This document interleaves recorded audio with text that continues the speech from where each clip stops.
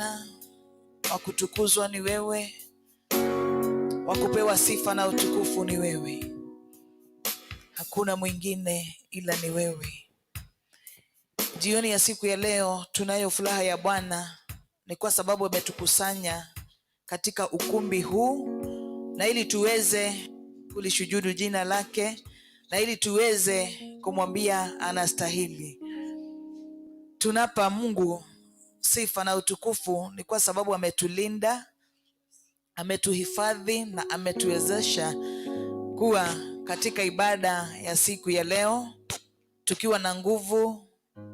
Nasi ombi letu ni kwamba tuweze kumtolea Mungu wetu dhabihu ambayo itakubalika mbele zake. Mwiroreri wa CTV niturakunyita ugeni waino wa muthenya wa umuthi, ni tondu Ngai witu ni ekite wega, ni tondu Ngai witu ni aturathimite, ni atuhete hinya, ni tondu ni atutuite matigari ma muthenya wa umuthi nigetha tugoce na tuthathaie ritwa riake. Na ithuĩ tutire na undu ungi tiga kwihotha kwa Ngai, na nigetha Ngai witu amukire ugoce. Tunapoingia kwenye kuabudu, na ili tuanze na maombi, na ili tuweze kuingia katika kuabudu, we invite the presence of God, we invite God himself and the Holy Spirit of God to be among us and to be with us. Ni kwa sababu bila huyo Mungu hatuwezi. Jehova mwenye nguvu na uwezo, tunyenyekea mbele ya kiti chako cha enzi jioni ya siku ya leo, tukisema ni asante, ni kwa sababu ya umbali huu umetuleta. Kwa hakika wewe ni Ebeneza. Tumeona nguvu zako, tumetambua uweza wako Mfalme, ni kwa sababu umetufanya kuwa mabaki siku hii ya leo, nasi hatuna budi ila kulishujudu jina lako na kusema ni asante. Asante ni kwa sababu ya kila mmoja wetu, asante ni kwa sababu ya mtazamaji wetu.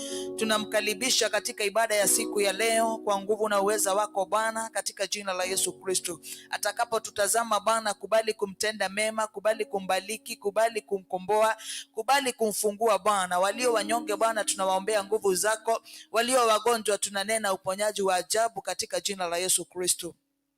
Twakusanya dhambi zetu na makosa yetu, twazileta mbele zako Mfalme, na ni kwa sababu wewe ni Mungu mwenye rehema na neema. Tunaomba Bwana ukatusamehe, tunaomba Bwana utakazo wa damu ya Yesu Kristo, na ili ile dhabihu tutakayotoa mbele zako ikubalike na wewe. Tunasema ni asante.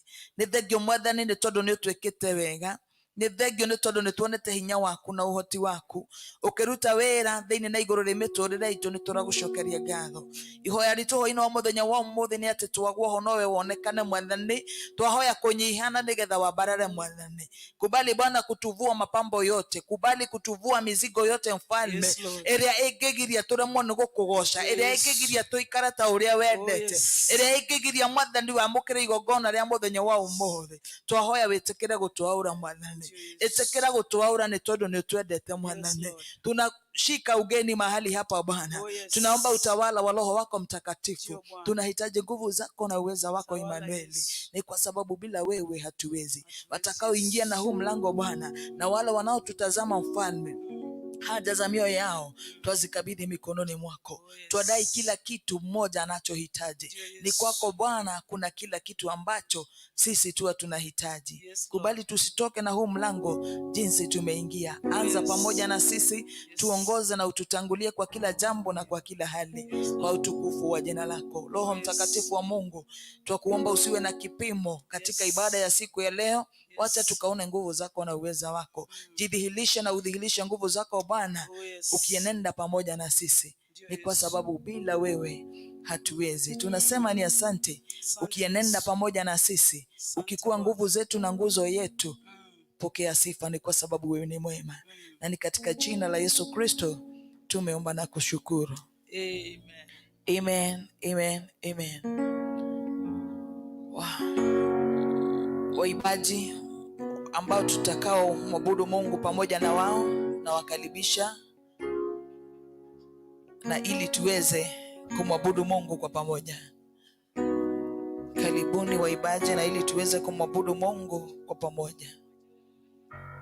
Roho Mtakatifu wa Mungu, tunakuomba uweze kutawala. Come and reign, Holy Spirit of God. Come and reign, Holy Spirit of God. We need to be guided by you. We need to be directed by you. Pokea sifa Bwana. Hallelujah.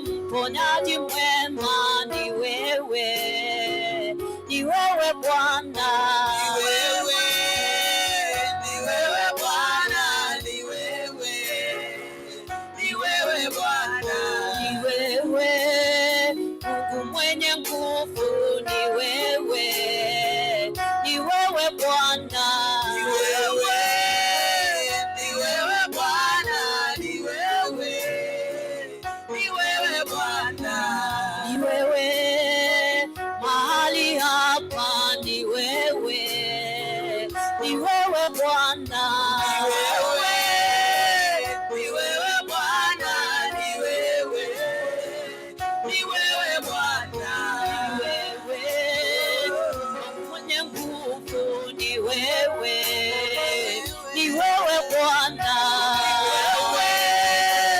ni wewe Bwana, ni wewe, ni wewe Bwana, ni wewe nguvu, ni wewe, ni wewe Bwana,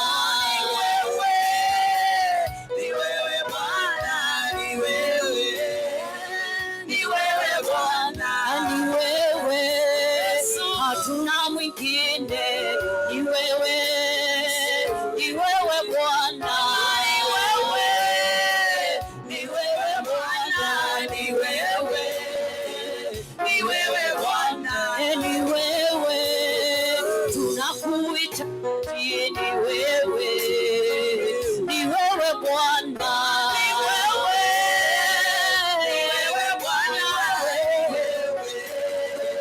ni wewe Bwana, ni wewe uponyaye watu, ni wewe, ni wewe Bwana, ni wewe, ni wewe Bwana, ni wewe, ni wewe Bwana. Praise the Lord, hallelujah, praise the Lord, hallelujah,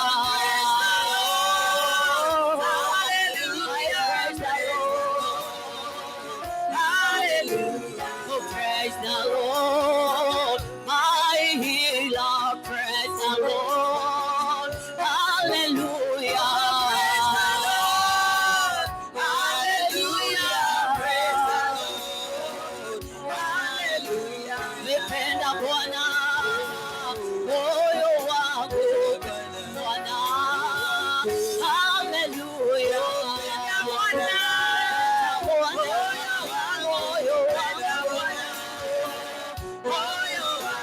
inua Bwana siku zote, inua Bwana, haleluya, Bwana,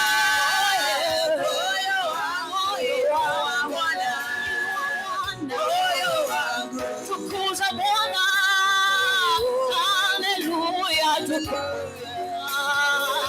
haleluya,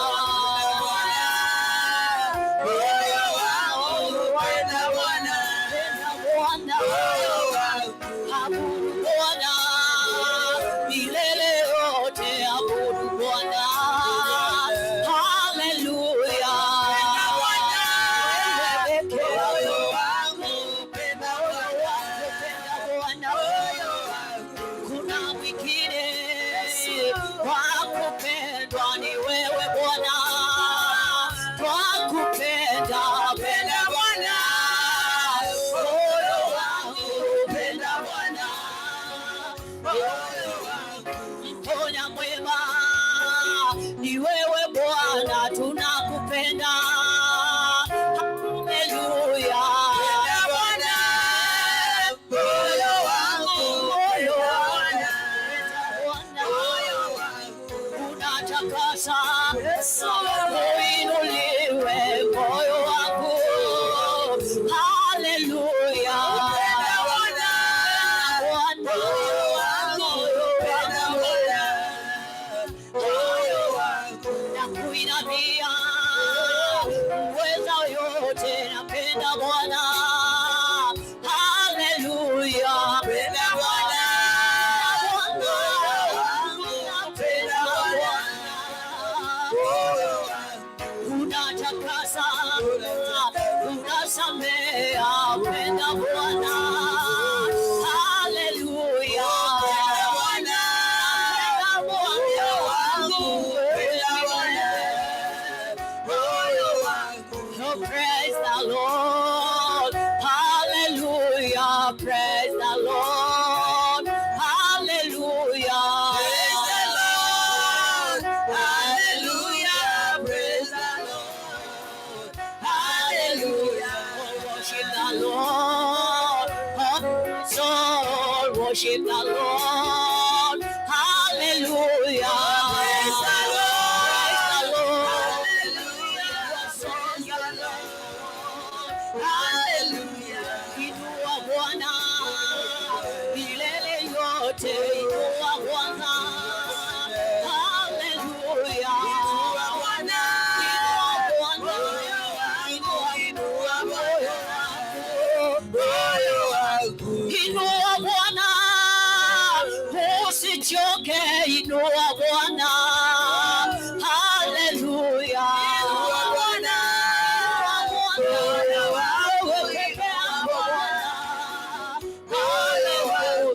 penda Bwana, moyo wangu penda Bwana, haleluya, penda Bwana, moyo wangu penda Bwana, moyo wangu.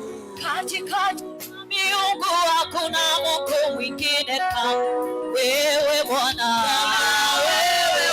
katikati miungu hakuna Mungu mwingine kama wewe Bwana,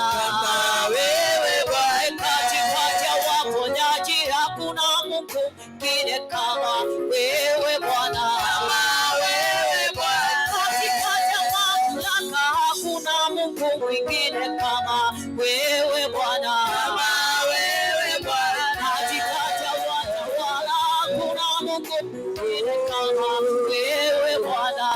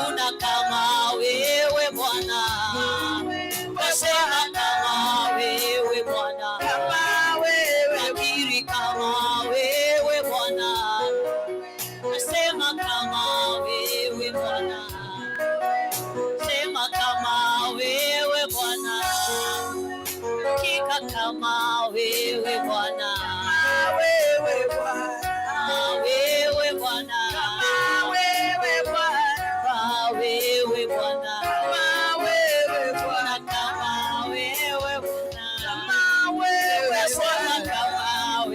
Bwana, kama wewe Bwana, wewe Bwana, wewe Bwana, wewe Bwana, wewe Bwana, wewe Bwana.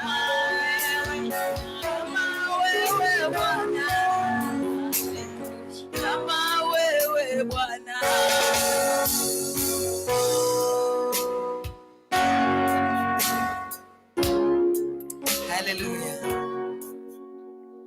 Haleluya.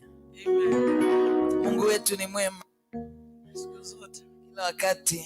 Mungu wetu ni mwema, na jioni ya siku ya leo amekusudia kutenda makuu,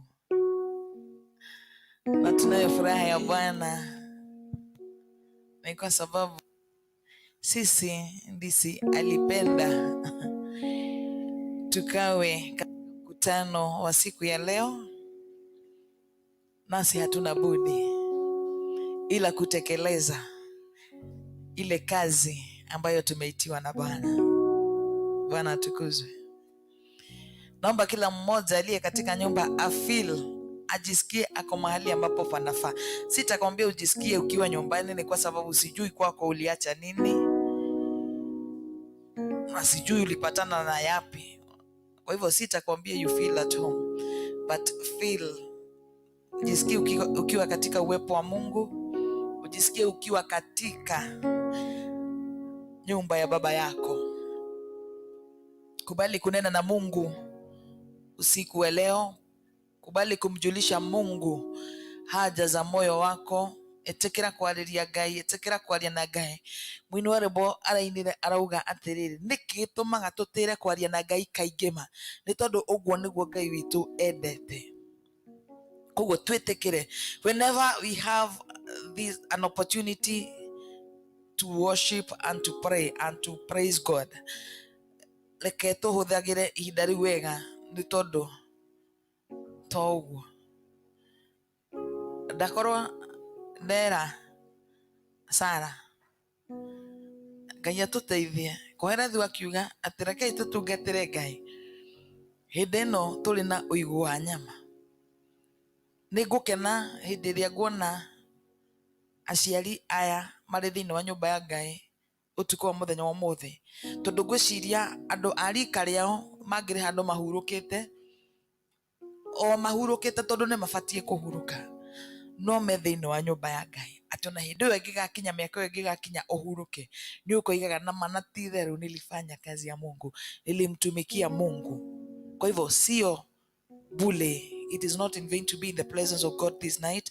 It is not in vain kukua katika nyumba ya Mungu, no ni tondu wa Ngai we mwene kwenda ukorwo thiini wa nyumba yake, nikio twi thiini wa gikaro giki. Ni wengi wangetamani kufika mahali hapa, ni wengi tulipanga na wao ya kwamba watakuja, no matinoka. Uguo niguo Ngai endete, na uguo niguo Ngai ekwendete, na aria Ngai abangite ni meguka, na nigetha tugoce Ngai na tuthathaie Ngai hamwe. Mwathani Ngai arogocwo. Koguo twitikire guikara kwa Ngai, tutikehinyiririe guikara kwa Ngai. Kuna madam mmoja siku moja alikuja akaniambia, Beatrice, mahali mimi nimefika, nimechoka, nindanoga kwihinyiriria guikara kwa Ngai, anga ndakona wira wakwa, anga ndakona bata nani. Riu nani ndoiga atiri, ndikumwihinyiriria ringi. Riu ndoiga angikabatara ni agoka. Ngai riu akubatare oke. Nithuĩ twethaga Ngai. God can do without us, but we hatuwezi bila huyo Mungu. Ngimwana matua mau utuite ni mega, no matire na Ngai, tondu ndikuona uria Ngai no agigwethei ni kuringana no riu niwe weruta. Riu ni ngukiuga safiri salama, ungigacemania nake angigoka gugwetha ni sawa, no ngikaigua bado ni uramubatara ario hau agwetereire. Tutingiheria Ngai maundu-ini mothe, tutingiheria Ngai na tutingigiana na Ngai. Bwana atukuzwe. Ngimwira despite ya maundu maria uragerera, mau maratuma wage kuona hinya wa Ngai, maratuma wage kuona uhoti wa Ngai. Tumesoma kwa Biblia watu wengi sana walipitia mambo magumu na mazito, na walivumilia kwa Mungu, na at the end of the day walimuona Mungu. Mungu aliwapigania, Ngai wao niokire. Koguo tiga guquit kwa Ngai ati ni tondu ni kwarituha, tiga guquit ati ni tondu ndikuona uria ungira Ngai. Now it's over between us. God is not a man. Ngai ti mundu ati umwire riu nginyanagia na hau twakinya. Ona kwa rimwe ni hakinya handu kira Mwathani. Riu kuna watu huwa wanaomba na wanapatia Mungu muda, ati waga gwika bairi na nie nawe ni tuorano. we niwe ũkũranwo na Ngai, no Ngai egũtũre Ngai na atabaki kuwa kwenye kiti chake cha enzi. Ũngĩmenya atĩ gũtirĩ thĩna ũtarĩ wonwo, tiwe wa mbere kuona, no ũhorere kwa Ngai. Ũngĩmenya atĩ gũtirĩ ũndũ ona ũmwe ũngĩruta Ngai gĩtĩ-inĩ gĩake kĩa ũnene, gũtirĩ ũndũ ona ũmwe ũngĩenyenyia Ngai to an extent atĩ aigue na nĩma na ti-itherũ Mabitĩci ena kaũndũ kamũgia. Hakuna. Nĩ wĩnyihie kwa Ngai, ũikare kwa Ngai, nĩ tondũ Biblia yugaga atĩrĩrĩ, tũtikae gwĩtanga nĩ tondũ wa ũndũ ona ũrĩkũ, tũmenyithagie Ngai mabataro, tũmũhoe na tũmũthaithage tũkĩmũcokagĩria ngatho. Koguo wĩra witũ nĩ mũhũthũ mũno, atĩ tũmũhoe, tũmũthaithe na tũmũcokerie ngatho na tũmũmenyithie. But ithuĩ wĩra witũ tũthiaga kũnegena, nĩwona nĩ ndakũhoete, it has taken ihinda inene ndwĩkĩte. Ngai ti mũndũ, na ihinda rĩaku tirio rĩa Ngai, kalenda yaku tiyo kalenda ya Ngai.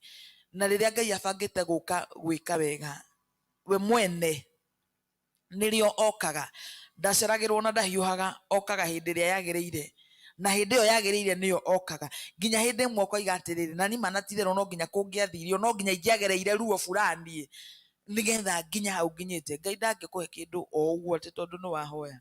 No nginya Ngai arutaga wĩra na mũbango, no nginya akũhe kĩndũ hĩndĩ ĩrĩa gĩkwagĩrĩire. Ndigwĩciria Sarah no ũhoe Ngai ngari akũhe ũtinda ũkĩgia na kũu na parking atĩ anga ũgĩtinda ũgĩticũranaga na Maathai kũrĩa gũkorwo na parking. Yani no nginya Ngai akũhe kĩndũ na mũbango, amenya atĩrĩrĩ, nikikupatia hii kitu itakuwa mzigo. No nginya kĩrathimo kĩa Ngai gĩkeiga ta kĩrathimo kĩa Ngai. No nĩ atĩrĩrĩ, etagĩrĩra mũcere ũkahũa maĩ, tondũ waya kũheo ũtarĩ mũhũu consequences nĩ kwaku. Ngai witũ nĩ mwega na nĩ atwendete, na nĩ ndakena nĩ kũmuona mũkĩte thĩinĩ wa kĩgongona gĩkĩ, mũkĩte na nĩgetha tũthathaie Ngai hamwe, mũkĩte nĩgetha tũgoce Ngai hamwe. Ngai aikaraga ũgoci-inĩ wa andũ ake, Ngai aikaraga ũgoci-inĩ wa andũ arĩa maramũthathai. Ngai, God tends to gũkorwo arĩ hakuhĩ, koguo ona gũtũthikĩrĩria na gũtũtegera matũ na gũtũigua, Ngai witũ nĩ aiguaga na ihenya. Mũthenya wa ũmũthĩ tũgĩtongorio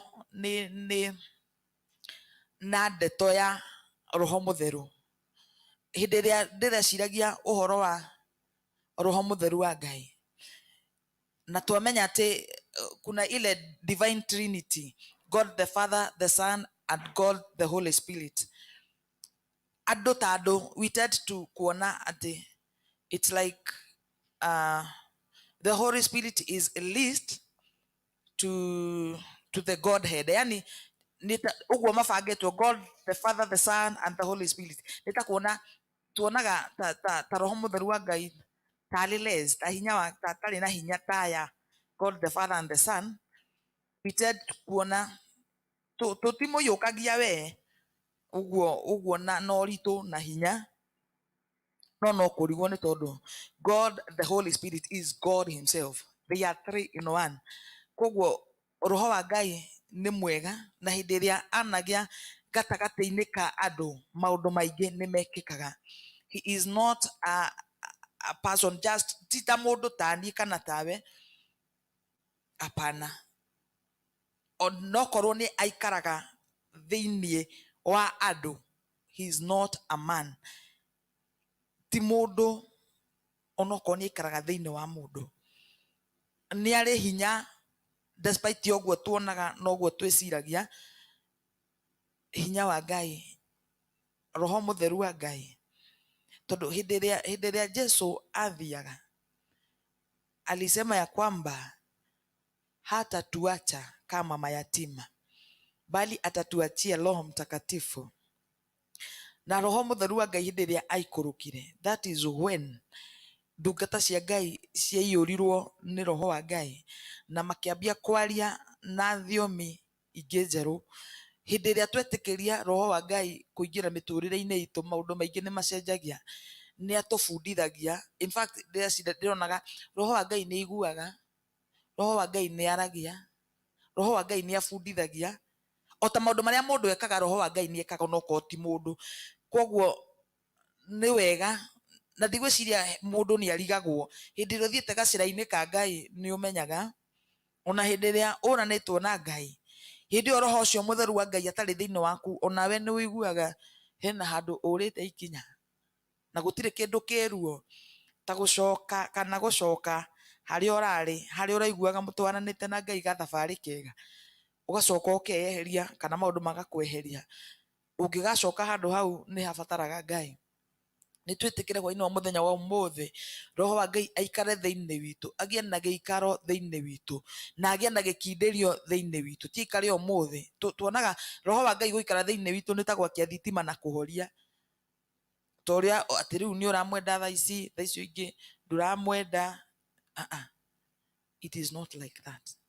Reke roho wa Ngai aikarage 24/7 January to January agaikara thiini witu, and by doing so he will guide us, he will direct us in each and everything that we do.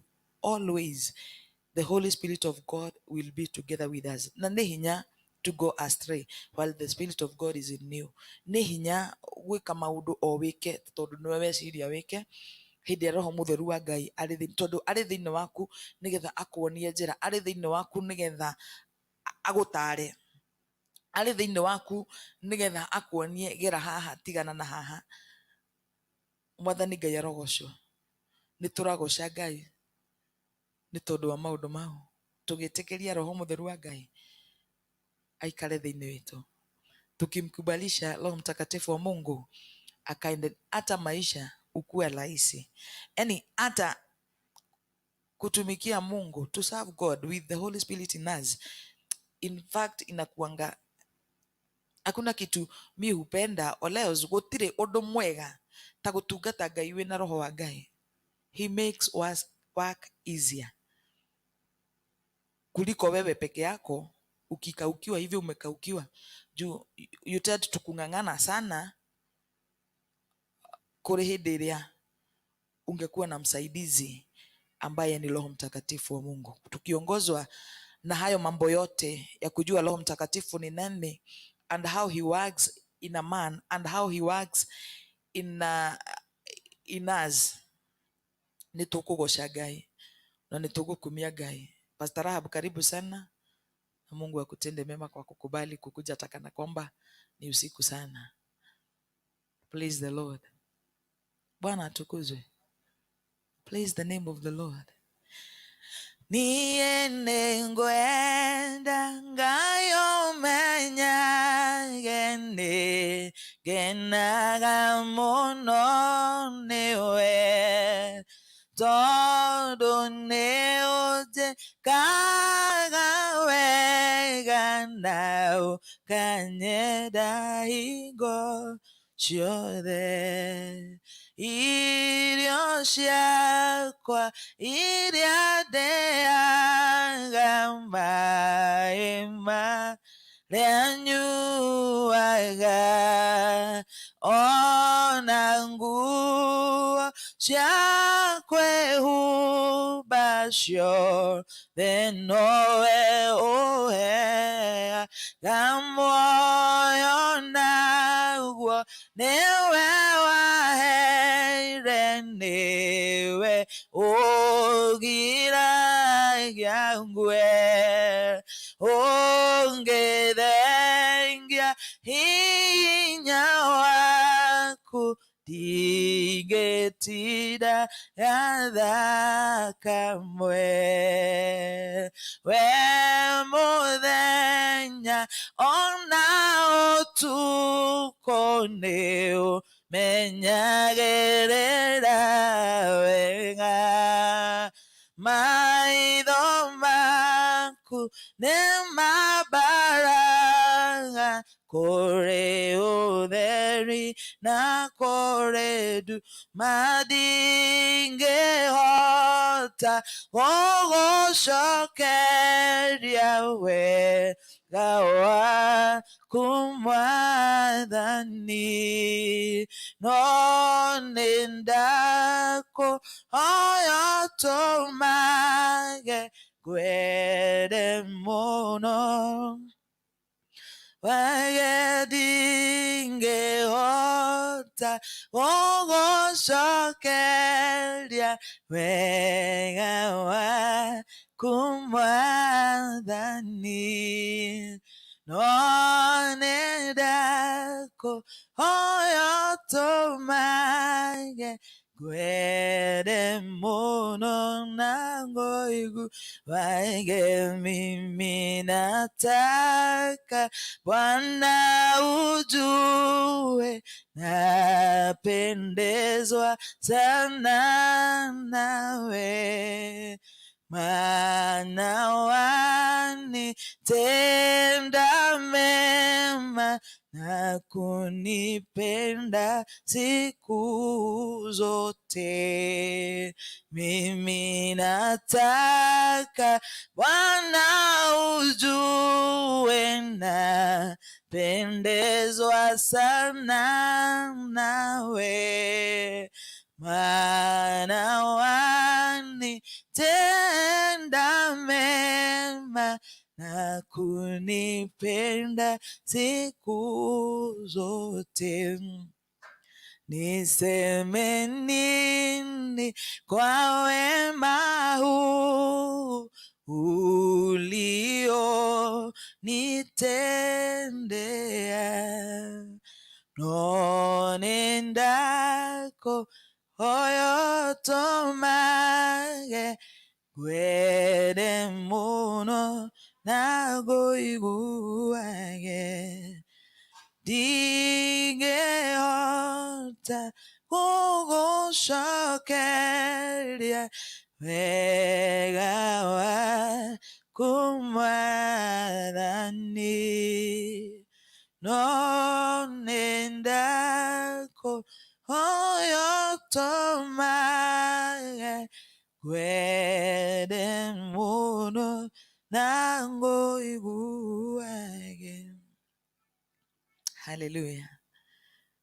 Tutingĩhota gũcokeria Ngai wega wake nĩ tondũ wa maũndũ na mawĩko marĩa atwĩkĩire, nĩ tondũ nĩ manene, nĩ tondũ nĩ maingĩ, na ti kwagĩrĩra kana kwĩrutanĩria gwitũ gũtũmĩte Ngai atwĩke ũguo atwĩkĩte.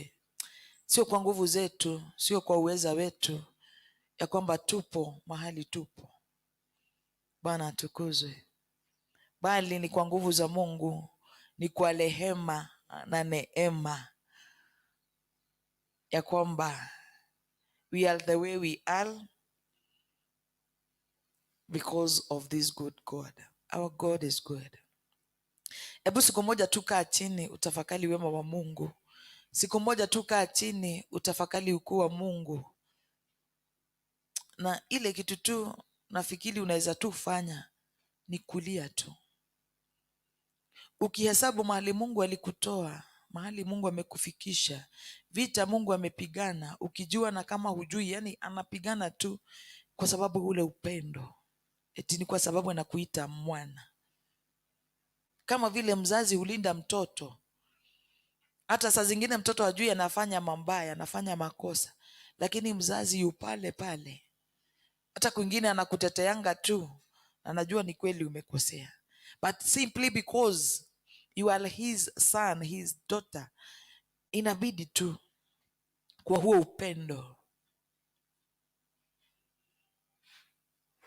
Mungu anakuhifadhi kwa wakati huu. Na ili tuweze kupata nafasi nyingine ya kumwabudu Bwana, tutamkaribisha mtumishi wa Mungu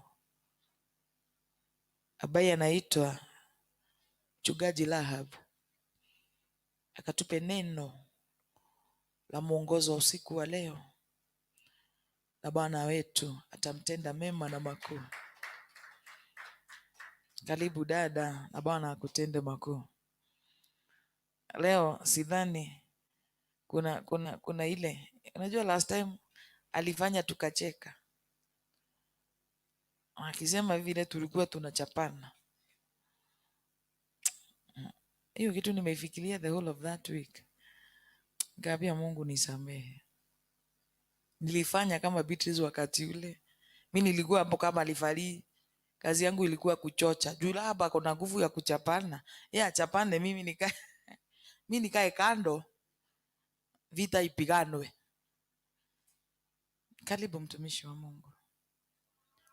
Tumkaribishe kwa makofi yetu. Na ili tukasikie lile neno ambalo Mungu ameweka ndani yake, likiwa kama mwongozo wa ibada ya siku ya leo. Kuna utofauti siku ya leo ni kwa sababu hata zile vitu naona ziko huko nyuma za kuimba ni mingi. Tuko na instruments mingi leo za kuimba. And we will make good use of each and every instrument iko katika nyumba ya Mungu. Bwana akutende mema.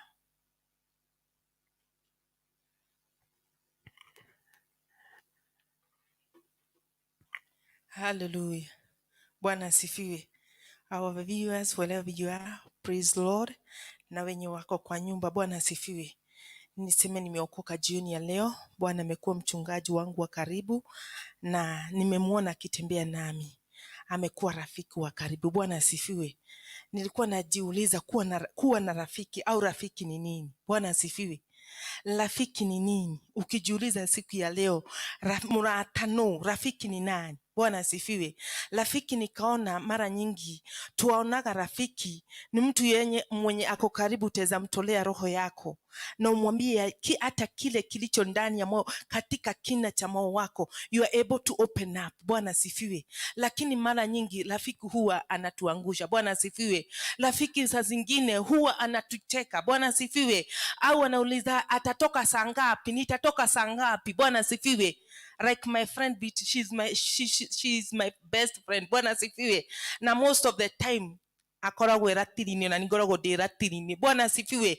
Lakini kuwa na rafiki ni nini? Bwana asifiwe. Rafiki ni mtu ambaye ataweza kusimama na wewe wakati wa giza, wakati wa furaha. He is there for you. Bwana asifiwe. Hata ukinuka, hata ukikuwa na jambo gani, he is there to stand for you and he is there to pray for you. Bwana asifiwe. Lakini ukiona mtu ambaye anajiita rafiki, kuna wakati nilikuwa na changamoto na nilikuwa naulizaga, hata nilikuwa nauliza Beatrice Mozo, who is a friend? Are you really a friend of mine? Bwana asifiwe. Kwa ile hali ilikuwa imenikimbisha na nilikuwa natafuta mtu ambaye atakuwa nitaweza kuwa nikimwaga roho yangu kwake. Bwana asifiwe. But I thank God we have a great God, more than a friend. Bwana asifiwe. Who is Jesus Christ. Bwana Yesu ni rafiki mkuu, ni rafiki wa ajabu, ni rafiki anayetumainio. Bwana asifiwe. Na ni rafiki hawezi, si adui. Bwana asifiwe. Si rafiki anayekuwaza mawazo mabaya, si rafiki anayeenda kuenenda kinyume. He is just talking behind your backs, but he's there to stand. He's there to fulfill that gap. Bwana asifiwe. Muratani yule atiogerera ono tuko ona muthenya ona kuhana atia, he is ready to listen to you. Bwana asifiwe. Kwa hivyo ni vizuri tukuwe na urafiki na Bwana, tufanye Mungu wetu kuwa rafiki wa karibu, nasi Mungu wetu atatutenda mema. Bwana asifiwe. Na wakati nilikuwa nasifikiria hali ya neno la Mungu kuhusu Roho Mtakatifu, nilikuwa najiuliza Roho Mtakatifu ni nini? Bwana asifiwe. Roho Mtakatifu ni nani? Roho wa Ngai niwe uthinyi waku. Roho wa Mungu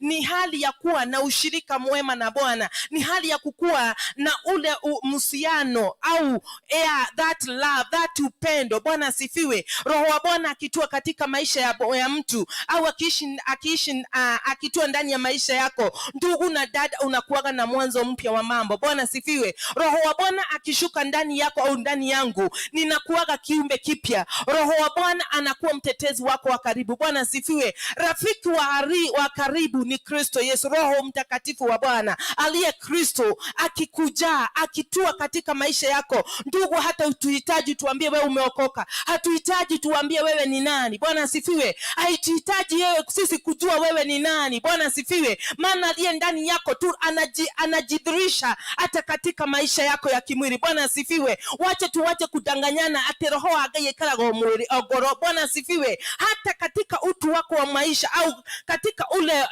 nafsi mwako, katika kunena kwako, katika kufikiria, katika jambo lolote lile unalohusika, tunaona matunda ya Roho Mtakatifu. Bwana asifiwe. Na hiyo ni dhihirisho tosha ya kwamba kwa kweli huyu ndugu na dada yumo ndani yake yake na roho wa Bwana. Bwana asifiwe. Nilikuwa natazama wakati Biblia inasema in the book of Galatians chapter 5 verse 16, hapo kuteremka inasema ya kwamba hali ya kukua na Roho Mtakatifu na kukua na matunda ya Roho Mtakatifu. Bwana asifiwe. Na mara nyingi watu wa Mungu, watu wamekataa kuiga Kristo. Tumekosa kukubali Roho wa Mungu kukaa ndani yetu. Bwana asifiwe. Na tunajikuta badala Roho Mtakatifu aliondoka na tukaingiza mambo ambayo hayastahili au mambo yasiyo ya roho. Bwana asifiwe. Ningetaka twende hapo kitabu cha Bwana, nasi tutaendelea hapo, pengine nasi tutabarikiwa. Bwana asifiwe. Let us go in the book of Ephesians chapter Galatians, not Ephesians, Galatians, nasi tutabarikiwa.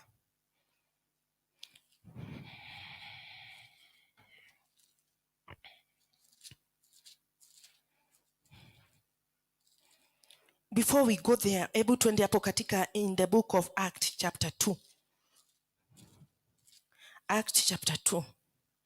Bitu samepanena kidogo, lakini wacha tuende hapo kidogo.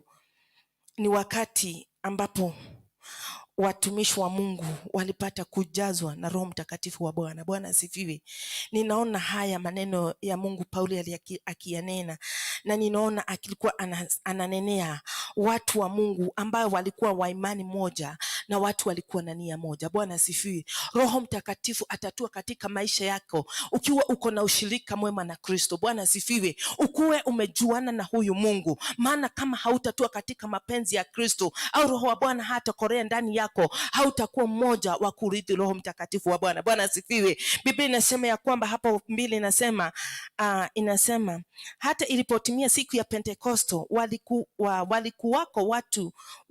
walikuwako wote mahali pamoja.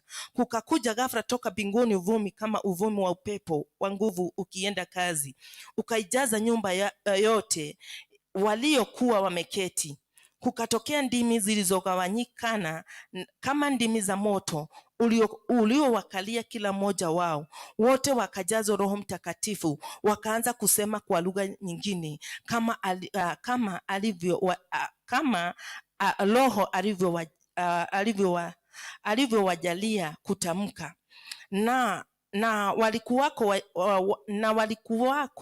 Yerusalemu Wayahudi wakikaa, watu wateua, watu wa kila taifa chini ya mbingu. Basi sauti iliposikiwa, makutano walikutanika, wakashikwa na fadhaa, kwa kuwa kila mmoja aliwasikia wakisema kwa lugha yake mwenyewe. Wakashangaa wote,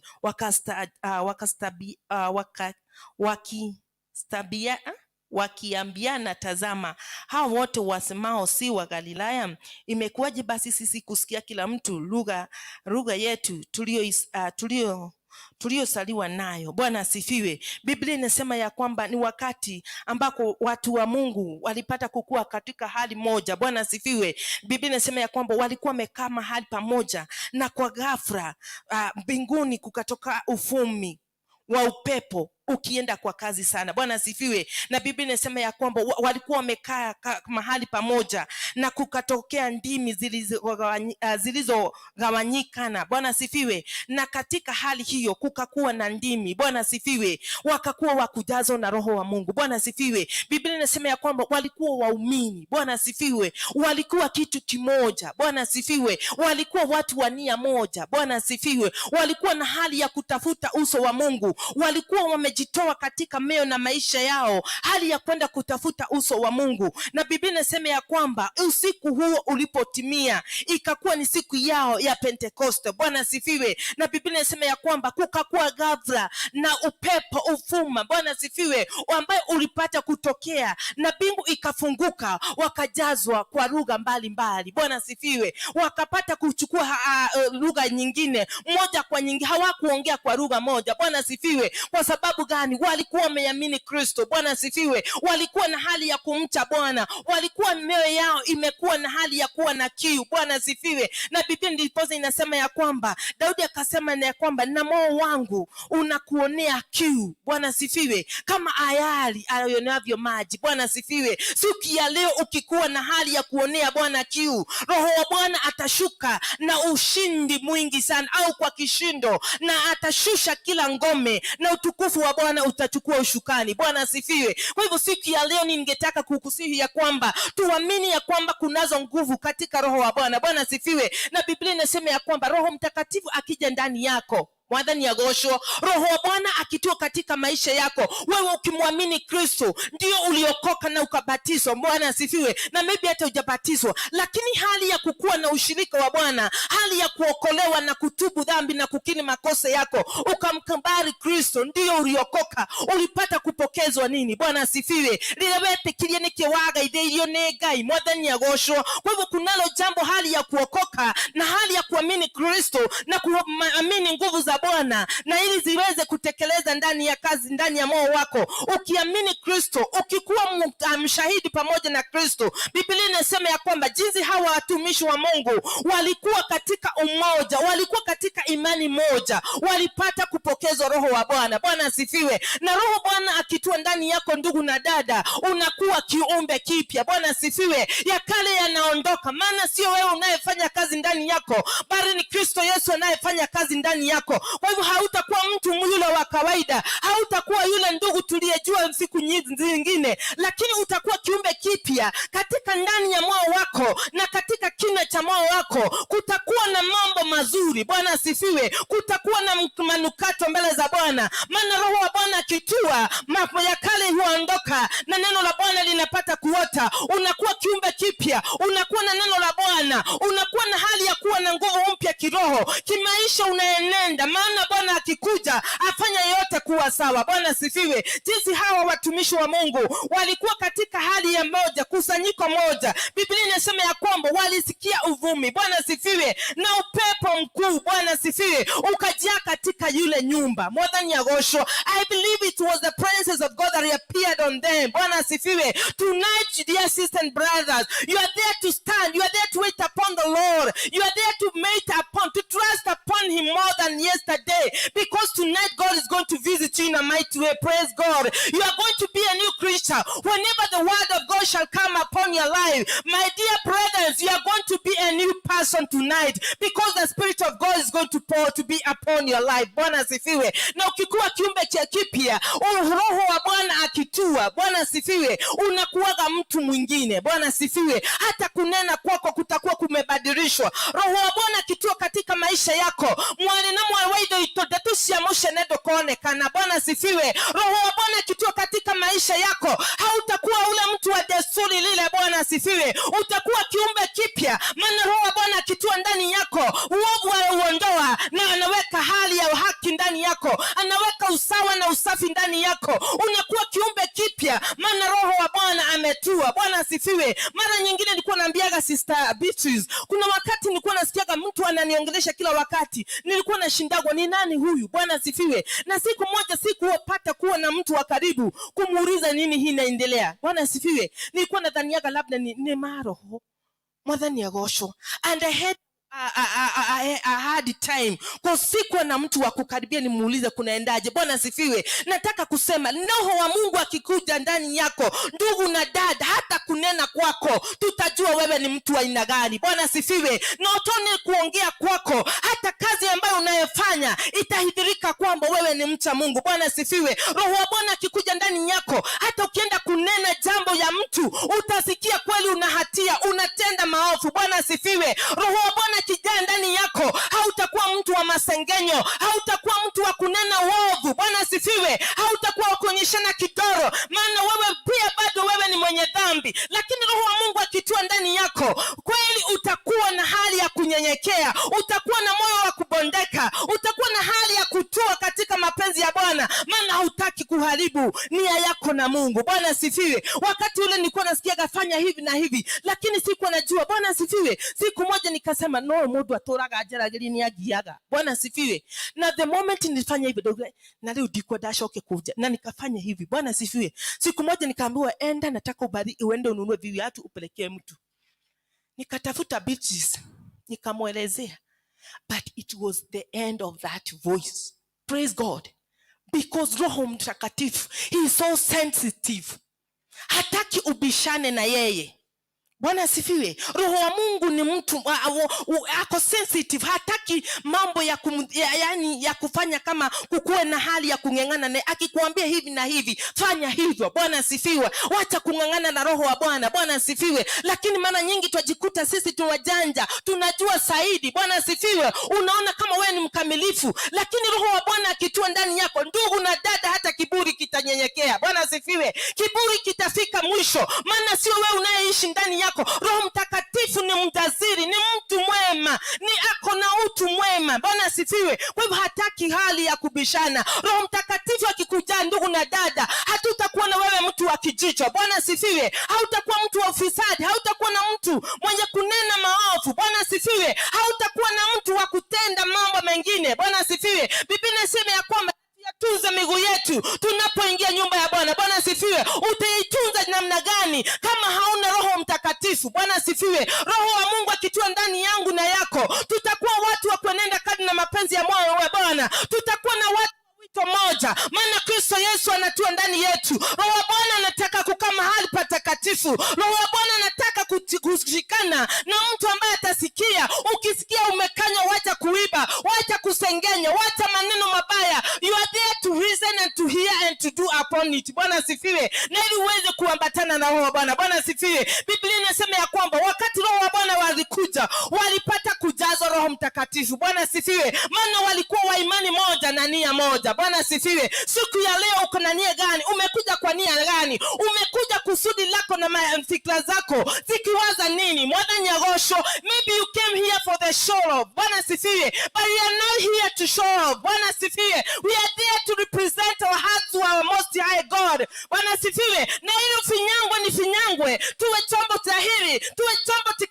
kitakatifu, tuwe kichombo ambacho Bwana akiangalia kwa mbinguni anaona kinafaa. Bwana asifiwe. Mtazamaji wangu naliye ndani hapa, ni wakati wa kukubali Roho Mtakatifu afanye kazi kwako na kwangu, na maisha yetu itakuwa mapya tena. Bwana asifiwe. Maisha yetu yatakuwa na nguvu mpya, maisha yetu yatakuwa maisha matakatifu. Maana wakati hao watu wa Mungu walipatana yule huko Yerusalemu, Biblia inasema ya kwamba waliteua mwadhani agosho. Kwa hivyo Roho wa Mungu anakuja kwenye ameteua. Bwana asifiwe. Wewe ni mteue siku ya leo. Jiulize swali, nimeteuliwa na Bwana kuwa mimi mmoja wa kumiliki Roho wa Mtakatifu. Bwana asifiwe. Na Biblia inasema ya kwamba Roho wa Bwana akijaa ndani yako, kutakuwa na gharama za Roho Mtakatifu. Bwana asifiwe. There shall be a fruit of the Holy Spirit. Bwana asifiwe. Roho wa Bwana akitua, utasikia kwa sauti, utamuona utaongeleshwa kwa ndoto. Bwana asifiwe. Utakuwa na hali ya hata dhamira yako katika uko undani kutakuwa na usemi unaokunenea siku baada ya nyingine. Bwana asifiwe. Lakini we are pretenders in the house of the Lord. Bwana asifiwe. Ogokogetwe we muhonoki na mare wati dogeka ona gomadage kwenda. Bwana asifiwe. We are there to come out from those things. Bwana asifiwe. Na ili tupatie nafasi na tupatie Mungu ukingo mwema wake kutembea na kutamalaki ndani yetu. Bwana asifiwe. Roho wa Bwana akikuja ndani yako, dada na mdogo, tutakuwa watu wa upendo, tutakuwa watu wa nia moja, tutakuwa watu wa kujaliana, tutakuwa na hali ya kusameheana. Maana gharama ya Roho Mtakatifu, matunda ya Roho Mtakatifu yametua ndani yetu. Bwana asifiwe. Tutakujua namna gani? Bwana asifiwe. Nitatambua wewe ni mwokofu. Yes, umeokoka. Na saizi kama wokovu umekuwa kama ni wimbo.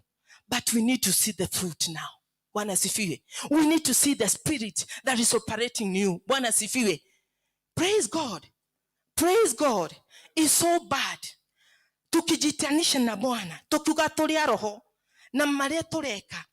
For sure even God himself akauga tuwe. Bwana asifiwe. Hebu tuaminie kama jinsi hawa watu wa Mungu ambapo Roho wa Mungu aliwajia juu yao wakapata kuongea. Na pia Biblia inasema ya kwamba ukitumaini na kuwa na shauku, Roho wa Bwana hakujagi katika roho ambazo zimejaa uchafu. Bwana sifiwe. Ukikaa na ukiota katika utakatifu na kwa nia moja na kuamini Kristo ambaye aliyekufa msalabani na kuamini hizo nguvu, Roho wa Bwana atashuka na atakujaza. Bwana sifiwe. Utajazwa kwa lugha mbalimbali. Bwana sifiwe. Bwana huwa anagawa kulingana na mapenzi yake. Bwana sifiwe. Maybe venye mimi niko si wewe venye atakugawia kulingana na mapenzi yake. Bwana sifiwe. Na kwa hivyo ni vyema wewe you work out on your own salvation. Bwana sifiwe. Uweze kusimamisha wokovu wako, ukuwe na nia moja, ukuwe na hali na shauku ya kutekeleza yaliyo mapenzi ya Bwana. Bwana asifiwe. Na Mungu atatenda jinsi alivyotenda hawa watu wake. Nasi siku ya leo tukimwamini Roho Mtakatifu, Roho Mtakatifu ni mtangulizi wetu. Bwana asifiwe. Ni kiongozi wa maisha yako. Atakuangalia, atakuongoza, atakuangazia, atakwambia hapa na pale. Dhamini yako itakwambia hii unayotenda sio maneno mazuri. Bwana asifiwe. Kwa hivyo Roho wa Bwana akitua ndani yako, hata hauhitaji utuambie, tunaona matunda ambayo uko nayo. Bwana asifiwe. Na nyakati nyingi watu wamejificha katika nyumba ya Bwana. Bwana asifiwe. Uzinzi, usherati, Bwana asifiwe. Mambo machafu yamekuwa katika miongoni mwa watakatifu. La hivyo inahidhirisha ya kwamba hao watu bado hawajapata na Roho Mtakatifu. Bwana asifiwe. Lakini Roho wa Bwana akitua ndani yako, Biblia inasema ya kwamba utakuwa na matunda ya Roho Mtakatifu ambao ni upendo. Bwana asifiwe. Utakuwa na moyo safi, utakuwa na kusameheana, maana Kristo Yesu amepata kutua katika Roho wa Bwana, amepata nafasi. Bwana asifiwe. Na atakuwa kiongozi katika maisha yako. Bwana asifiwe. Tuende katika Galatians chapter 5 verse 16. Galatians chapter 5 verse 16 says, basi nasema enendeni kwa Roho, wala hamtatimiza kamwe tamaa za mwili, kwa sababu mwili hutamani ukishindana na Roho, na Roho hushindana na mwili. Kwa maana hizi zimepigana, hata hamwezi kufanya mnayotaka. Lakini mkiongozwa na Roho, hampo chini ya sheria. Basi matendo ya mwili ni dhahiri, ndiyo haya: uasherati, uchafu, ufisadi, ibada ya sanamu, uchawi, uadui, ugomvi, wivu, hasira, fitina, faraka, uzushi, usuda, ulevi, ulafi na mambo hayafanani na hayo. Bwana asifiwe. Biblia inasema ya kwamba Paulo akinenea Wagalatia, Bwana asifiwe, alikuwa anaambia hali ya kuenenda katika Roho na kuyatimiza matako ya Roho. Maana alikuwa anasema ya kwamba mwili huu unapigana na mambo ya kiroho, na mambo ya kiroho yanapigana na mambo ya kimwili. Bwana asifiwe. Hivyo kuna maanisha ni kuna hali ya kung'ang'ana, ni katika hali ya vita, hali yako na mimi kukata kauri, kukatana na mambo ya mwili, ni ili Roho wa Mungu atue ndani yako. Roho wa Bwana akijaa ndani yako, ndugu na dada, kama haya maneno tumesiyasoma hayatakuwa ndani yako, maana kunaye anayekusurutisha usifanye hivi, usienende hivi. Roho wa Bwana anakuonya, anakuambia tenda haya, maana wewe ni mtoto wake. Bwana asifiwe. Biblia inasema ya kwamba Paulo akanenea hawana wa Galatia na kuambia ya kwamba kunaye kushindana kwa Roho na kushindana kwa mwili. Bwana asifiwe. Na haya mambo yote yanapigana. Bwana asifiwe. Kwa hivyo we are in a battlefield. Bwana asifiwe. Kuna hali ya kung'ang'ana, kuna hali ya kupigana, kuna hali yako kuamua hata kama mambo ni matamu kama asali. Wewe ni lazima kung'ang'ana na kukata kauri ya kwamba haya sitayafanya, nitafuata Kristo, maana Roho wa Bwana ako ndani yako. Utakuwa mtu wa kung'ang'ana, utakuwa mtu wa kusimama, hautahitaji kutafuta maybe ideas. Bwana asifiwe. Because the word of God is pure. Bwana asifiwe. Kwa hivyo utatekeleza yaliyo mapenzi ya Roho Mtakatifu, maana ukikangana au ukipigana hautakuwa wa kupendeza Bwana. Bwana asifiwe. Na Biblia inasema ya kwamba Roho wa Bwana akiingia ndani yako, utaweza kushinda ya mwili. Bwana asifiwe. Utaweza kushinda ya mwili, utaweza kushinda fikra zako na mawazo, maana Roho Mtakatifu akikuja ndani yako utakuwa kiumbe kipya. Bwana asifiwe. Na utakuwa wa kuenenda kadri na mapenzi ya Bwana. Hautakuwa na hali ya kung'ang'ana kwa haya mambo Biblia inasema ya mwili, hali ya usharati. Bwana asifiwe. Hali hali ya ugomvi, Bwana asifiwe, hali ya kijicho, Bwana asifiwe, hali ya uchawi, adui na wivu na hasira na fitina, Bwana asifiwe. And for sure ukiangalia hayo matunda yamejaa katika Wakristo, Bwana asifiwe. Where are we heading to? Bwana asifiwe. Where are we heading? Praise God. It is your high time for you and me to look on ourselves. Bwana sifiwe. Tujitafute, jitafute. Uotoke katika hayo mambo ya mwili. Biblia inasema ya kwamba Paulo akanenea wana wa Galatia, akawaambia ya kwamba kuna kule kungangana kwa mwili na mambo ya kiroho. Bwana sifiwe. Roho anangangana kupigana na mambo ya kiroho, na roho mwili unapigana na mambo ya kiroho. Kwa hivyo ni wewe hali ya kukata kauri ndipozo uweze kufurahisha Mungu, uachane na yale ya ulimwengu, aweze kuambatana na Roho Mtakatifu. Bwana asifiwe. Nilikuwa naona hata watu wengi saizi ndio wamekuwa wafisadi. Bwana asifiwe. Uchai hata watu wanakuja nao katika nyumba ya Mungu. Bwana asifiwe. Uganga watu wanaenda usiku na mchana. Bwana asifiwe. Wamefanya haya Mungu kuwa mambo kuwa Mungu wao, na hiyo ni miungu. Bwana asifiwe. Usidhani wenye wanaenda kuabudu sanamu ni wao wakosaji, lakini wewe unaye imani haba. Bwana asifiwe. Wewe unayekuja na ushirikina katika nyumba ya Mungu, wewe unaye usemu wa mambo mabaya katika watu wa Mungu, kumbuka siku ya leo na Mungu anakuongelesha. Wewe umekuwa mtu wa mwili. Bwana asifiwe. Na ni lazima utoke katika hali ya utu wa mwili. Bwana asifiwe. Uweze kuacha yale ya mwili upatane kuenenda na Roho Mtakatifu. Bwana asifiwe. Biblia inasema ya kwamba Roho wa Mungu akijaa ndani yako hautakuwa katika hiyo sehemu. Bwana asifiwe. Ya kwamba huko katika mambo ya mwili, ugomvi hautakuwa katika ndani yako ndugu na dada. Bwana asifiwe. Utakuwa na usharati. Mwadhani ya gosho, washarati wamekuwa humu.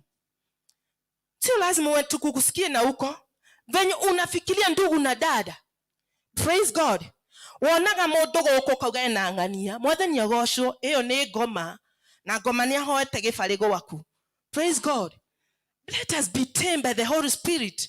Praise God. Let us be a new creature in our hearts, in our mind. Let our mind be renewed by the power of the Holy Spirit. Praise God. And for sure, whatever shall come out of your tongue, Bwana asifiwe, utakuwa wa kukichunga. Netodo Roho Mudhaliwe wa uko na kichungi. Bwana asifiwe. Hautakuwa wa kutapaka, hautakuwa wa kutoa maneno yote. Roho Mtakatifu akitoa ndani yako ndugu na dada, hata yale maneno yanayotoka katika kinywa chako utayapima ni ya Mungu au ni mambo ya mwili. Bwana asifiwe. Na ndipo Paulo akasema ya kwamba mpigane na mambo ya mwili. Bwana asifiwe. Pigana nini na hayo mambo ya mwili ndiweza kuweza kutenda mapenzi ya Kristo. Bwana asifiwe. Ufisadi uko katika nyumba ya Bwana. Bwana asifiwe. Uchawi. Bwana asifiwe.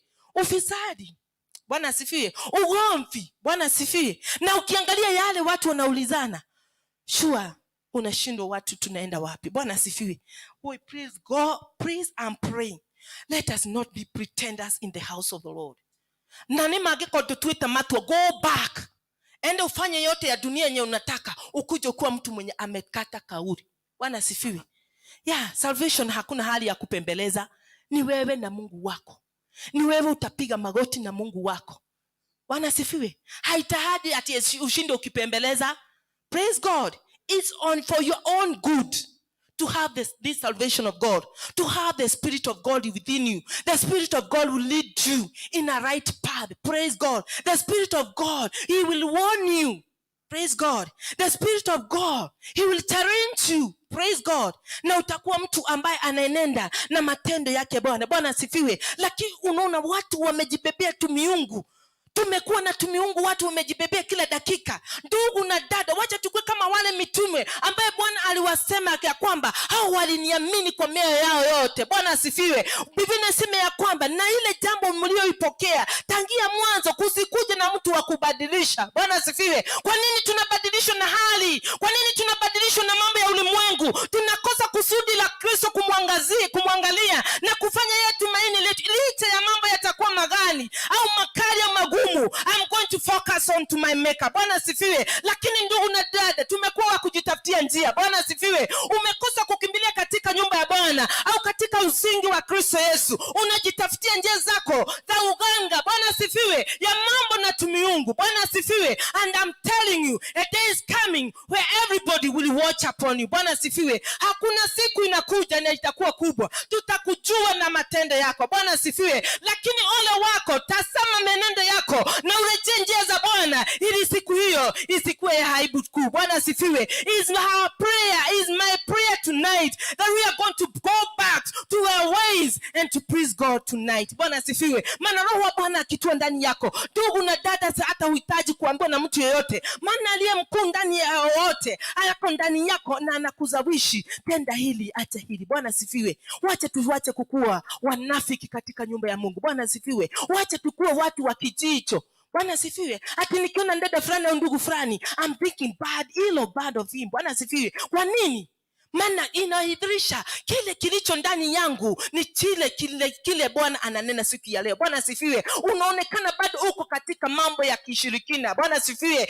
Mungu wa ukweli, Roho Mtakatifu hayumo ndani yako. Bwana asifiwe. But the moment I'll have the Holy Spirit within me, hata nikiona ukiwa na dosari, I'm there to go down to my feet. I'm going to kneel and pray for you. Bwana asifiwe. I'm going to ask God for the guidance. Bwana asifiwe. Na hivyo hata kama nitakuwa na jambo la kuambia wewe, sitakuja kukuambia mawazo yangu, bali nitakuambia jinsi Mungu anavyonena. Bwana asifiwe. Nitakuwa wa kutunza moyo wako, nitakuwa wa kukuelekesha katika njia za Bwana. Maana roho wa Mungu ni umoja na ni upendo. Bwana asifiwe. Roho wa Mungu ni umoja na upendo, na kitua katika maisha yako utakuwa kiumbe kipya, utakuwa mtu mcha Mungu, na utakuwa na usemi wa Kristo. Bwana asifiwe. Maana Bwana wewe amekufanya kuwa kipaza chake za sauti. Bwana asifiwe. Bwana asifiwe. Utakuwa wewe ni usemi wa Bwana. So whatever you shall speak, it shall be upon the Lord. Bwana asifiwe. Kwa hivyo kama nikubariki, nitakubariki. Bwana asifiwe. Because I'm a vessel. Bwana asifiwe.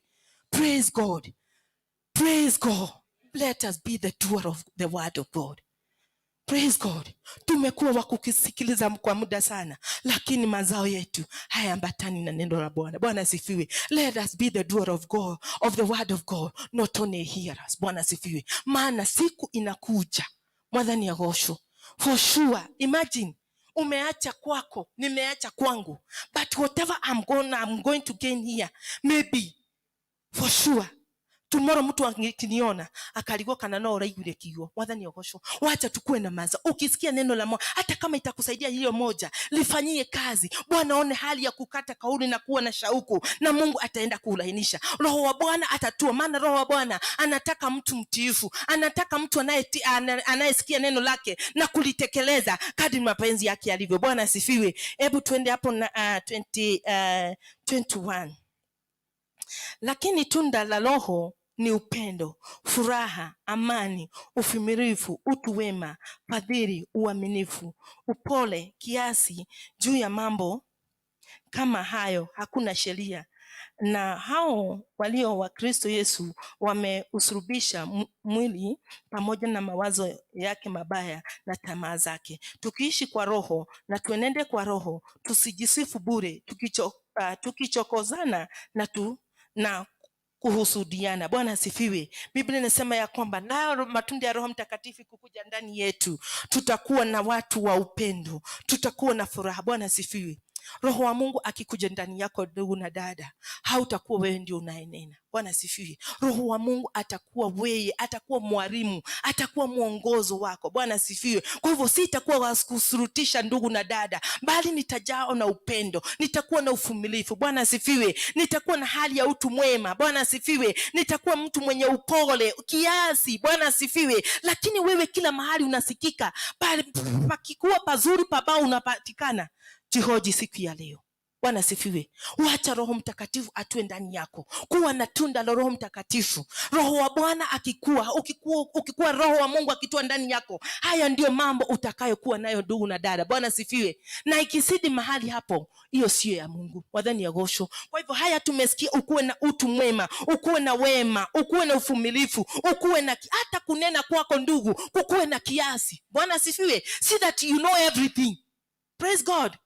Pepote pale panahita, you are hata ingine haueleweki na hata hujui, na lakini you are there to confirm even something you don't know. Bwana sifiwe. Inahidhirisha ya kwamba who are you?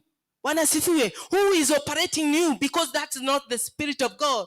Bwana asifiwe. Huo ni roho wa mwili ambaye Biblia imesema ya kwamba hao wanaendeda katika mwili, na Biblia inasema ya kwamba kumekuwa na vita, roho wa Bwana akipigana na mambo ya mwili. Bwana asifiwe. Kwa hivyo kuna hali ya kung'eng'ana. Ndugu na dada, nataka nikuambia ya kwamba Roho Mtakatifu akikujaa utakuwa na unyenyekevu. Bwana asifiwe. Utakuwa na hali ya utu mwema, utakuwa na mambo ya fadhili, utakuwa na rehema ndani yako. Bwana asifiwe. Na tukiishi kwa roho na tuenende kwa roho, Bwana asifiwe, hatutajisifu. Bwana asifiwe. Kwa hivyo tutirenda kuigua maundu maingĩ tuone roho ria araruta wĩra thĩinĩ waku. Bwana asifiwe. Maana hatutajisifu. Praise God. Sasa Sara sitataka kujua venye uko roho wa Bwana yale yako ndani itahidhirisha the spirit that is within you. Bwana asifiwe. Itatufunza. Kwa hivyo hata wacha mataifa wakikuona, hata kama ni huko katika ule unaishi, wacha kujulikana that person for sure she is born again, she have the spirit of God, she is filled, the Holy Ghost filled. Bwana asifiwe. Kwa yale mambo unatoa, kwa yale mambo unatekeleza, inahidhirika wazi ya kwamba huyo ni mtakatifu wa Mungu, ana roho wa Bwana. Bwana asifiwe. Na roho wa Bwana akikuja ndani yako, jinsi unavyotembea ukienenda katika hayo maneno, roho wa Bwana atakuja na atakujaza. Bwana asifiwe. Na utajazwa na lugha mbalimbali, utajazwa na vipaji mbalimbali, maana roho wa Bwana amepata mwanya, amepata nafasi ya kukaa ndani yako. Bwana asifiwe. Kwa hivyo tukae na tuenende katika mienendo ya Bwana. Bwana asifiwe. Nasi tutakuwa watu wa kubarikiwa. Bwana asifiwe. Roho Mtakatifu ni mwalimu, Roho Mtakatifu ni rafiki. Bwana asifiwe. Huwa anakukosoa, anakuambia fanya hivi, tenda hivi, maana yu ndani yako. Bwana asifiwe. Na ni kweli roho wa Bwana akikaa ndani yako hauhitajiki shauri la mwanadamu, unahitaji yeye shauri, unasikia kutoka kwake, unafanya kutoka kwake. Bwana asifiwe. Na tukikaa katika hiyo ulingo, hatutakuwa watu kama wa kawaida, tutakuwa hata katika nyumba ya Mungu tutaleta utofauti. Bwana asifiwe. Utakuwa wewe ni mkono, mimi nitakuwa ni kidole. Bwana asifiwe. Na hatutakuwa hawakugongana, hatutakuwa na mambo ya usemi na mwingine, tutakuwa wa nia moja kama hao watumishi wa Mungu, tutakuwa na nia moja na lengo moja na imani moja. Bwana asifiwe. Na hivyo tukiinua mikono yetu, maana mikono yetu mitakatifu, roho wa Bwana atashuka na atatawala. Bwana asifiwe. Na tutafika mahali ya kwamba tukisema ati sio mimi ninayeishi, bali ni Kristo anayeishi ndani yangu. Bwana asifiwe. Tukiinua mikono yetu, maana iko takatifu, iki mikamilifu, roho wa Bwana atatugawia kulingana na mapenzi yake Bwana, na tutakuwa watu wa kuenda mbele na kutenda kadri na mapenzi ya Bwana. Bwana asifiwe. Kwa hivyo siku ya leo jihoji, wewe na roho wa Agai, una roho wa Bwana?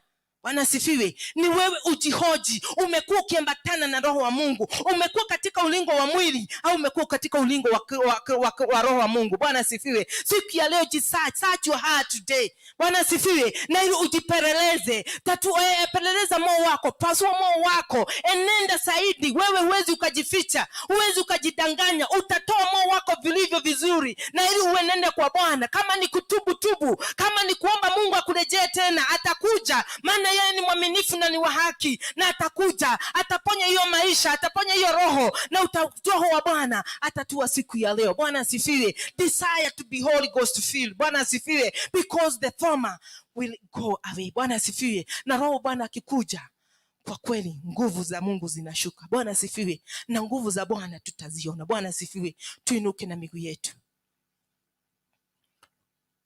Praise God. Nataka tukuwe na wakati tu kidogo, ujipeleke tu mbele za Bwana. Ambia Mungu, ningetaka utende jambo ndani yangu. Wewe hauwezi ukaficha roho yako, huwezi ukadanganya roho yako.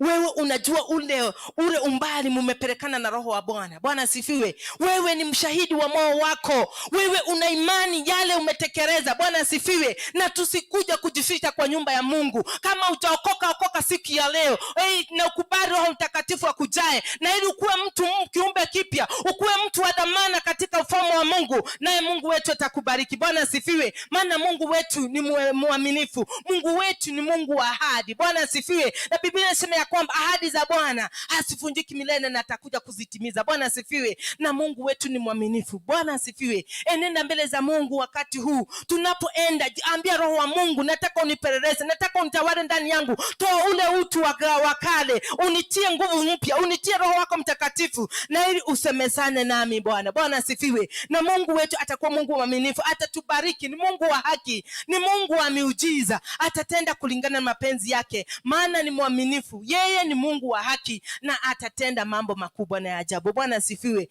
maana yeye ni mwaminifu. Praise God. Twende mbele za Mungu. Baba, katika jina la Yesu, tunakushukuru mtakatifu wa amani kwa hii dakika na hii saa.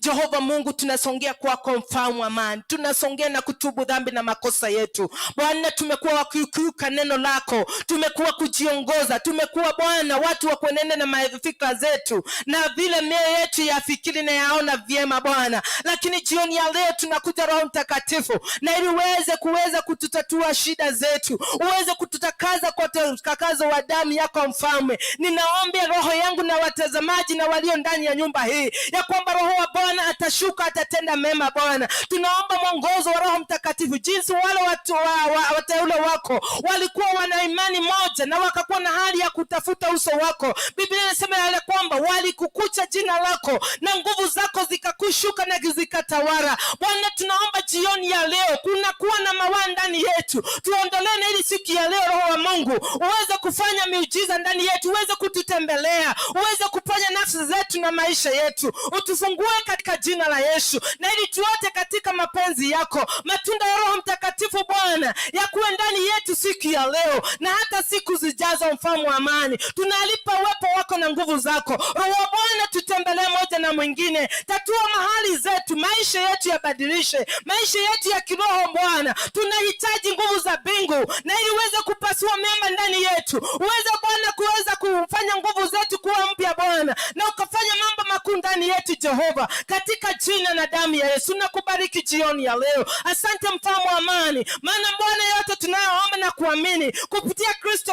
Yesu utatutekelezea. Katika jina takatifu tunakuabudu na tunakupa sifa Bwana. Yote anayetamani jambo siku ya leo, ninaomba ya kwamba mbingu ikafunguka. Yeyote aliye na shauku na kiu Bwana, uweze kunena na yeye, uweze kumjalia, uweze kumpa Mungu wetu, katika jina na damu ya Yesu. Tutapata kuongozwa na Roho wako Mtakatifu, nasi tutakuwa watu heri Bwana. Tusaidie kushinda, tusaidie kufahamu, tusaidie kuelewa mapenzi yako Mungu wetu, na ni katika jina la Yesu Kristo tumeomba na kuamini, amen. Bwana asifiwe. God is good na atatubariki. Tufuate neno la Bwana na Mungu atakuwa Mungu wa karibu na atatujalia yote, maana yeye ni mtakatifu. God bless you so much.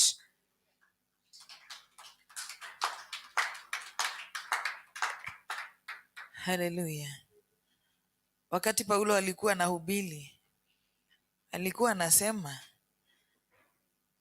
na mwenye masikio na afanye nini? Vile Roho wa Mungu ananena na kanisa. Siongezei na sitoatoi.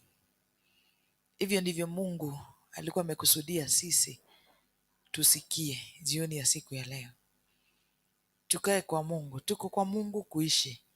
Wacheni tukae kwa Mungu, na sio kukaa tu, ni kukaa kwa Mungu na utakatifu. Bwana atukuzwe. Saa zingine nafanyanga hesabu ya wokovu. Naona Biblia ikiandikwa ya kwamba kuna watu Mungu ataambia eti nendeni, siwajui. Ni watu au watu watakuwa wameokoka, in their mind, in their way of doing things, watakuwa watu wameokoka. Ole wetu tusiwe tulikuwa tunapoteza usiku wetu ya kwamba tunaenda kumtafuta Mungu na ikuwe ni kazi ya bure tulikuwa tukifanya. Wacha tu tusije tukaambiwa eti enendeni. Sasa hiyo tutaambia Mungu tulikuwa tunaenda Kesha, tulikuwa tunahubiri, tulikuwa tuna. Na ndio nilisema hakuna kitu kubwa unaweza fanya eti ushtue Mungu. Salvation is for your own good. Bwana atukuzwe. ni kwako wewe, ni kwa faida yako wewe, haifaidi Mungu in any way. Bwana atukuzwe.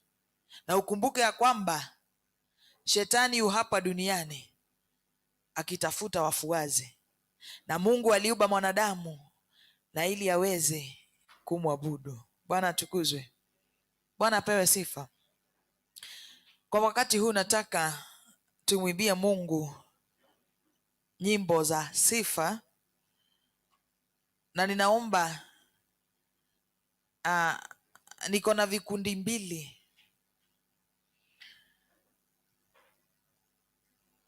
Kwanza nipatie wale watu ambao tunaimba, na unajua Wakikuyu tulikuanga na shida moja kitabu.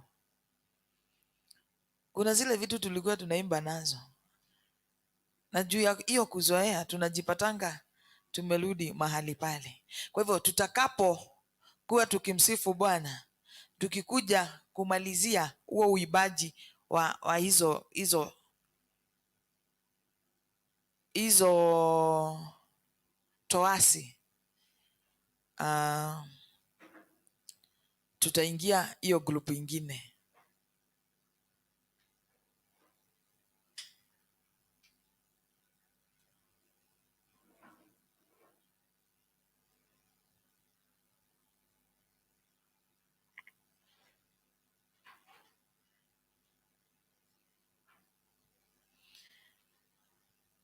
Sasa naomba Margaret Magikimu na ndarama icio mwitikire guka nacio nigetha tugoce Ngai.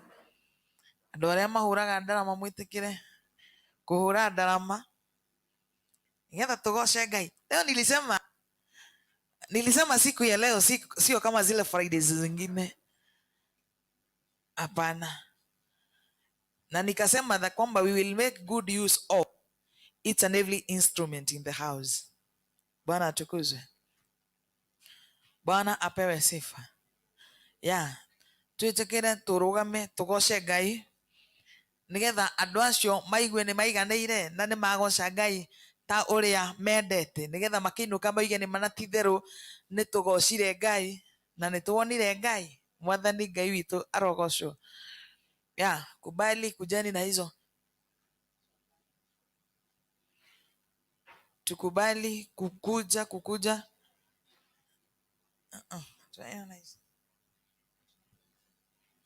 na ili tuweze kumsifu Bwana.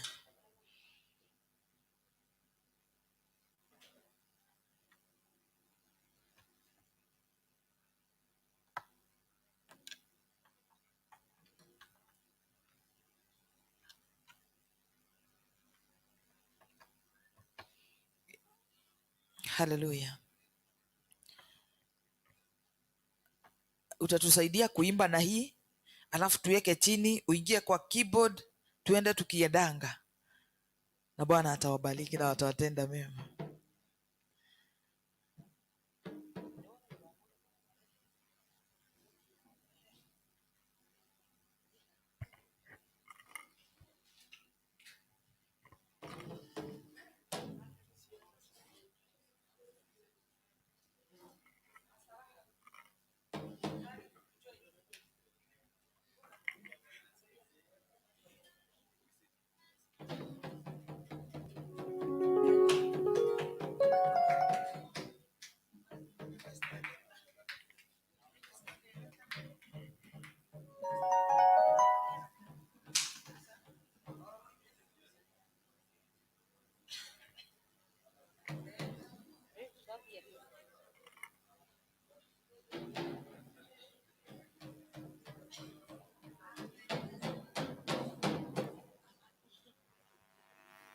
Yesu kwende wikidu yakwa ohana meyane wanindeire ohanakia yakwa ukehanakia naye unigukwenda ukirape Yesu mwendani Ngai gotire mwendani goke igetura muoyo na kana kwe na ndirikwendaga na ndigatiga ikugegathira tutiwonae na riu nigukwenda ukirape Yesu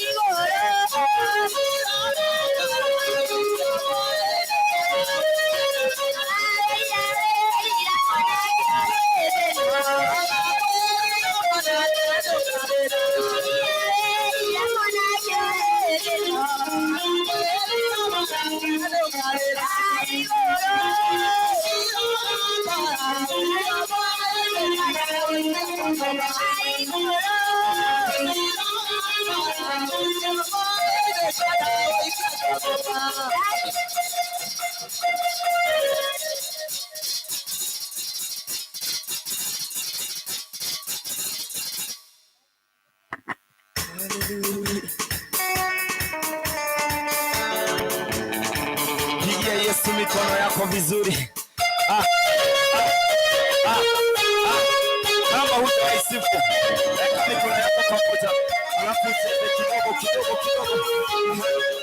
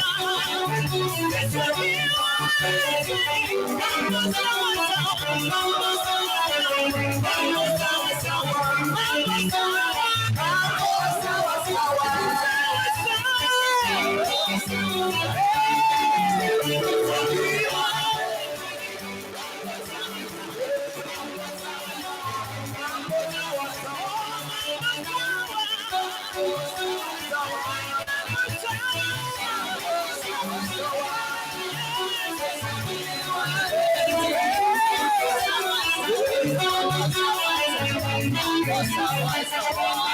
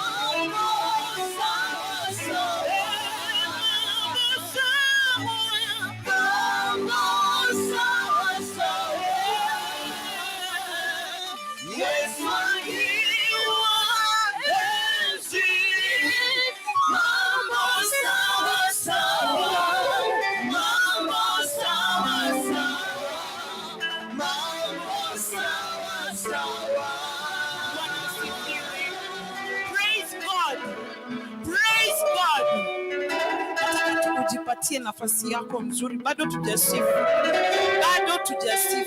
Mwambie jirani yako bado tujafika climax. Bado tujaingia climax. Ujipatie nafasi. Papa Loketo.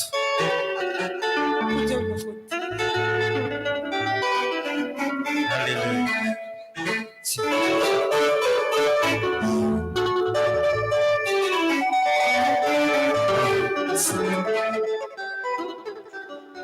Bwana sifiwe. Wangapi umechoka? Wangapi umechoka? Amen. Are you ready to praise God in a different way? Are you ready? Sinaona watu wamechangamka. Bwana sifiwe. Sinisikie nduru tu. Sikia. Nilisikia dadangu akisema hapa kwamba leo ni siku tofauti sana. Amen. Ambe jirani, ulize jirani kama utatoa hiyo koti. Hizi viti tunazozipanga vizuri. Bwana sifiwe sana. Tunaweza panga hizi viti vizuri tu, tuko nafasi nzuri ya kucheza. Na kurukia Bwana, si ndio? Yes. Yes. Yetiko sawa. Wacha mwenzako high five, mwambie tunaanza tena. Give them high five. Wacha mwenzako high five. Najua kuna corona lakini damu ya Yesu inaweza.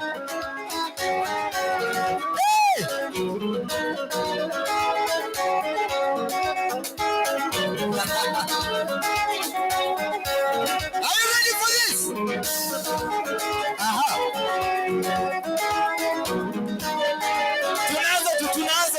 Tunaanza.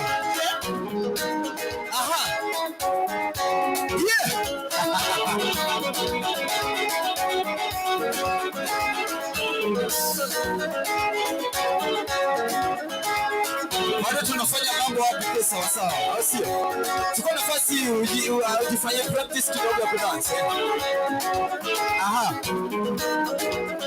Unaona vile unaifanya?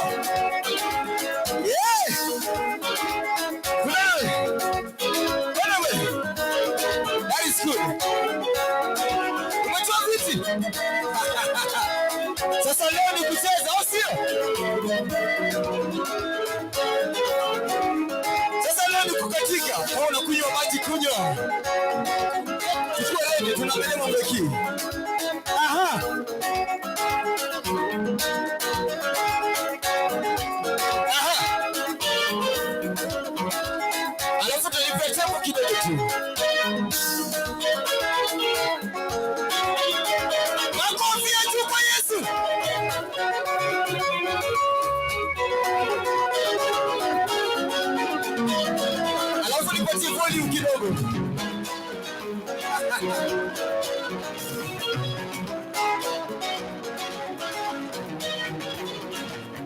Yeah, testing. That's it. Aha. Hey! Moza.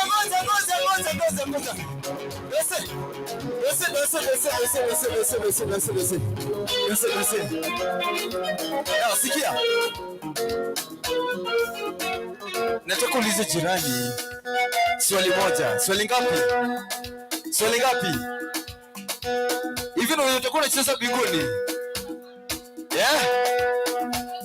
Ebu kwa jini na jirani. Utakuwa unacheza hivyo binguni? Yeah? Ebu muulize swali moja tena. Kama hivi ndio utakuwa unacheza binguni? Ndio sawa. Asio.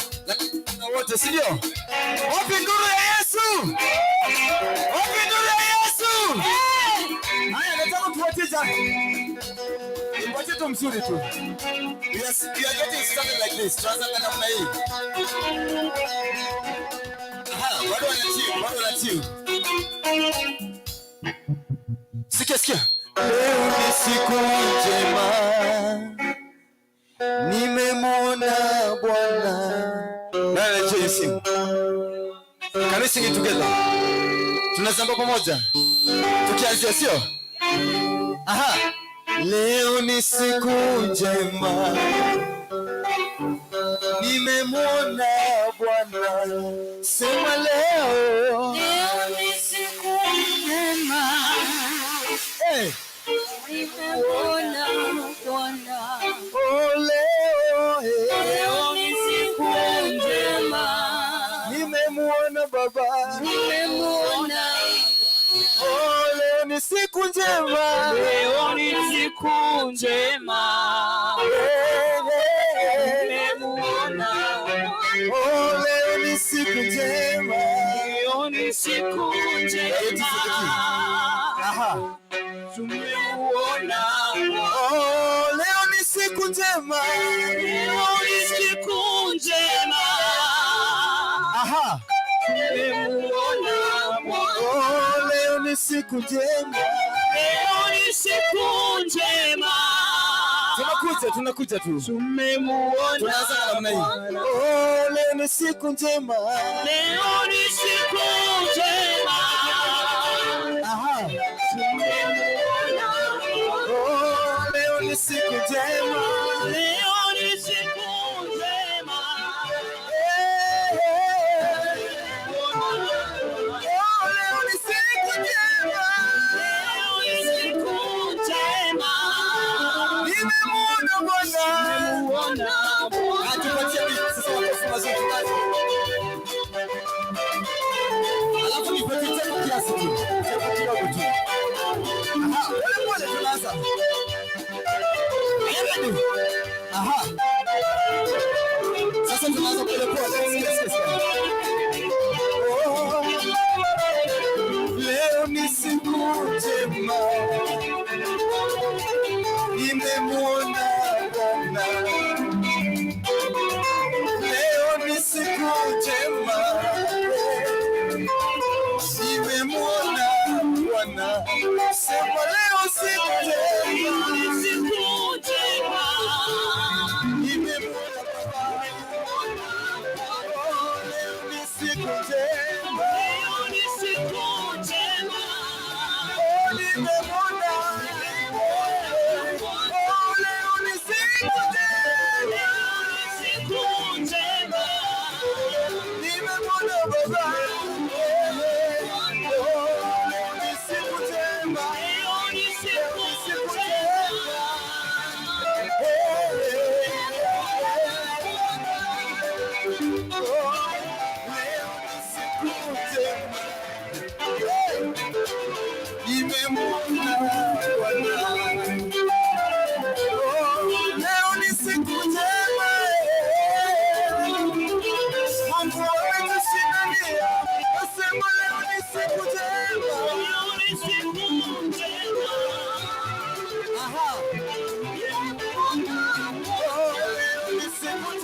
siku njema. Leo ni siku njema.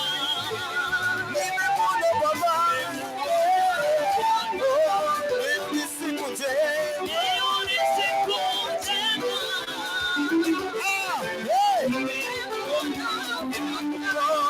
ni siku njema. Leo ni siku njema.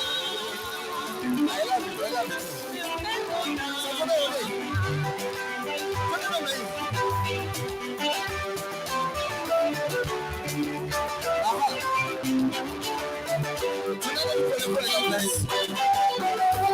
Kula muziki wa Yesu.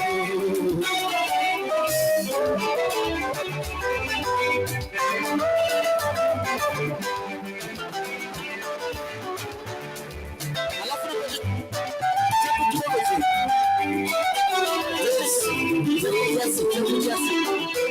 aha. Leo ni siku njema. Leo ni siku njema. Leo ni siku njema. Leo ni siku njema. Leo ni siku njema. Nimemwona Baba. Leo ni siku njema. Leo ni siku njema. Nimemwona wewe. Leo ni siku njema. Leo ni siku njema. Nimemwona Baba.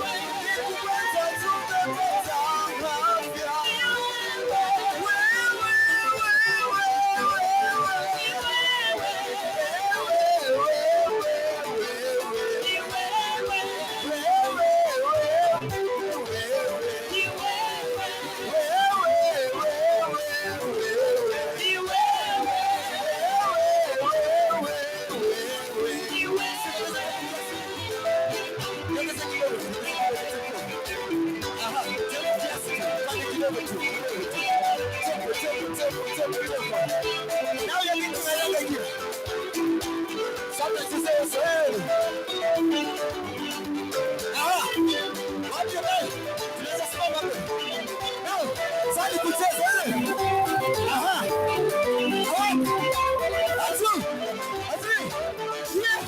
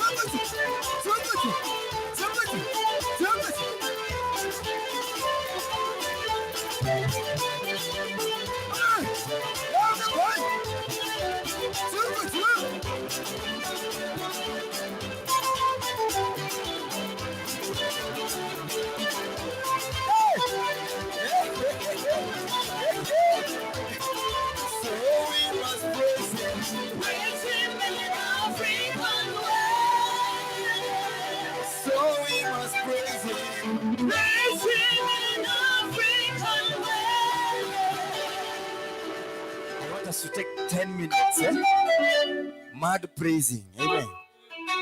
Hey, you know how you do it?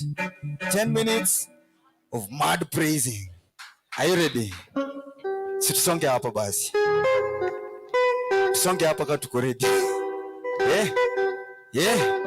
Uko sawa? Are you okay? So we must praise him. Praise him in an African way. Bwana sifiwe sana. Unajua mimi nasemanga kusifu Bwana inaponya magonjwa nyingine, inatoa stress. Bwana sifiwe sana. Kwa hivyo tunapomsifu Bwana aliye hai, aliyeponya magonjwa, tunafaa kwa tujiachilia, si ndio? Asio. Tuko ndani ya nyumba. Wakamba tuko ndani ya nyumba. Wakamba tuko ndani ya nyumba. Akambas. Akambidios. Wapi nuru ya Wakamba? Wakamba. Niko sawa. Wakamba. Niko sawa. Wakamba wako wapi? Wakamba wako wapi? Na sasa mko wapi? Si mkuje. Wakamba ukava. Wakamba wako wapi? Wakamba Wakamba. Wakamba Wakamba. Tuwapatie sapo, si ndio? Tuwapatie sapo.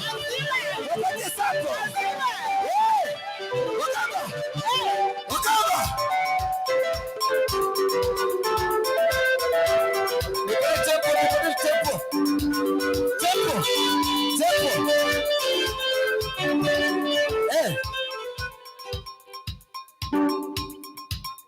Nataka tempo.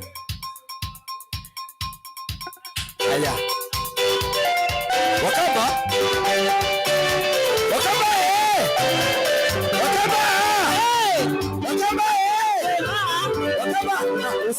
Usiniangalie sana. Sasa.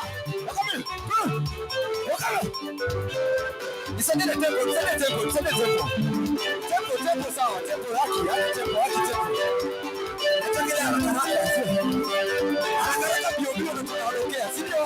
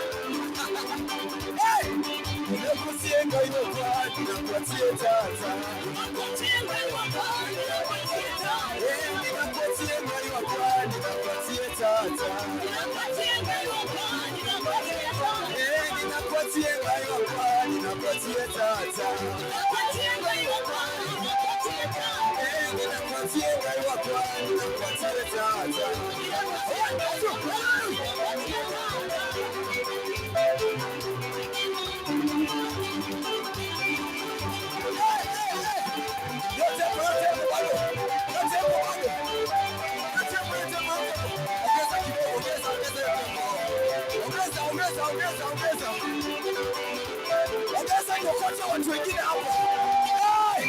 Kuja.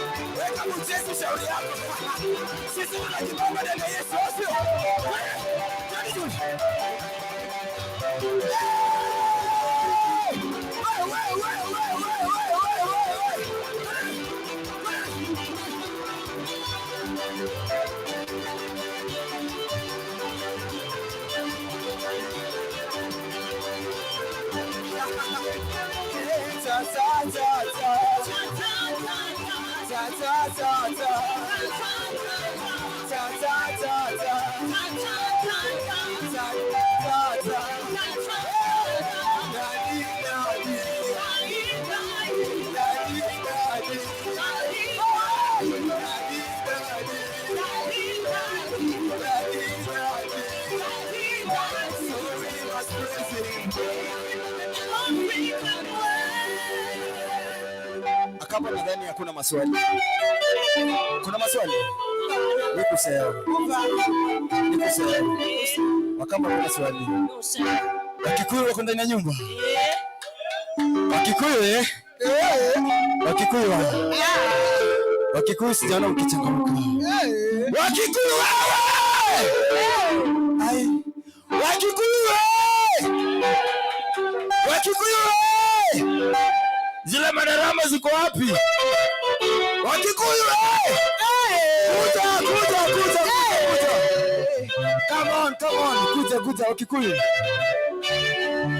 Wakikuyu walete darama hapa. Leo ni kujibamba to the fullest. Au sio? Leta hizo vitu hapa tusimame hapa. Wakikuyu wewe. Usijifanye mngwana sana. Usikuwe mngwana sana. Leta hapa. Wakikuyu. Usiogope mtu. Ukiwa na wai ni saa mzuri ya kusifu Bwana, au sio? Leta hapa, leta hapa. Leta hapa. Wakikuyu kwa hapa. Unaniangusha. Usome hapa. Kuja. Unafanya jogging. Unafanya jogging. Uko sawa. Mko ready? Mko? Bado. Wako ready? Bado. Wako ready? Kwa sababu tunaangusha ingine ile fire.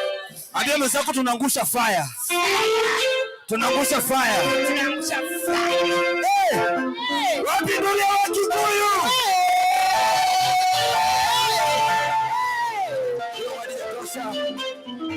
Tetemeshi ile mbingu ingine. Ile mbingu ya giza, si ndio? Nataka tutetemeshe kuzimu. Si ndio sasa?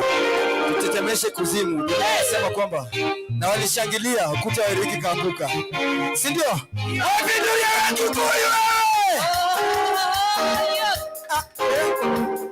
Hebu mnyamaze. Wapi ndio Wakikuyu? Sasa Wakikuyu. Wewe.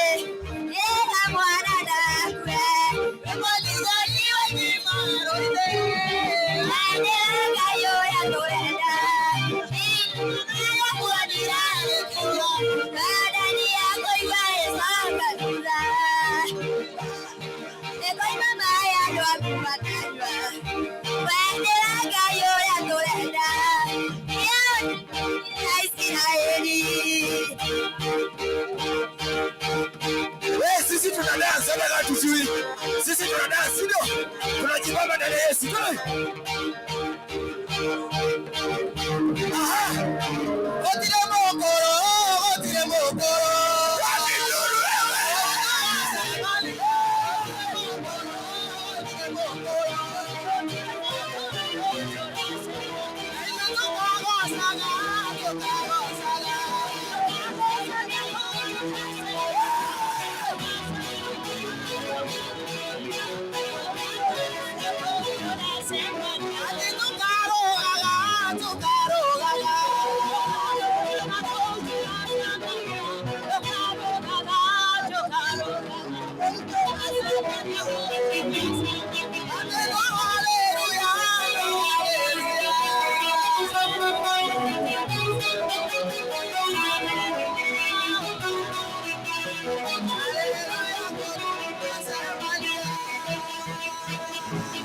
So we must praise him.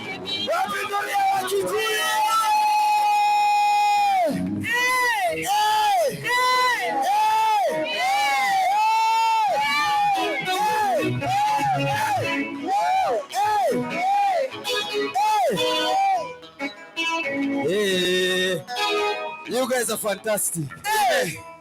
Nyinyi watu ni hadi mmekaa chini.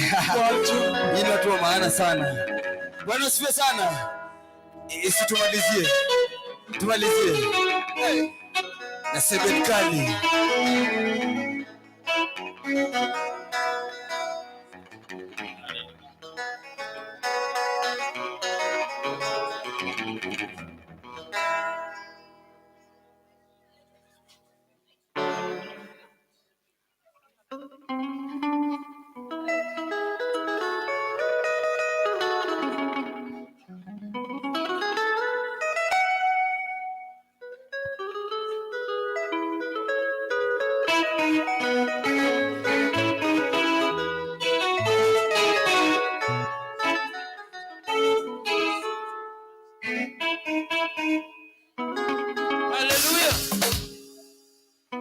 Hallelujah.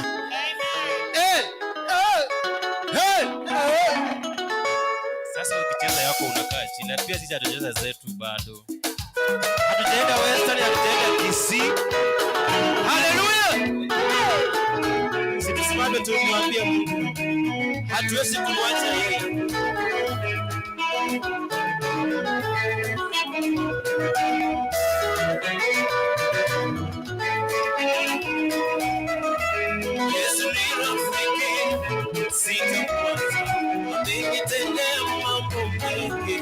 Sitamwacha wewe. Yesu ni rafiki. Sitamwacha. Nitendea mambo mengi. Sitamwacha. Yesu ni rafiki. Sitamwacha. Nitendea mambo mengi sana. Sitamwacha wewe. Yesu ni rafiki. Sitamwacha. Nitendea mambo mengi. Sitamwacha.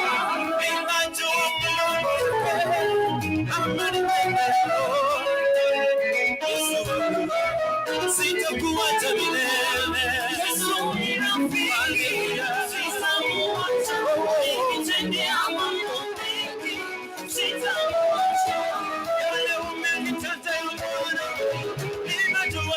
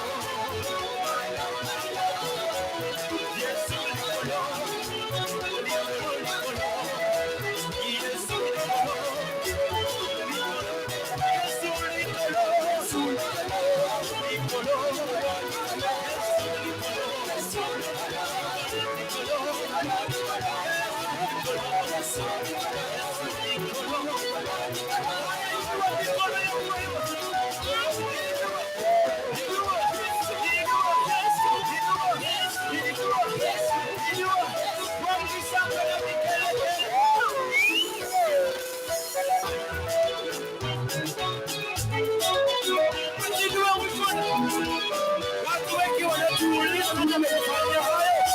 Haleluya. Watu wengi wananiuliza. Watu wengi wananiuliza. Huyo amekutendea hivyo. Huyo amekutendea hivyo. Huyo amekubariki hivyo. Huyo amekuinua hivyo. Na sisi tunawaambia. Na sisi tunawaambia.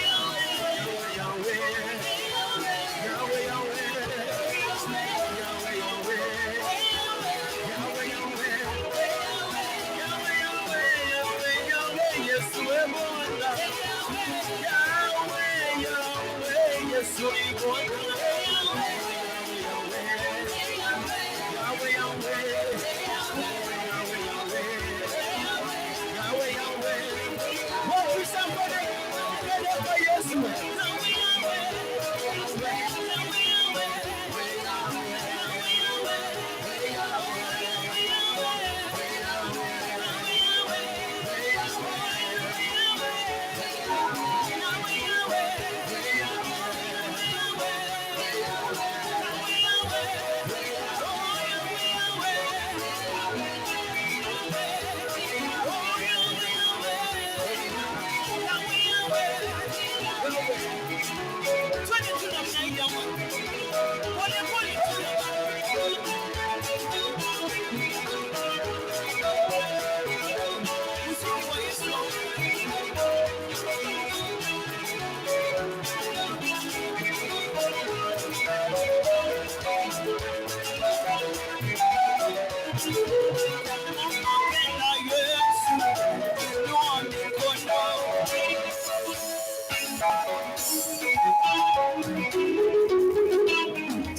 mikono ziko chini na kuokani jamani.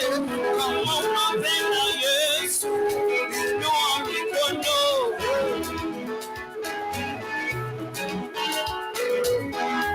Weka kwa kichwa, kwa mabega. Weka kwa loketo, kwa magoti. Kisha kwa mabega. Tunarudia tena. Angalia jirani yako kama ako sawa sawa jamani. Angalia jirani yako kama ako sawa. Kama unapenda Yesu, inua mikono. Weka kwa kichwa, kwa mabega. Weka kwa loketo, kwa miguu. Kisha kwa loketo. Kula muziki pole pole ikiwa kwa loketo jamani. Tunalekeza pole pole. Pole pole.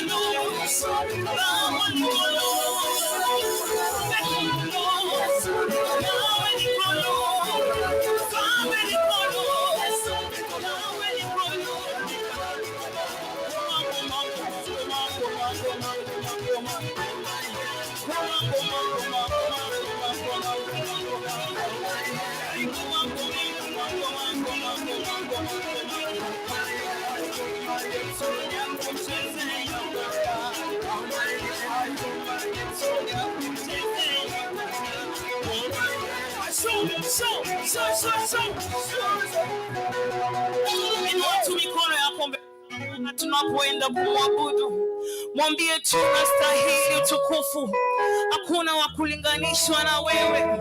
Kadri ya kila jambo ni wewe tu. Umetukuka Mungu wangu Bwana, umekuwa mwema tangia Kesha huu umeanza.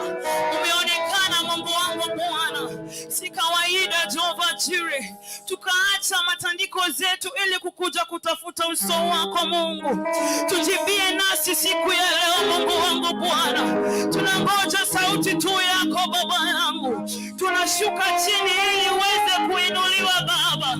Hakuna kama wewe Mungu wangu Bwana, nikulinganisha na nani Baba yangu, nikufananisha na nini Bwana? Wewe umejawa na rehema Bwana, wewe ni Mungu wewe, utawahi badilika Bwana, utawahi badilika. Wakati nilipokuita Baba yangu, wakati nilipodhani nimefika mwisho Baba, nawe ukafika Mungu wangu Jehova Jireh. Wakati tunapotaka kukata tamaa, nawe unaonekana Bwana. Wewe ni Mungu wa aina gani Bwana? Wewe si kama mwanadamu, hujawahi badilishwa Bwana, hujawahi linganishwa Jehova. Nakuweka mbele ya kila jambo katika familia, unabaki kuwa Mungu. Maisha yangu ya kila siku ni wewe waijua, yale nifanyayo kwa siri na wewe elewa. Ninaweza kujifanya mbele za watu, lakini kwako Bwana, yetu na yeye nayo wingu unashuka kwa ajili yako. Usiku wa leo ni Mungu anashuka kwa ajili yako. Usiku wa leo Mungu anataka roho ambayo umenyenyekea, roho ambayo umebondeka mbele zake, yule moyo anapenda Mungu wangu Bwana. Nitakuweka mbele ya kila jambo Mungu wangu Bwana. Ewe Bwana,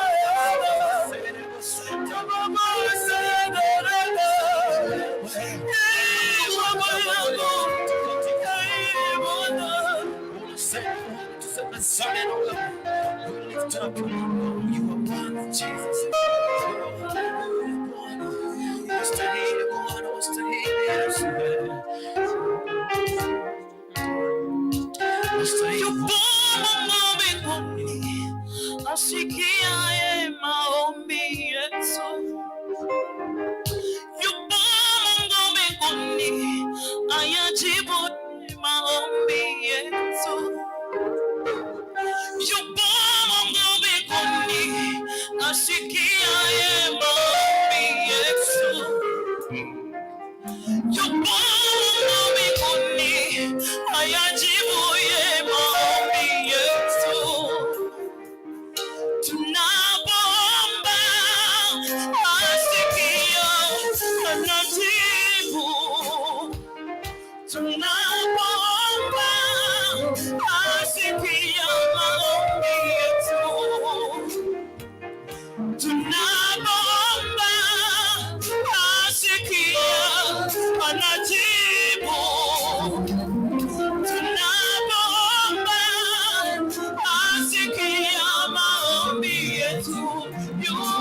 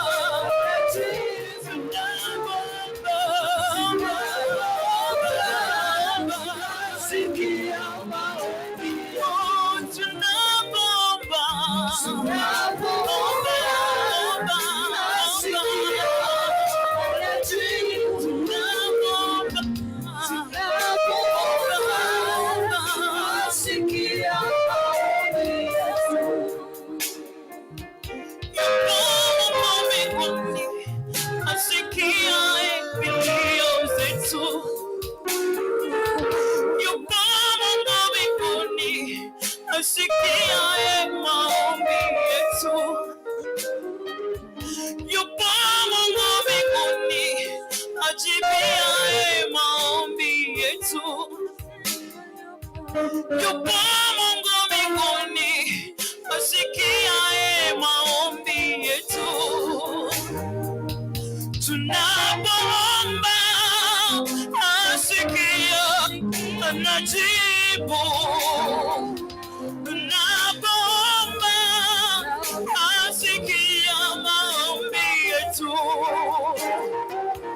Tunapoomba asikia, anajibu.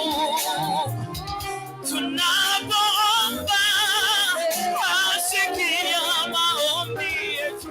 Tunapoomba asikia, anajibu. Tunapoomba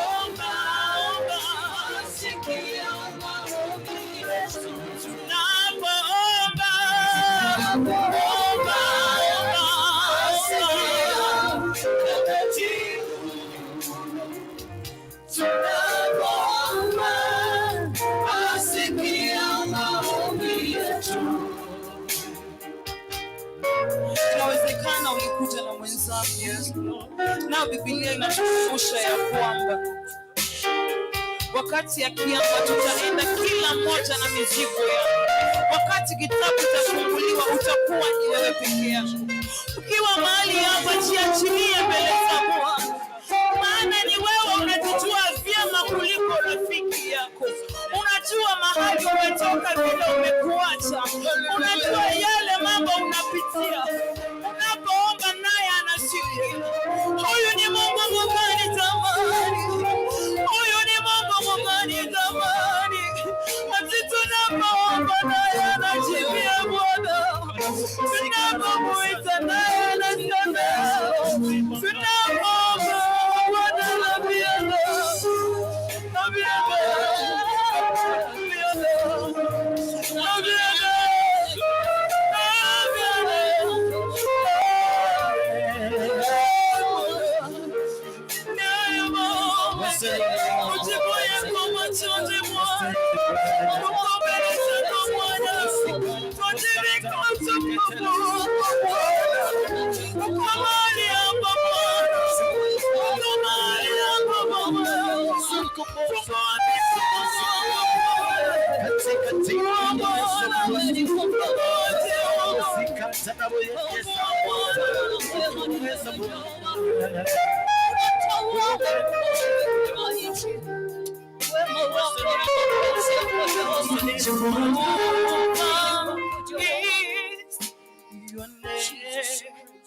We lift up your name, Jesus. Jehovah is your name.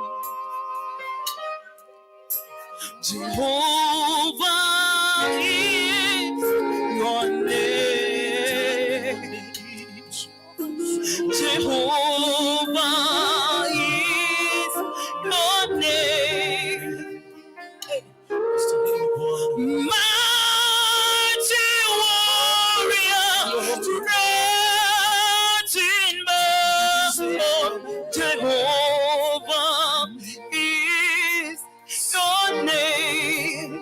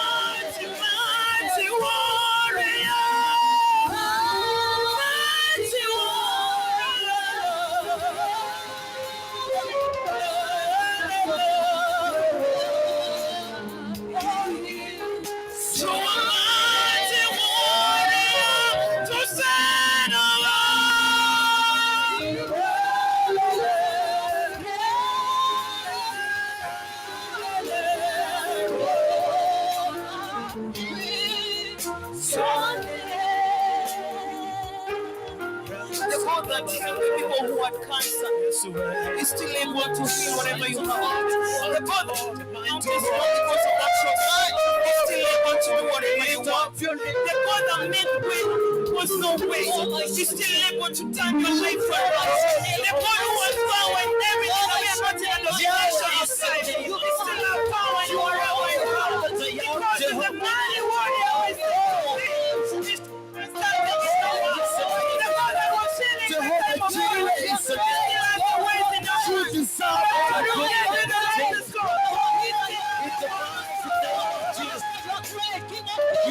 to the Lord God.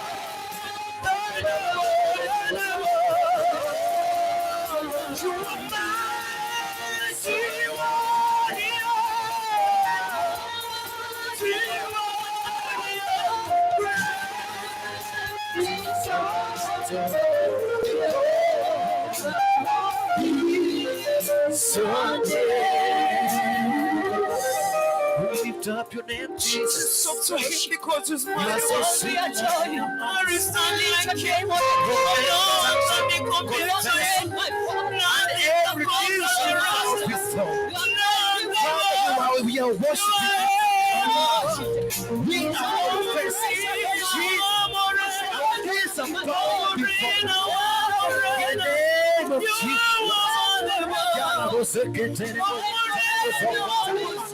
Yes, Lord, because we love you, Jesus. You deserve all the glory. Consuming fire, make consuming us tonight. In the name of Jesus, Lord. Lord, consume all our sacrifice tonight. For there's no one like you, Jesus. Reign, King of Kings. You reign over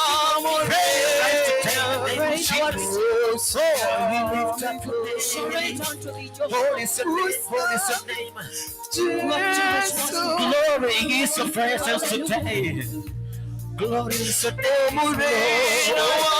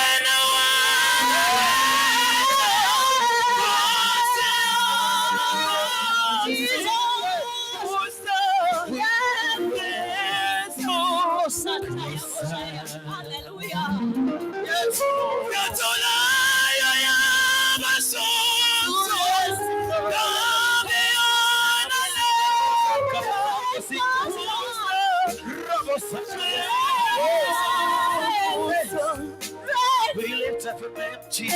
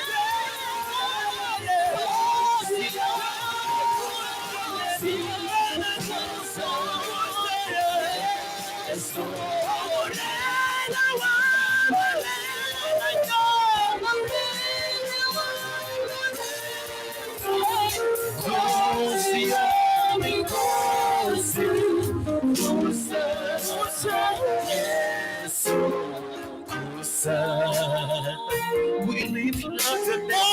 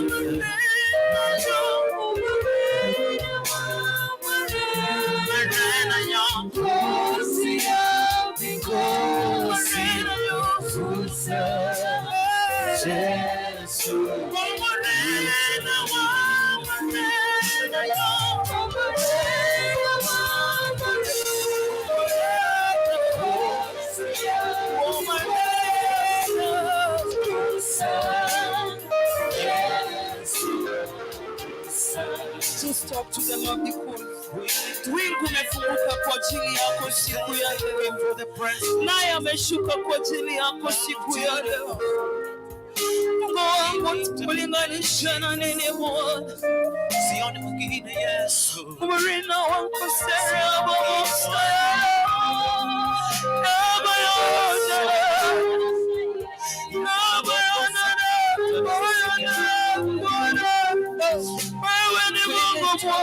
Jesus.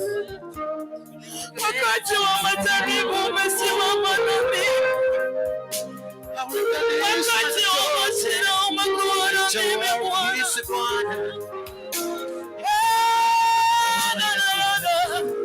lift up your name, Lord.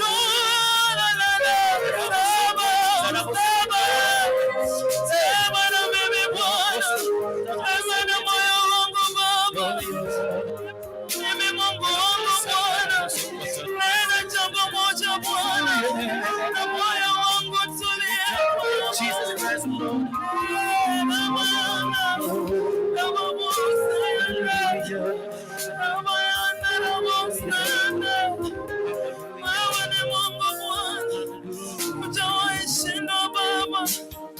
Nikulinganisha na kipi mama yangu? Ni habari ni wewe Bwana, hakuna kama wewe Mungu wangu.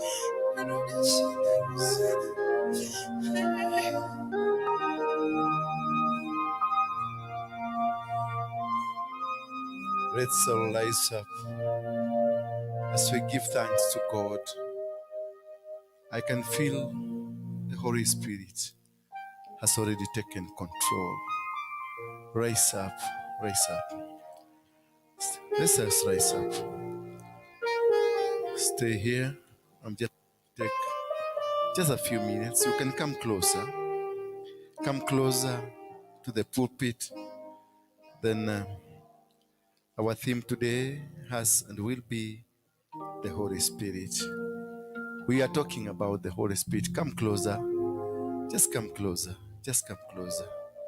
We are talking about the Holy Spirit, the power of the Holy Spirit, and how the Holy Spirit can be able to do. Others can move to this. Hallelujah. Hallelujah. Hallelujah. What is the Holy Spirit, and what does the Holy Spirit do to you? What is the impact of the Holy Spirit in your life? How does the Holy Spirit work in you? How do we live, and how could we be living in this world without the Holy Spirit?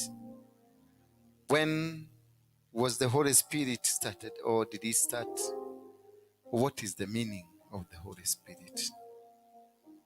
When Jesus was going to be with the Father in the heavens, he told his disciples, I leave behind you a helper. Today, God spoke to me and told me that the helper is with you today. The helper is with you. You may look at it and see as if you are not moving forward, but I can assure you one thing, the helper is here. That which you've been struggling to get, that which you've been struggling to find, that which you found so difficult to find, the helper is here to help you. Holy Spirit is the connector between you and God. He's the connector. He reveals himself when he comes. He changes your life and your way you think.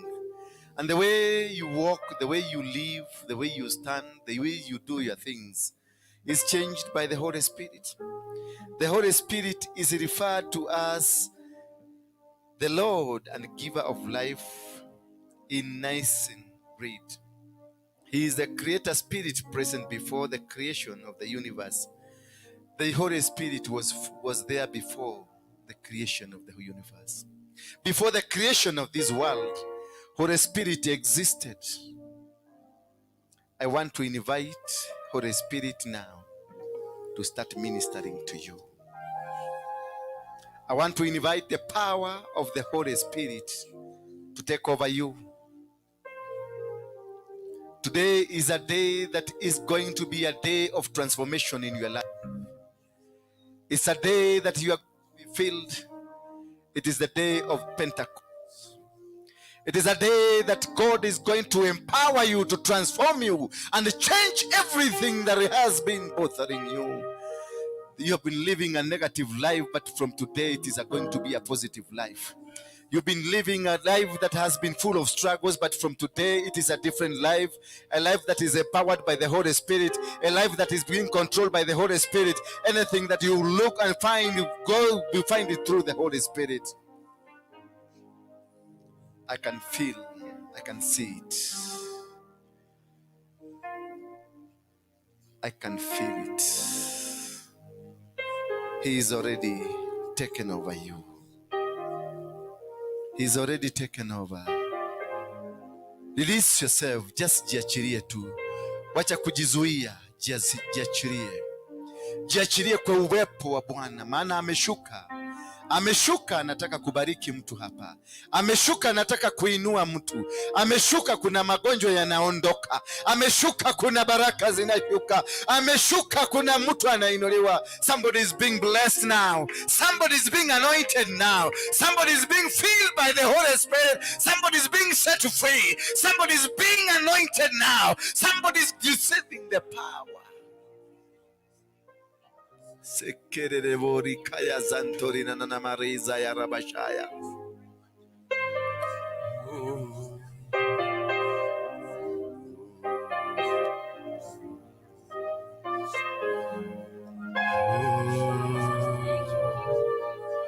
Pastor Rahab, lift up your hand wherever you are. Lift up your hand. Come front, come forward, come forward. Come forward. Toka nyuma huyo mama, simama tu hapo. Lift up your hand. Inua tu mikono yako.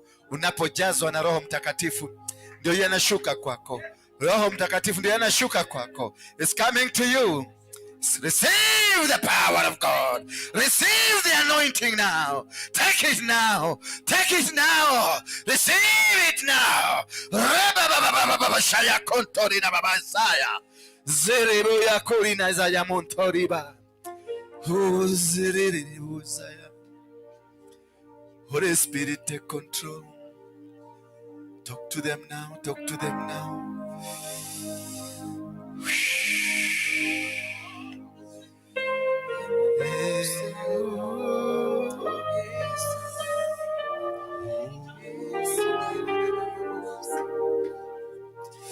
Pastor Beatrice, it is your time to receive this anointing. It is your time to receive now.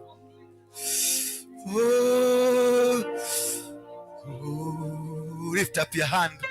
Lift up your hand, Pastor Beatrice now. Pastor Beatrice, lift up your hands.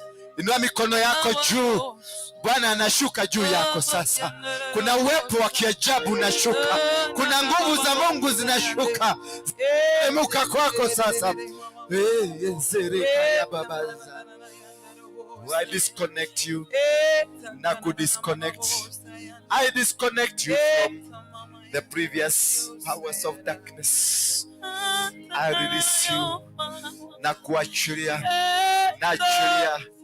I cut the connection. Ninakata. Ninakata. Ninakata. Every dark connection. Every demonic connection. Every spirit of witchcraft that has been hovering over your life. I disconnect it now. I disconnect it now. I disconnect it now. I disconnect it now.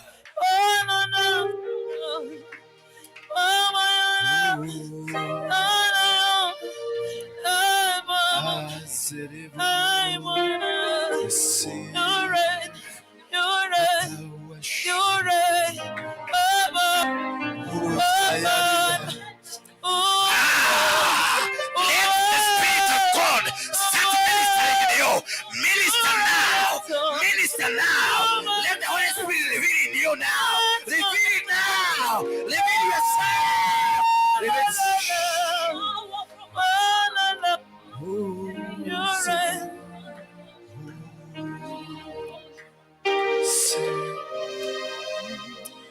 God is setting you free now. You are being set free. They have held you captive. They destroyed and captured your destiny.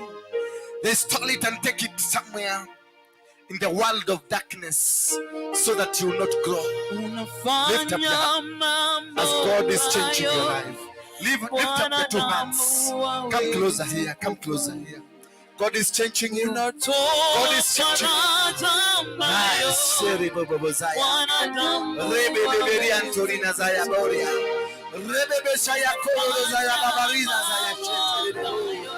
Horikaya teleboria babaraza ya kayantoria.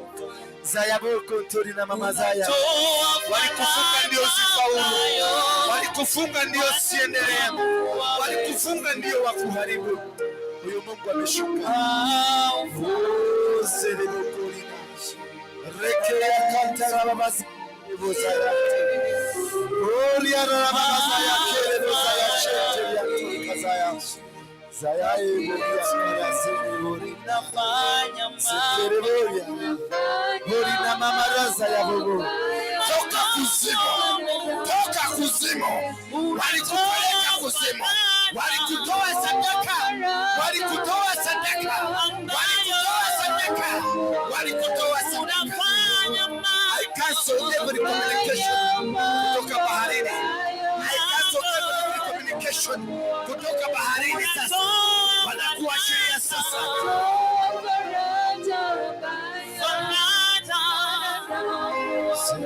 Unafanya mambo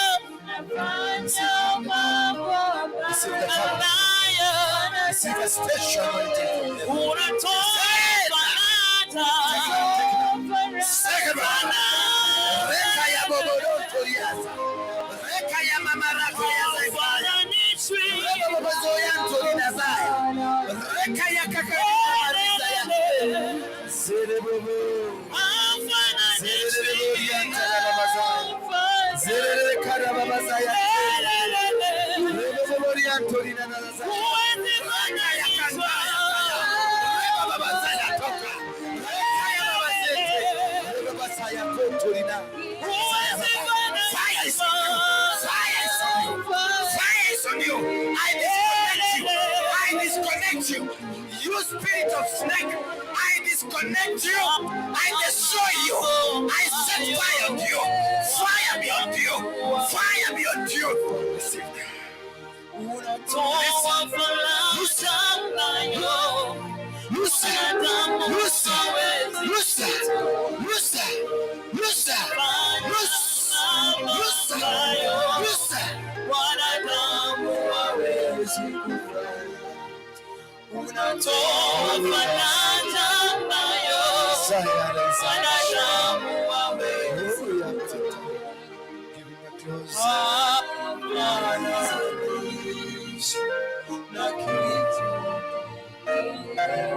Lift up your noise, your voice. You can do better. You can do better. You can do better. Why?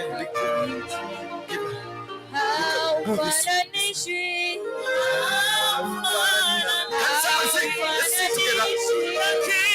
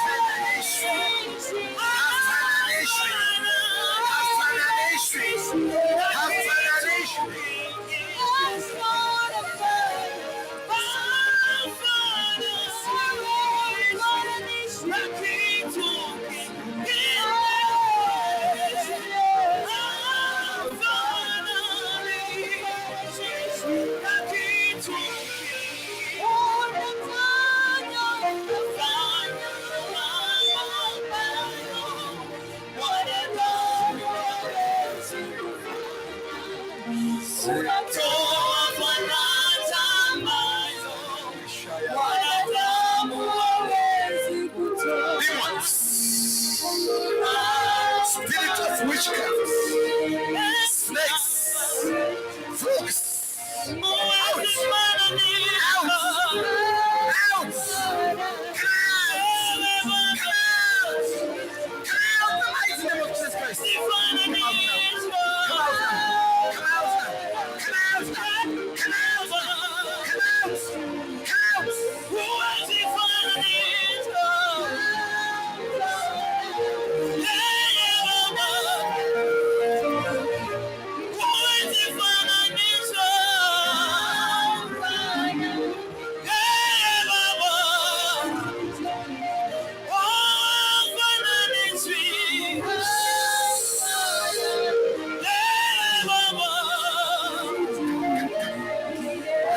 Spirit of God. Be filled by the Spirit of God now. Every demonic power, every demonic connection, every demonic and witchcraft, I disconnect you from ancestral spirits, the forces of darkness. I disconnect you now. I cut the umbilical cord. Come out now. Come out now. Loosen it. Loosen it.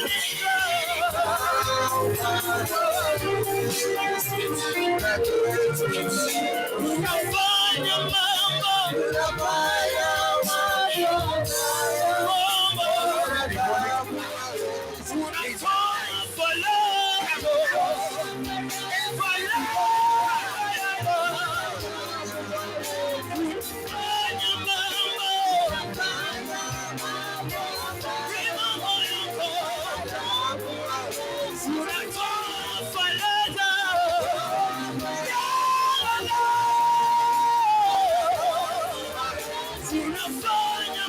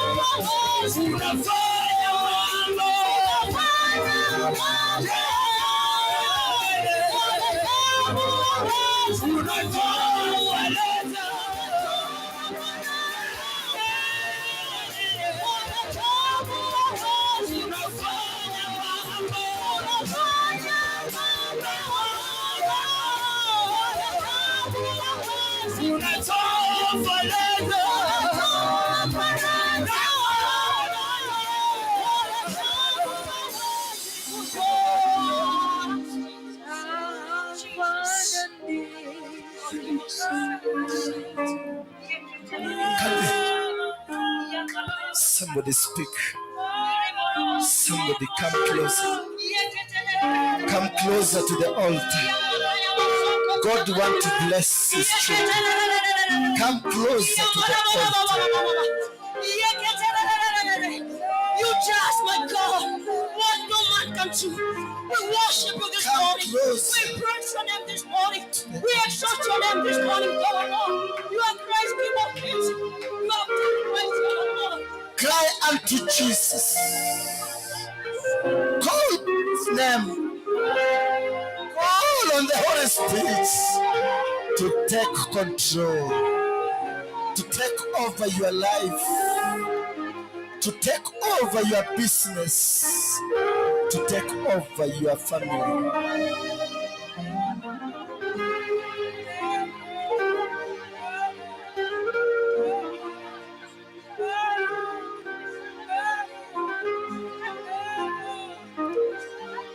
My Father is telling me to tell you that the storm is over. The storm that was in your life is over now, because your helper has just come into you. You've been straining, you've been struggling.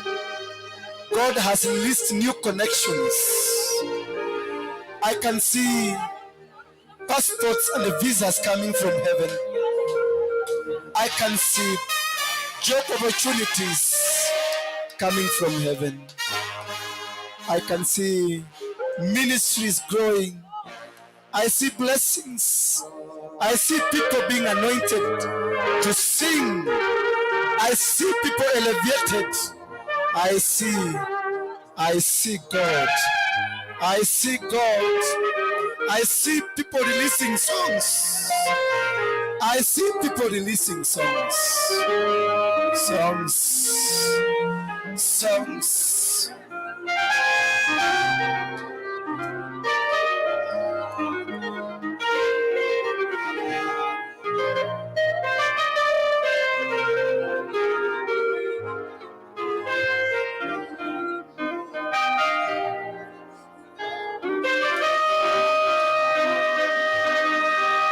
Pray, church, pray. Pray. Pray.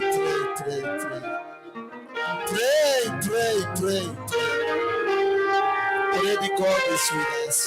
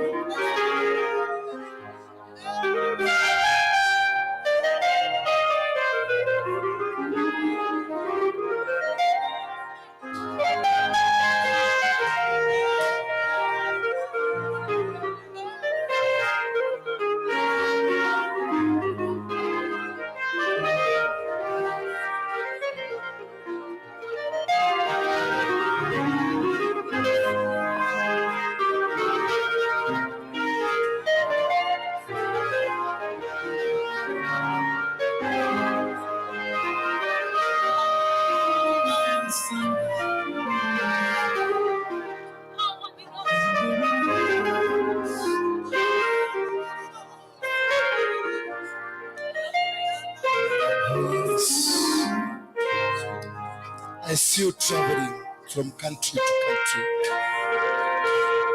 I see God lifting you in new songs that He is putting into you now. There is new songs that you are writing. They'll make you travel from one country to another country. God is going to reveal Himself through you by putting supernatural powers. Through your songs, people will be healed. Through these songs, people will be healed. Through these songs, people will be delivered. Through these songs, people will come to Jesus. He has already created the way. You have been fighting battles after battles. But God is saying, the storm is over now. The storm is over. He's going to create a shift in your life that will be an envy to anybody on the earth surface. Just remain faithful, remain obedient, and always wait upon the Lord. He is faithful. He is faithful. Brother, come here. God brought you to this country. He's going to create a supernatural way for you. Something that will surprise you. You'll be surprised by the doings of God in your life. He's going to impact you with the power and authority that is able to do things miraculously.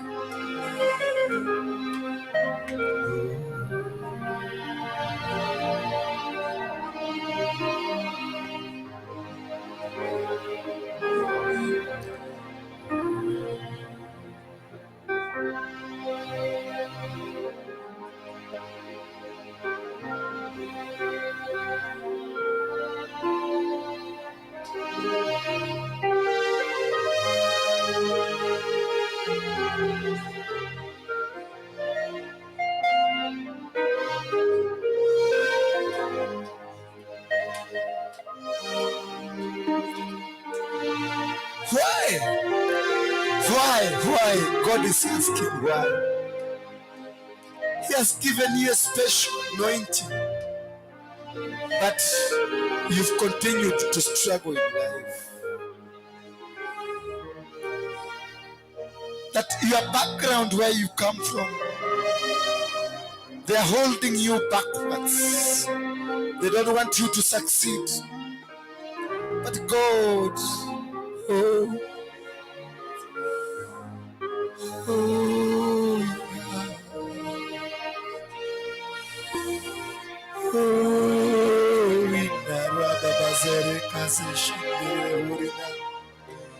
Horira la la bazara la basiri kontara zara bashikari antori de bobozo. Shakare de horira la la maria babari na. Listen now. I disconnect you from the ancestral powers of darkness, spirit of witchcraft. Walogi na waganga. Hey! Chabara kayantori babazayanta. The spirit of snake, lose him, lose him, lose the body, lose the spirit.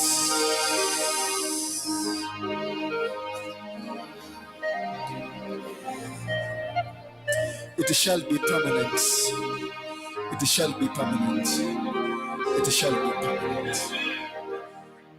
God has said it shall be permanent. What he has just said, can we read that song? It shall be permanent. It shall be permanent. What the Lord has done for you, it shall be permanent. It shall be permanent. It shall be permanent. Somebody say sing now. Let's all of us sing. It shall be permanent. It shall be permanent. It shall be permanent. What the Lord has done for me, it shall be permanent. Come It shall be permanent. They will not distort you. They will not be able to destroy you. They will not be able to destroy you. Right, sir, come here. They will not be able. They will not be able to destroy you. It shall be permanent. The blessings. The blessings are permanent. What the Lord has done for you shall be permanent. Shall be permanent. It shall be permanent. What the Lord has done for you, it shall be permanent. Shall be permanent. Shall be permanent.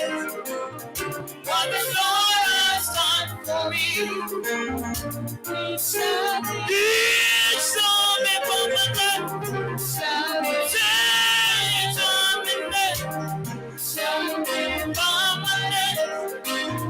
What the Lord has done The spirit of liberation. They are Try to keep your destiny.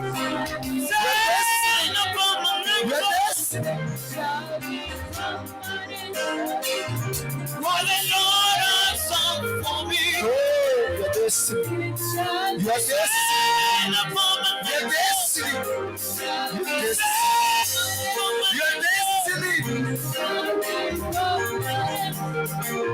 Ah, destiny. Hey, look here. Somebody does.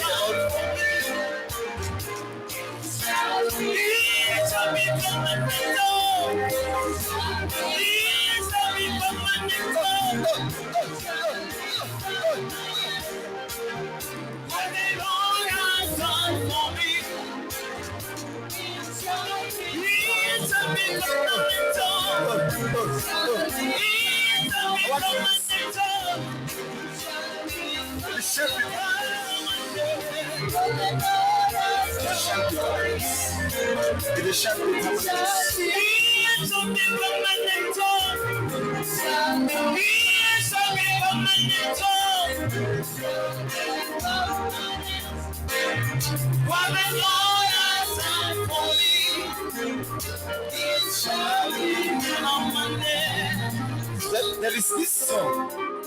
This about the Holy Spirit. We say, Holy Spirit, Holy Spirit. Oh yes. Be my comforter, Holy Spirit, take control. As I walk in the roundabout, the road is so narrow. Holy Spirit, be my God. Thank you, Jesus. Thank you, Father. Father, we thank you. We give you honor and we give you glory. You are special in every way. O King of glory, you are our Father, Abba Father, the King of kings. You created the earth and the heavens. The sun, the moon, and the stars are all yours. The mountains, lakes, and the rivers are all yours. Animals and are all yours. Angels and human beings are all yours. We are on our knees to glorify your name. We thank you, Father. Ninakuabudu na kushukuru. Wewe ni Mungu mwenye uwezo, ni Mungu mwenye mamlaka. Una mamlaka ya dunia na ya mbingu. E Baba yangu, na kusifu, nasema wewe ni Mungu. I exalt your name. I worship you, Father. I glorify. In Jesus' name. Somebody say amen. Put your hands together for Jesus Christ.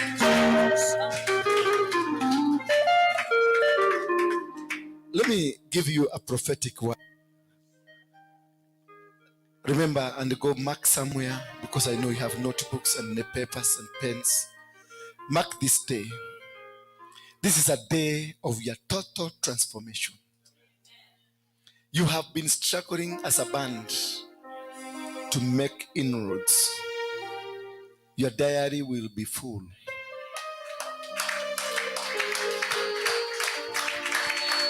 I'm not talking about a local diary. I'm talking of an international diary.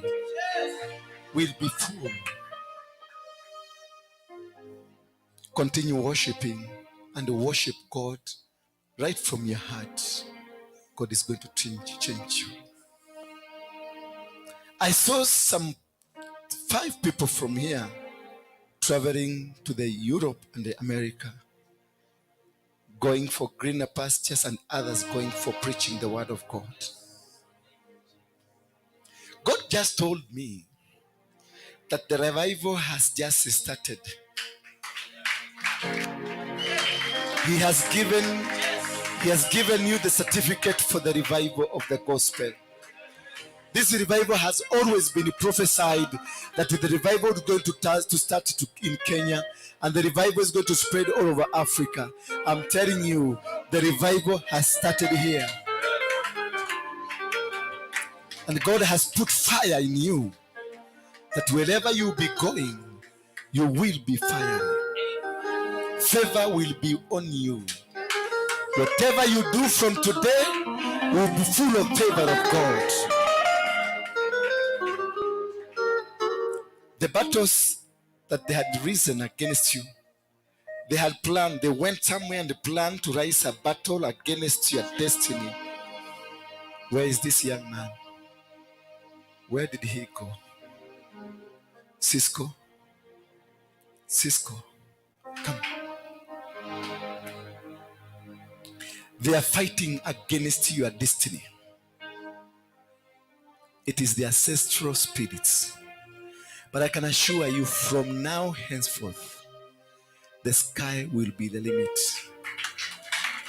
It will be the favor upon favor, favor upon favor, and every weapon fashioned against you will not be able to touch you.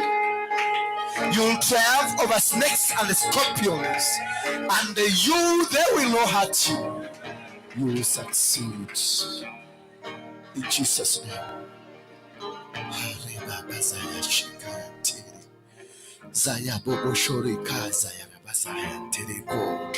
Beatrice, do not waver. God is with you. Do not waver. God is with you. They will plan, they will try, but God is with you. From today henceforth, He will fight every battle. Set yourself free to Him. Release yourself to Him. Nobody will touch you again. You'll be a fire. Your land is back. Your land is back. I don't know which land, but your land is back. Hallelujah. Hallelujah. Your job is back. Whatever you used to do, receive it. Serve God diligently. Baba naniambia uache umang'aa. Serve God diligently. Usiserve God na experience. Let the Holy Spirit guide you. He is there willing to guide you.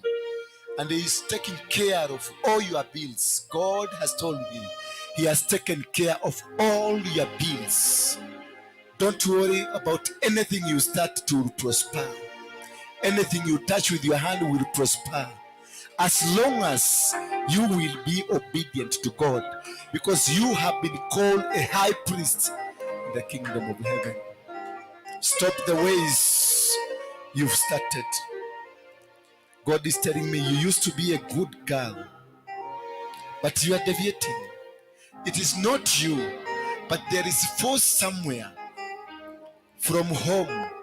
They want you to die because of inheritance.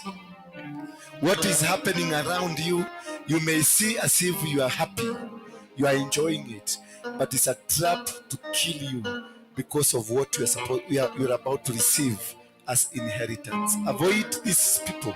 Avoid them. Avoid them. Avoid them. Baba, God loves you. Sin and has heard your cries. Fafa nĩaiguĩte gĩaku. Fafa nĩakũhingũrĩra mĩrango.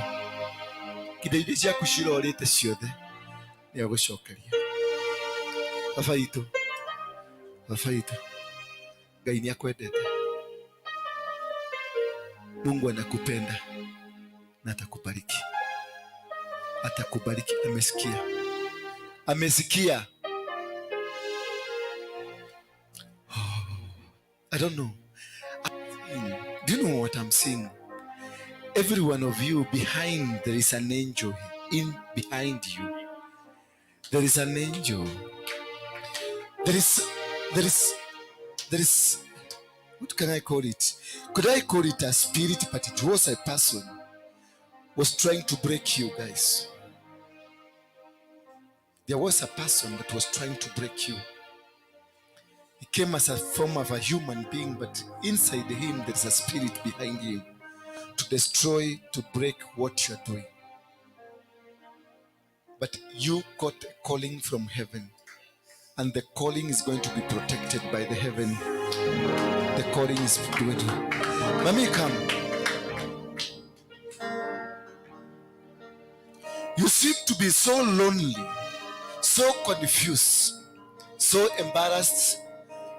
It's like your world is coming to an end, crashing. That your world is crashing. Hallelujah. Hallelujah. It is just but the beginning of your successes. Don't worry. It has been difficult. It has been completely difficult. It is like God closed all the doors for you. It is not God, but you are being prepared for the work of the kingdom of heaven. Don't worry. Don't worry. You're not going to die. You're not going to die. God is going to lift you up, change your life. and make you happy once more. They left you because they had their own thinkings about you. But from today henceforth, you are going to be a different person. Hallelujah. May God bless you. May God bless you. May God bless you. God.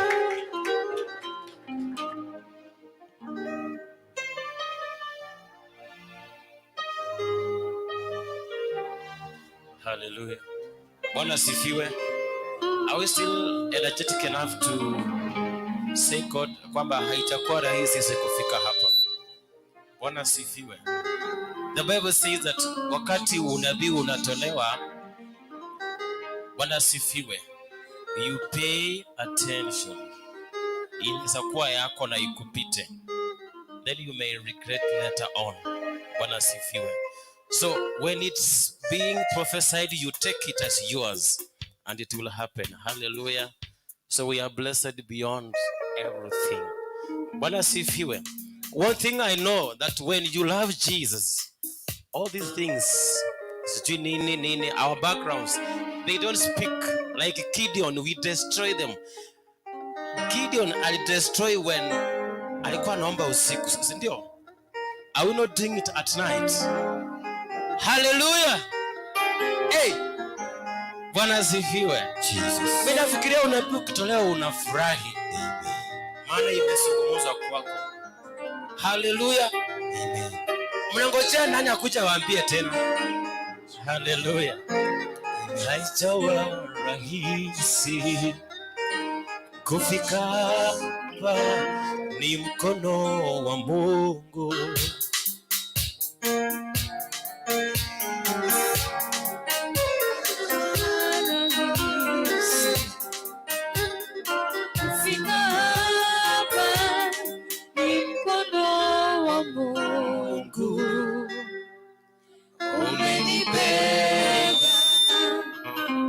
Sema ni mkono wa Mungu umembeba. Hey, unajua huyu Mungu kweli. Some of us, when you see us here, ni mkono wa Mungu. Tukikwambia where we are from, hata utajua. Hadi kwa huu mkono wa Mungu. Hallelujah. Amen. Umetubeba.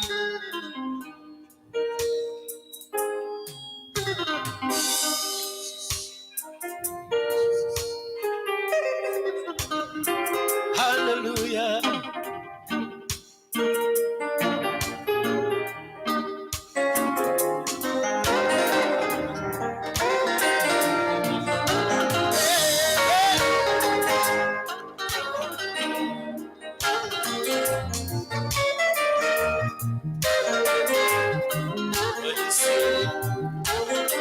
Kufika hapa ni mkono wa Mungu umenibeba. Haitakuwa rahisi kufika hapa, ni mkono wa Mungu umenibeba. Haitakuwa rahisi kufika hapa,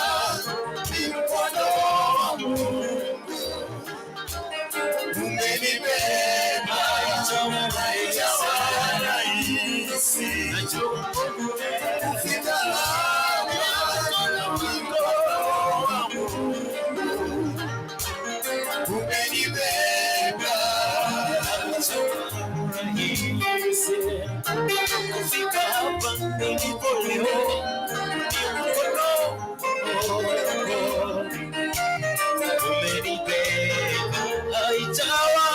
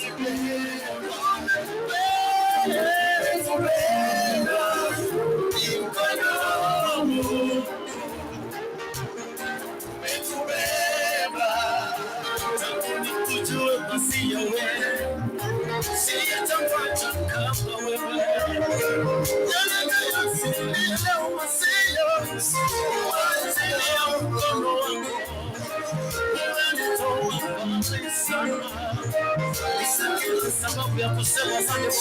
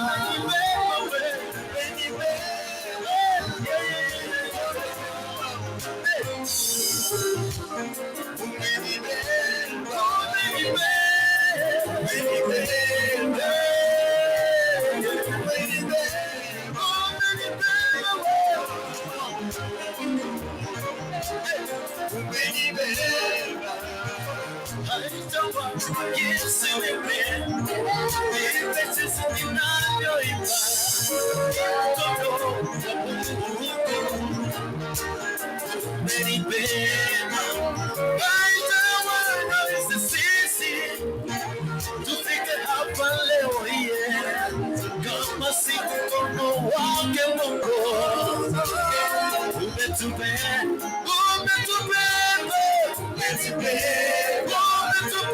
Yesu.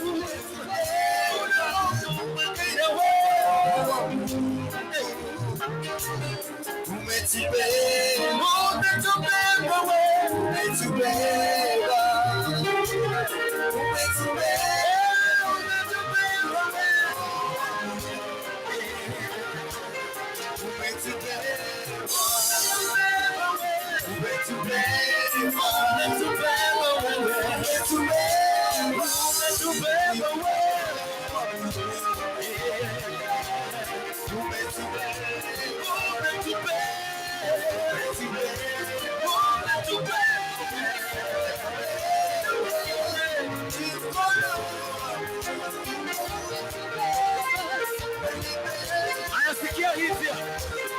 Sikia hii. Sioni mwingine Yesu.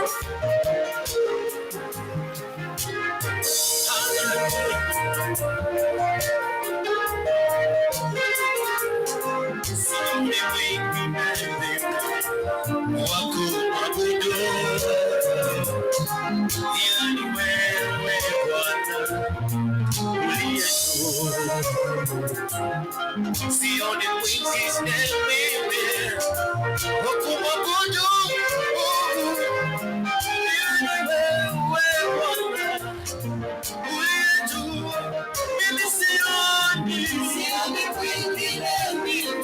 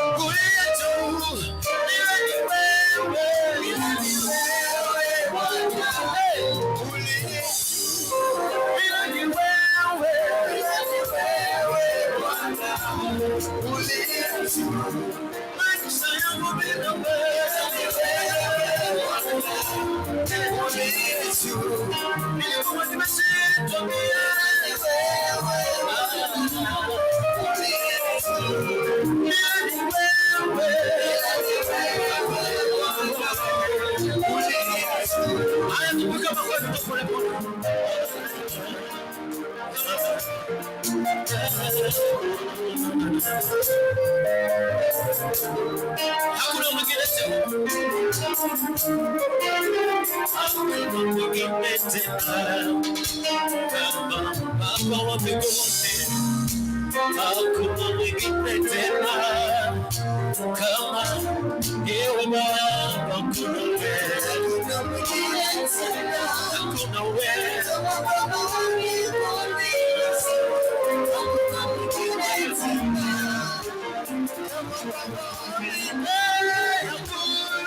Hakuna mwingine tena.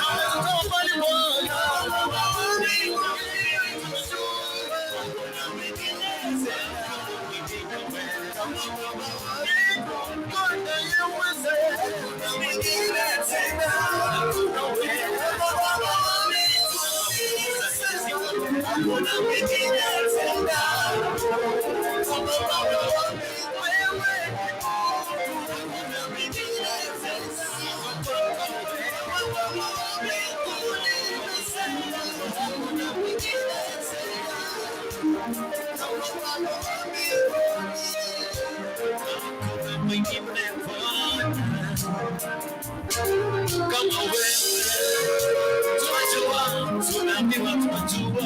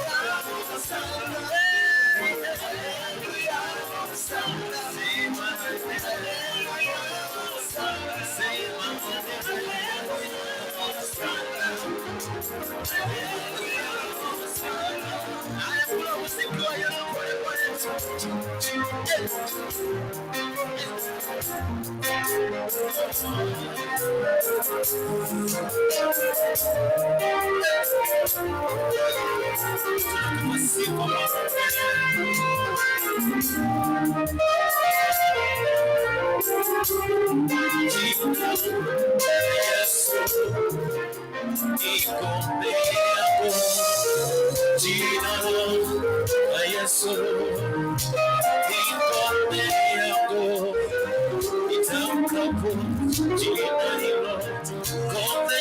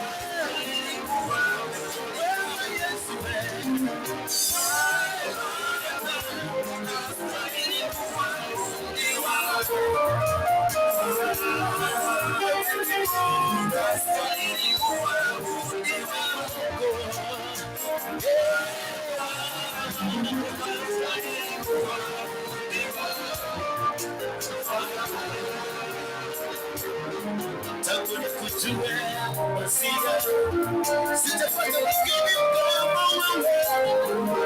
Anastahili sifa zako. Wanadamu wameshinda wote wote.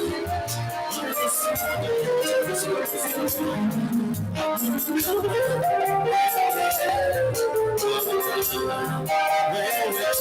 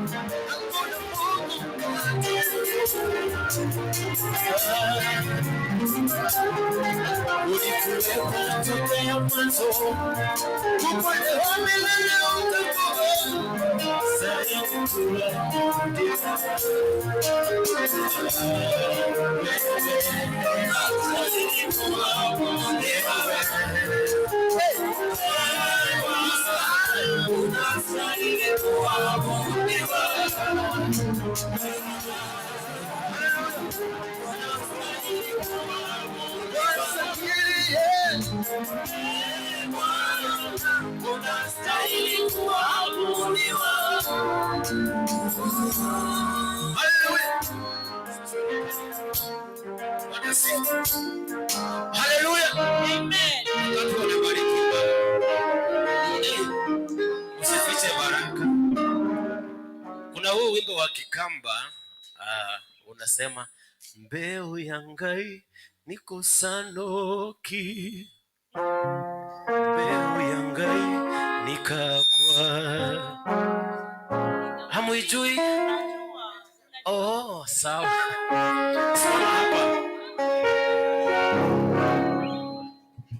Hallelujah.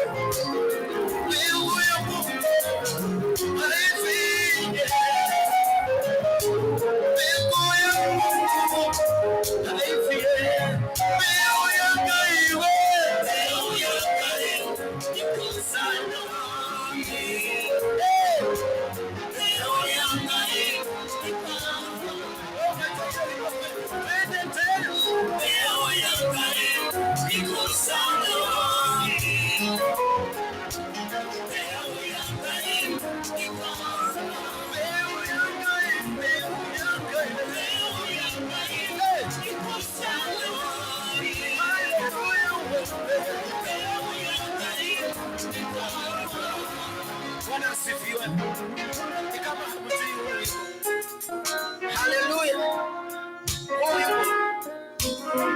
Even if I'm not a Kamba, but it means whatever the seed that God has planted in your life, it will not die.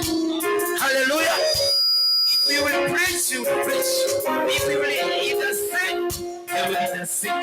Hallelujah. You will not die. You will not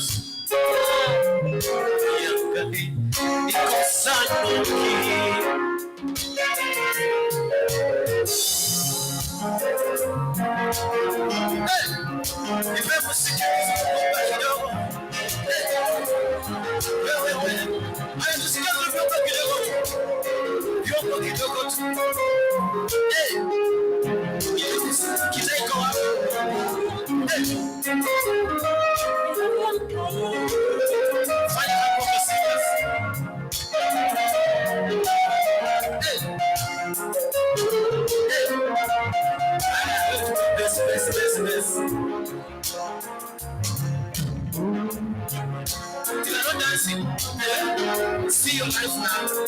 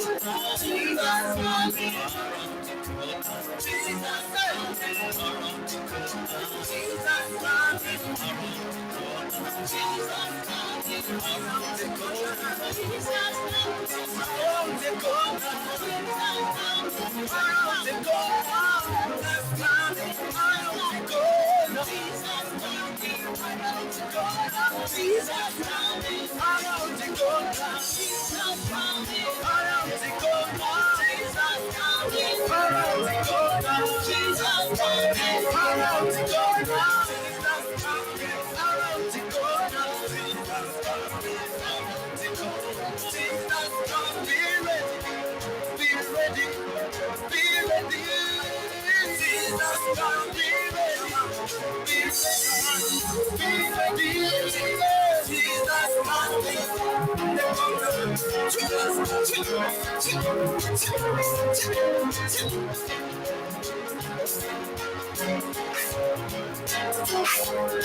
just to time.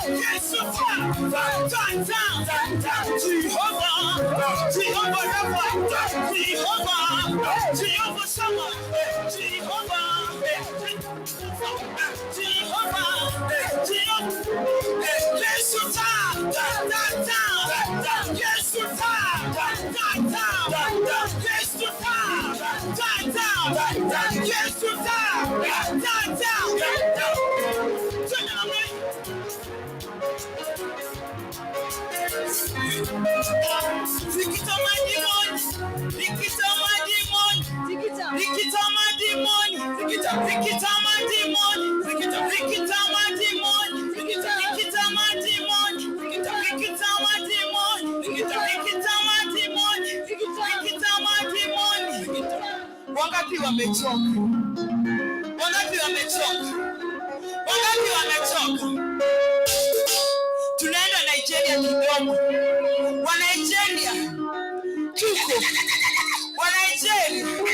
Tunaenda Nigeria kidogo. Ni Oga. Oga. How are you now? How do you see my life? Jamani ya kwapi maoga. Oga isi yao. Tukisema come and see you. Come and see. Come and see you. Come and see. Come and see you. Come and see. Jamani mwisemi believe you. Come and see you. Come and see. Haya tunaenda kama wa Nigeria, mko wapi?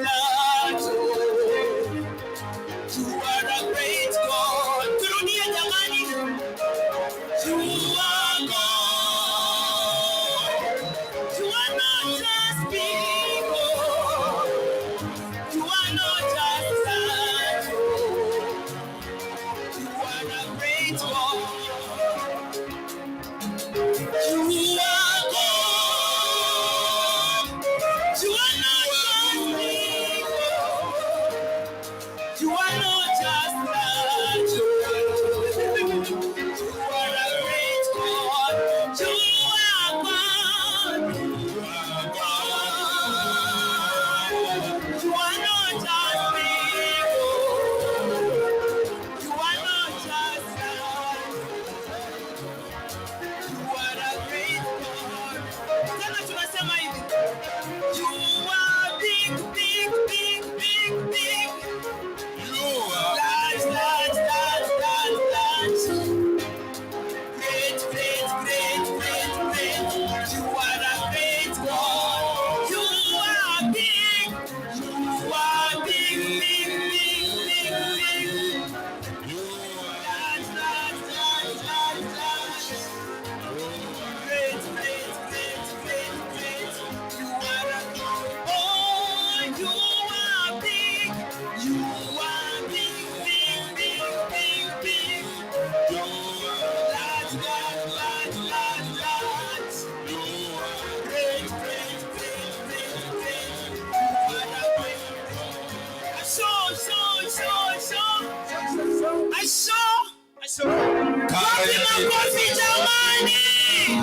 Wapi makelele jamani? Amen. Let's sing this Nigerian song. Come sing again.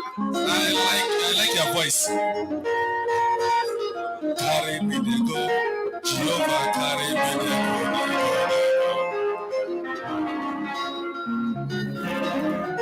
Lift me higher, Jesus, lift me higher. Yes, you are there. Carry me the go, Jehovah, carry me the go, the go. Carry me the go, Jehovah, carry me the go, the go, the go. Carry me the go, Jehovah, carry me the go, the go. Carry me the go, Jehovah, carry me the go, the go, the go. Carry me the go, Jehovah, carry me the go, the go, the go. Lift me higher, Jesus, lift me higher, higher. Lift me higher, Jehovah, lift me higher, higher, higher. Carry me the go, Jehovah, carry me the go, the go, the go. Carry me the go, Jehovah, carry me the go, the go, the go. Carry me the go, Jehovah, carry me the go, the go, the go. Carry me the go, Jehovah, carry me the go, the go, the go. Lift me higher, Jesus, lift me higher, higher, higher. Lift me higher, Jehovah, lift me higher, higher, higher. Carry me the go, mighty battle, carry me the go, the go, the go. Carry me the go, Jehovah, carry me the go, the go, the go. Lift me higher, Jesus, lift me higher.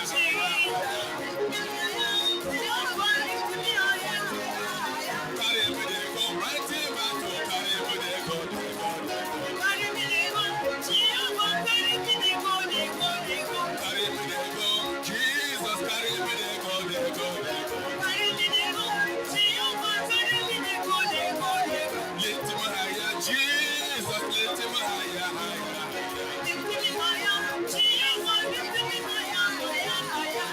Higher, mighty man, lift me higher, higher.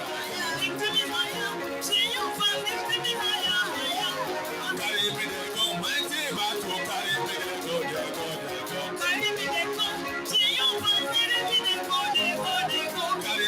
go, Jesus, carry me the go, the go, the go. Carry me the go, mighty battle, carry me the go, the go, the go. Lift me higher, mighty battle, lift me higher, higher, higher. Carry me the go, Jesus, carry me the go, the go, the go. Carry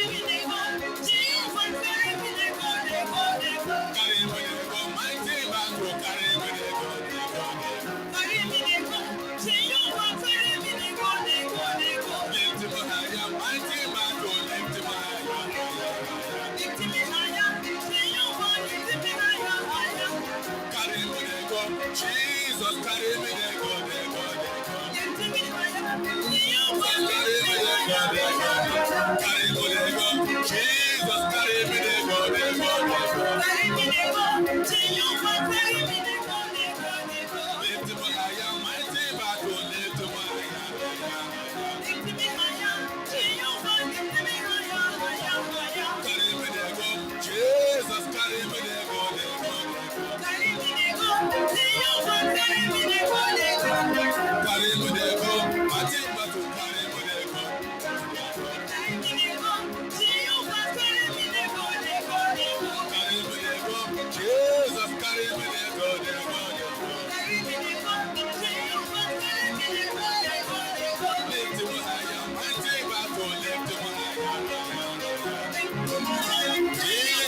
him higher, higher. Lift him higher. Jesus, lift him higher, higher, higher. This is wonderful music. The music will take you somewhere.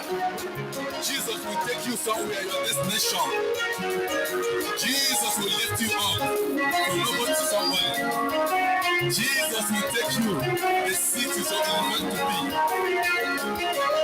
Amen. Amen.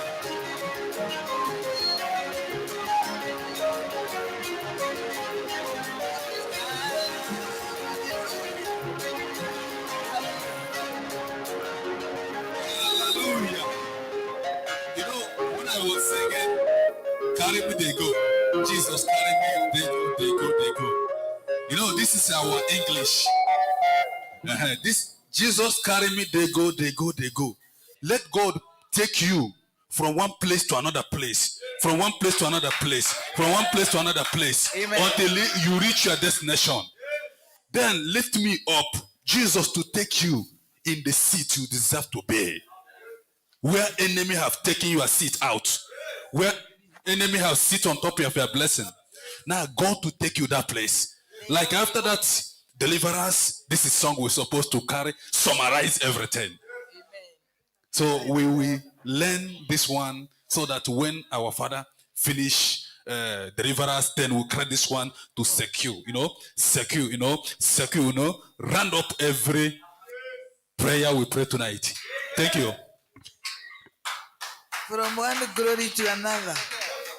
That is the they go, they go, they go. Ogao.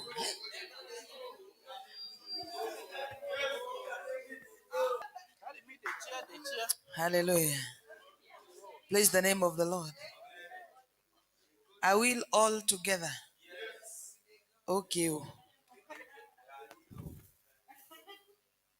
Chukwemeka, you are the one preaching at 3. Yes. Not 3, 2. Yes. Is your name Chukwemeka? Ombina? Chinedu? Hey. Okay. He is Obina. Bwana tukuzwe. Yeah.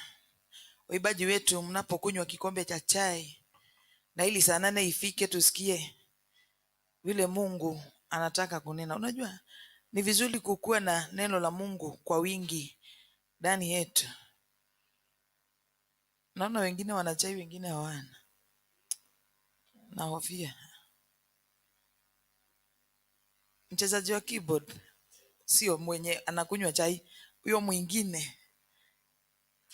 Mwenye anakunywa chai kwanza akunywe chai. Sasa nataka mwenye alikunywa kitambo. They go, they go. They come, they come. Hii itabidi tufundishwe na tukuje na kitabu na karatasi. Kitabu ndio karatasi. Kitabu na kalamu ndio tunaandika. They go means hivyo.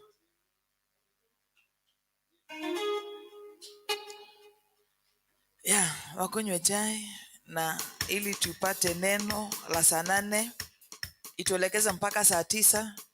Tufanye maombi ya saa 9, tufunge mkutano wa mkesha wa leo. Hallelujah.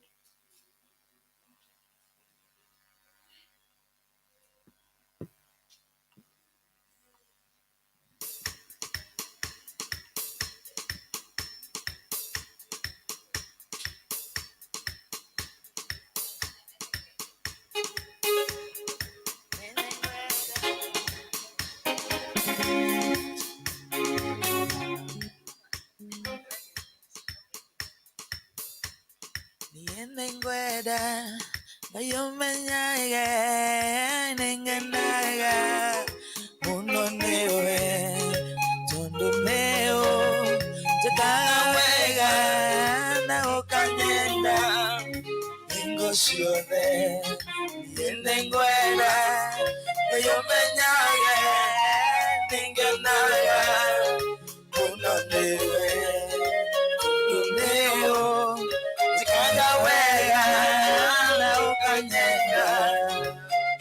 ciothe ngoro yakwa nĩgũkũinĩra nĩũndũ wa ũrĩa wĩ mũnene ngoro yakwa nĩgũkũinĩra nĩũndũ wa ũrĩa wĩ mũnene ngoro yakwa nĩgũkũinĩra nĩũndũ wa ũrĩa wĩ mũnene ngoro yakwa nĩgũkũinĩra nĩũndũ wa ũrĩa wĩ mũnene Ngai mũnene na mũtugi wa Isiraeli ũrĩ Ngai ũrĩ nyena ndũhotagwo nĩũndũ wa guoko gwaku nĩnyonete wega ũkĩona itĩka gũkũmbia na gũkũgoca Ngai mũnene na mũtugi wa Isiraeli ũrĩ Ngai ũrĩ nyena ndũhotagwo nĩũndũ wa guoko gwaku nĩnyonete wega ũkĩona itĩka gũkũmbia na gũkũgoca nĩnjũĩ atĩ nĩwe Ngai na gũtũũra ũrĩ Ngai ndũinainagio nĩ maũndũ ona karuo yothe ũtuĩkanagĩria nduma-inĩ ũgĩũka kũreherio niĩ nĩnjũĩ atĩ nĩwe Ngai ũgũtũũra ũrĩ Ngai ndũinainagio nĩ maũndũ ona karuo yothe ũtuĩkanagĩria nduma-inĩ ũgĩũka kũreherio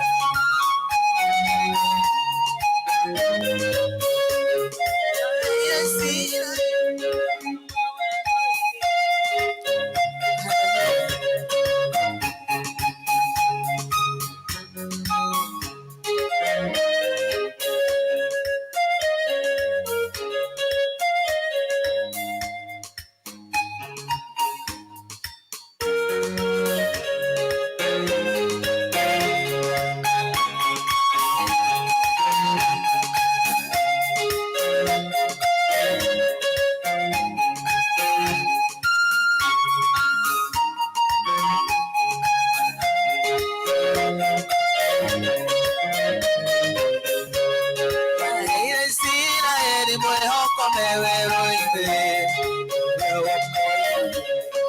tabura ũkĩrero ũhoro makuĩire nyama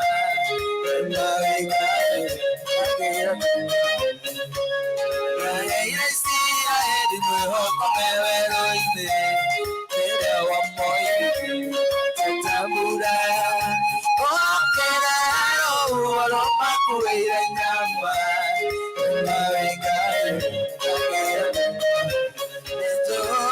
nĩnjũĩ atĩ nĩwe Ngai ũgũtũũra ũrĩ Ngai ndainainagio nĩ maũndũ ona karuo ũtuĩkanagĩria nduma-inĩ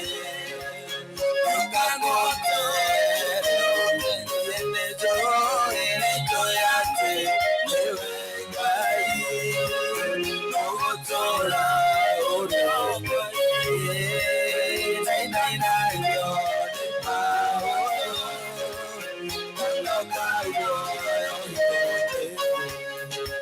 ũtuĩkanagĩria nduma-inĩ ũkagũtherio nĩnjũĩ atĩ no ũnjĩke maũndũ mega manene nĩnjũĩ na manene gũkĩra marĩa ningĩkũhoya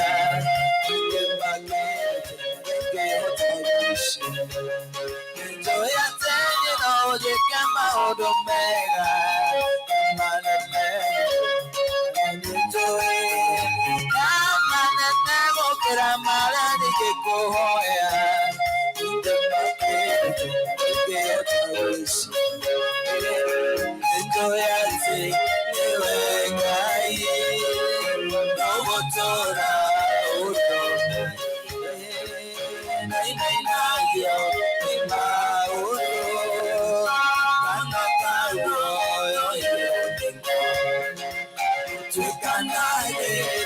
tumaini uyokakonde niyenejo enenjo yate ewekai uwotola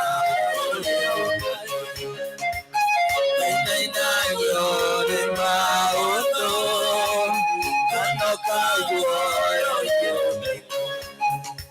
utukanage diadumaine yokakonde niyenejo enenjo yate ewekai uwotola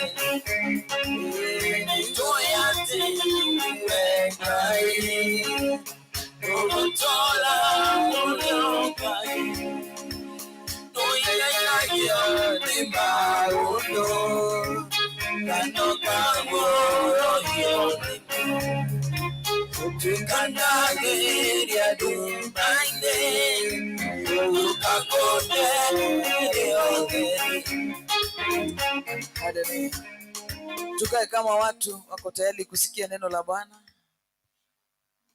Halo. Wenye wanamaliza chai wamalize chai,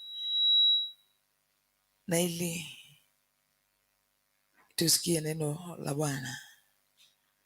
Gradpa kuja.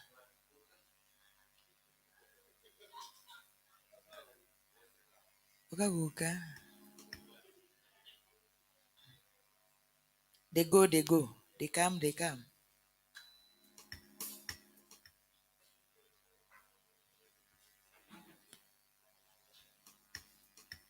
Ujafika mahali umeitwa.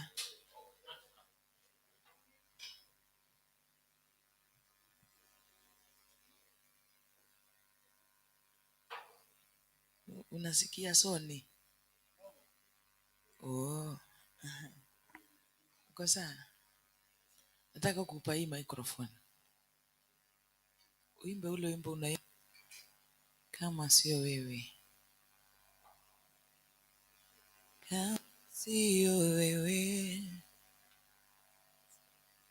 Sasa kuja kasichana. Unaona ukimaliza huo wimbo dakika 5 uombe neno.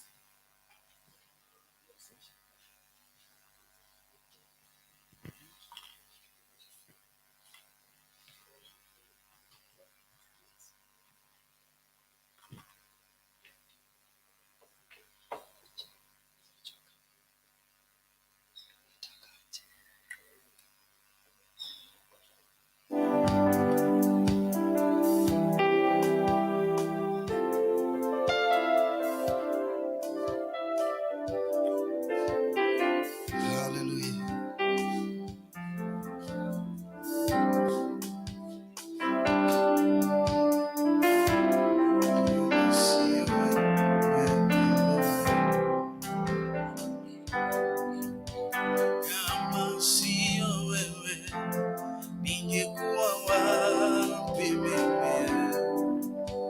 Kama sio wewe ningekuwa wapi mimi? Umejawa na rehema tele, umejawa na rehema tele. Kama sio wewe, kama sio wewe, kama sio wewe, kama sio wewe, umejawa na rehema tele, umejawa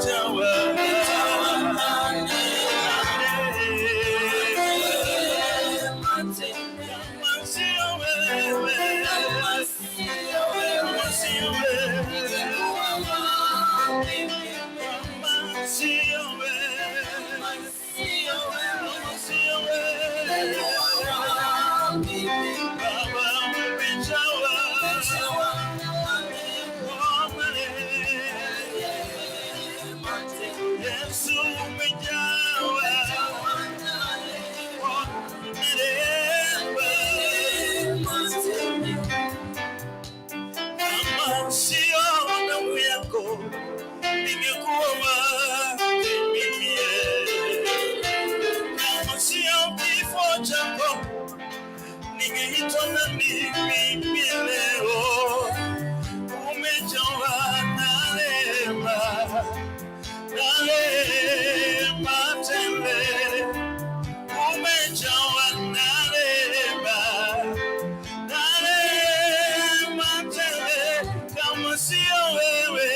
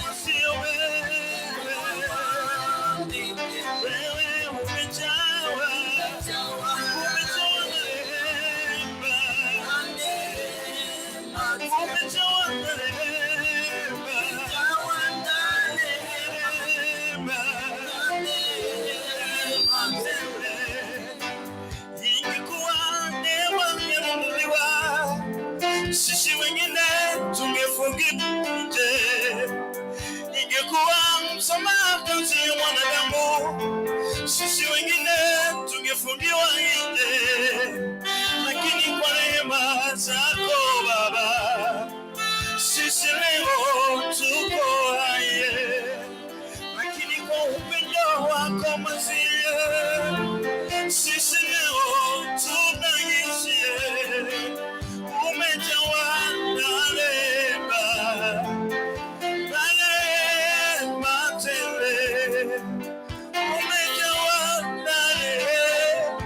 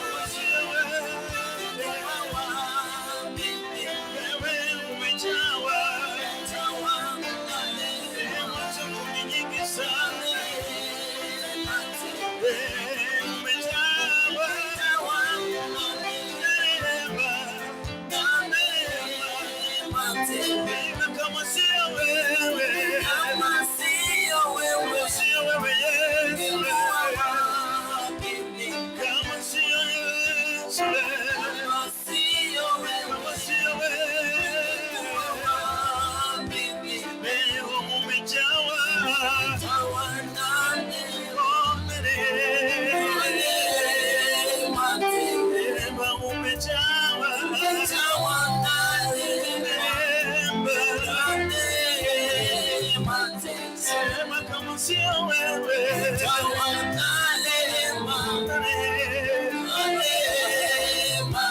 Wewe umejawa Baba yo.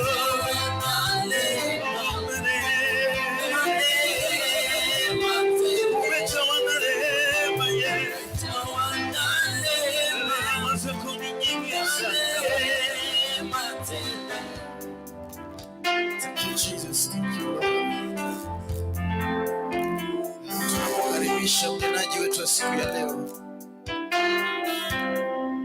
akapata kutunenea, akapata kuigiza. Bwana Yesu asifiwe.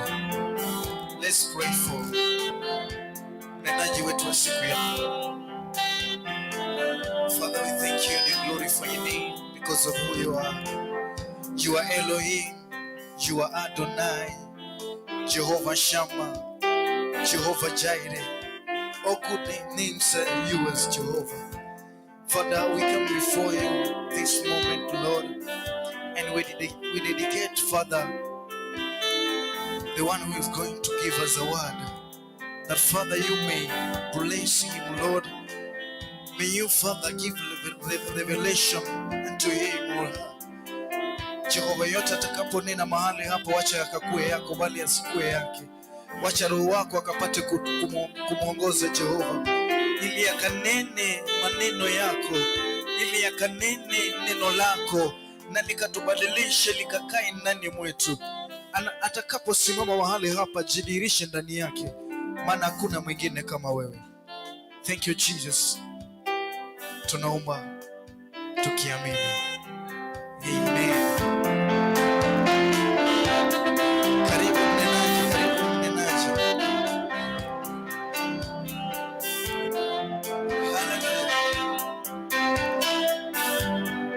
Mnenaji wetu, karibu, karibu, karibu. Pigeni makofi tukimkaribisha. Thank you, thank you. Jesus.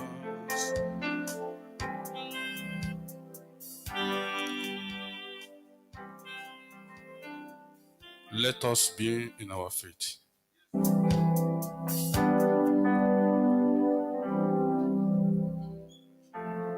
You are the Lord. Let your name be glorified. You are my Jesus. Let your name be glorified. Father, we give you glory, honor, honor. You are my Jesus. Let your name be glorified. In the name of the Father, the name of the Son, the name of the Holy Ghost. Father, Lord, we have come this moment to listen to your word. We thank you for what you have done this night, for deliverance you have given to us, for the voice you have released to us, for the ministry you have ministered to us.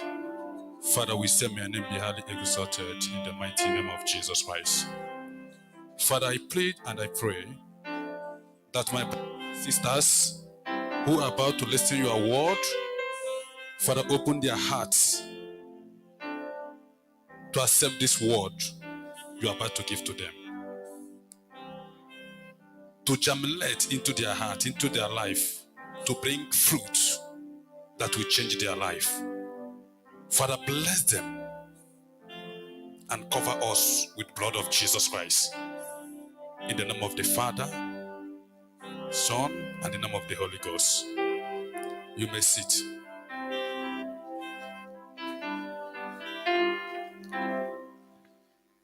Please turn your Bible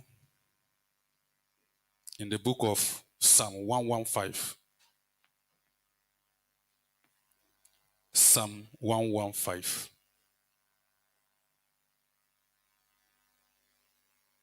Are you there? Verses 1 to 3. Then we can go down a bit. Not unto us, O Lord, not unto us, but to your name give glory because of your mercy, because of your truth. Why should the Galileans say so? Where is their God? But our God is in the heaven. He does whatever he pleads. Their idols are silver and gold, the work of men's hands. They have mouth, but they do not speak. Eyes they have, but they do not see. They have ears, but they do not hear. Nose they have, but they do not smell. They have hands, but they do not handle. Feet they have, but do not walk. No nose they have more through their throat. Those who made them are like, so is everyone who trusts in them. Hallelujah. Let's also book of Romans 8 verses 10. Then now we can proceed. Romans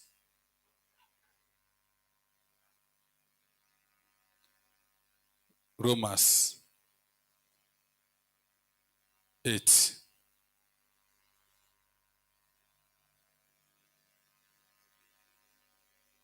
verses 10. Are you there? And if Christ is in you, the body is dead because of sin, but the spirit is life because of righteousness. 11. But if the spirit of him who raised Jesus from the dead dwell in you, he who raised Christ from the dead will also give life to our mortal bodies through his spirit who dwells in you. Hallelujah. If you see, we have about 2 points tonight. If your body die, but you are life. The other place was talking about Psalm 115. He said, they are asking me, where is my God?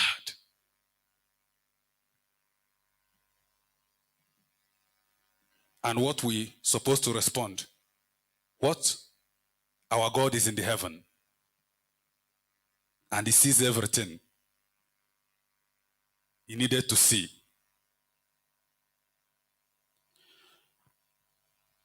You know, many people today, they are doubting God. If God is real, if God is for joke, if God can do miracle, if God can do things they are expecting in their life. And that is why these people was confused, asking, let's ask these people who believe this man we did not see, we never see with our eyes. If this man is real, let's ask them question, where is their God? Because of the faith they has, Israel, they say, our God is in the heaven. They did not speak that because they are gauging, but they speak because they trust in God. And that's why God gave us this place, Romans, that if human being, we are alive, but we can die, and we're still walking.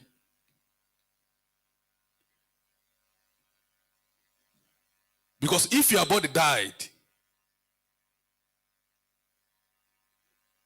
it means that it died, your sins, your body make you to commit sins is dead. It did not mean that you die, But it means that those parts that will make you to sin is death. Now, Bible made us to know that if you see that such case in your life, it does not mean that you are die. You are not a man or you are not a woman. But it means that because you have made covenant with God. That is why it what? Affected your body. And when Christ affected your body, things difference will happen to your life. And when God came into your life to renew, to rebuild everything he has taken out from you, he will come like the Holy Spirit. Like tonight. You see what happened tonight? People was affected by Holy Spirit. It does not mean that they are possessed. But no, but there's something was out. There's something that is hindrance. There's some darkness into their life. But God bringing light. When that light is coming, it's like when you touch your hand in electricity, something will happen to your hand because there's a blood in your hand, in your body. So you will be shocked. So when Holy Spirit is like fire, when he's coming into your life, automatically shake your body, automatically touch you is different part to show that something tangible have affected you. Because when that darkness was there, you did not know, but you are struggling. When you struggle like this, something bring you back. You struggle front, it bring you back. You struggle back, it bring you back. You know, it's like chain that chaining you. When you go this side, it bring you back. You go this side, it draw you the same place. When you try to make forward, it draw you back. That is called obstacle. So what you need is to pray and believe to Almighty God to empower you with power and grace. You know, there's a place I read in the Bible, it says, pray so that God can give you power to withstand in an evil time. That's an evil day. And that day, if you are empty, is the day your enemies will capture you. That's why the Bible says, there shall not sleep. Be as a guide. No matter God is protecting you, but you have to also protect yourself. Hallelujah. Because many people live themselves. Yes, I've gone to church. Pastor, pray for me. I have delivered. Prophet, pray for me. I have delivered. No. Bible made me to know that if the demon inside you came out from you and left, he will stay sometimes. He will return back and check if the body is emptied. If the body is empty, he will go and bring 7 more demons inside your body. Mean that when you delivered, you have to be security for yourself. Why? How? To pray, to fast, to read Bible, to be close to your spiritual father in the church. Any time of prayer like this, you come so that their body will be protected. Hallelujah. It not only deliver me, you may deliver. It doesn't mean that man did not have power, that woman did not have power to pray for you. But did you maintain that prayer?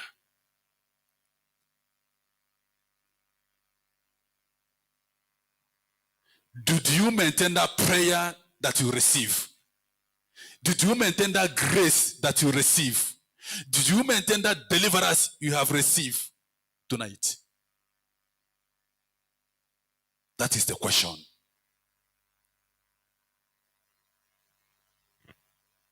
Because Satan enemy always try to find out where you are wrong. That's why Satan went to God. You know, Satan is not afraid. No matter how we say Satan is afraid. Satan is not afraid. He went to God. He said, your son Job has everything. That's why he loves you. That's why you claim that he loves you. If you give me a chance, I will do something. You see that he don't love me. He don't love you. God said, okay, go, but there shall not touch his body. He went. Do you see that? He went. He began to terminate everything Job have. Even the wife run away. Because women don't want to where they will suffer. Am I communicating with somebody? The wife told, why not you say that man shall get out so that we can be healed? We can still recover everything we have. He said, no, woman, you have to go. Because I believe this God I'm serving. I believe this my father. That is why Job rejected his beautiful wife. Many people have lived their handsome husband because of God. Many people have lived their beautiful wife because of God. God is seeing you and is going to give you the one who agree with you. It does not matter your age. It does not matter how you look, beautiful or not beautiful. God did not check those things, but he will give you the man that deserves you. A woman that deserves you. You cannot continue serving the Lord, trusting the Lord. You think that one day God will not remember you. No. Some of the time God keeps something to belong. Do you know why? Let me picture you. God wants to sweep out your enemies. He wants to clear it. Not only to bless you. God can bless you with a lot of word, but you die in short time because your enemy is there. But when God wipe them away and bless you, permanent. So when you pray, when you delivered, things still somehow continue trusting the Lord. The hour is near, but the Lord won't terminate that your enemies will destroy their blessings. Hallelujah. When God finishes his work, automatically bless you and everything will come to pass in your life. And people will say, this woman, this man is devil. This man, this woman has joined the other side. But no, Bible made me to know gold and silver belong to God. We shall learn gold as a dust in our door. Gold will knock in our doors. Silver will knock in our doors. We inherited them because we deserve it. Let those people who think that you are going to church, you are praying, you are fasting, you are stupid. Let them wait. The time God will explode everything. Make everything that you are praying for many years come to pass. They will be surprised. And God is going to do it because we believe. That's why Israel, they are very, very trust in the Lord. Galilee was asking, where is their God? Our God is in the heaven. Then you read down, you see where the Bible explaining about other gods. Let me tell you something. If you want to serve God, you serve God. If you want to serve Mammon, you serve Mammon. Because God, you can't mix God with demon. Some people say, no, let's go to God, we go small for them. No! God is a jealous God. You can't serve two masters. Whether you serve God or you serve demon. If you miss them, you'll be confused.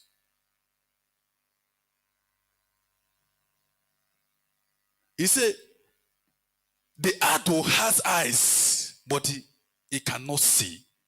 He have mouth, but he can never speak. He have leg, he cannot walk. Let me tell you, for those who have seen even the movies in native witch doctor's house, you see that thing they carve as a wood. They say it is a power. If that thing has power, why that thing cannot walk? They are the one who carry it for their hand, then keep it here. They say, yes, sit down. Then carry this one, they keep it here.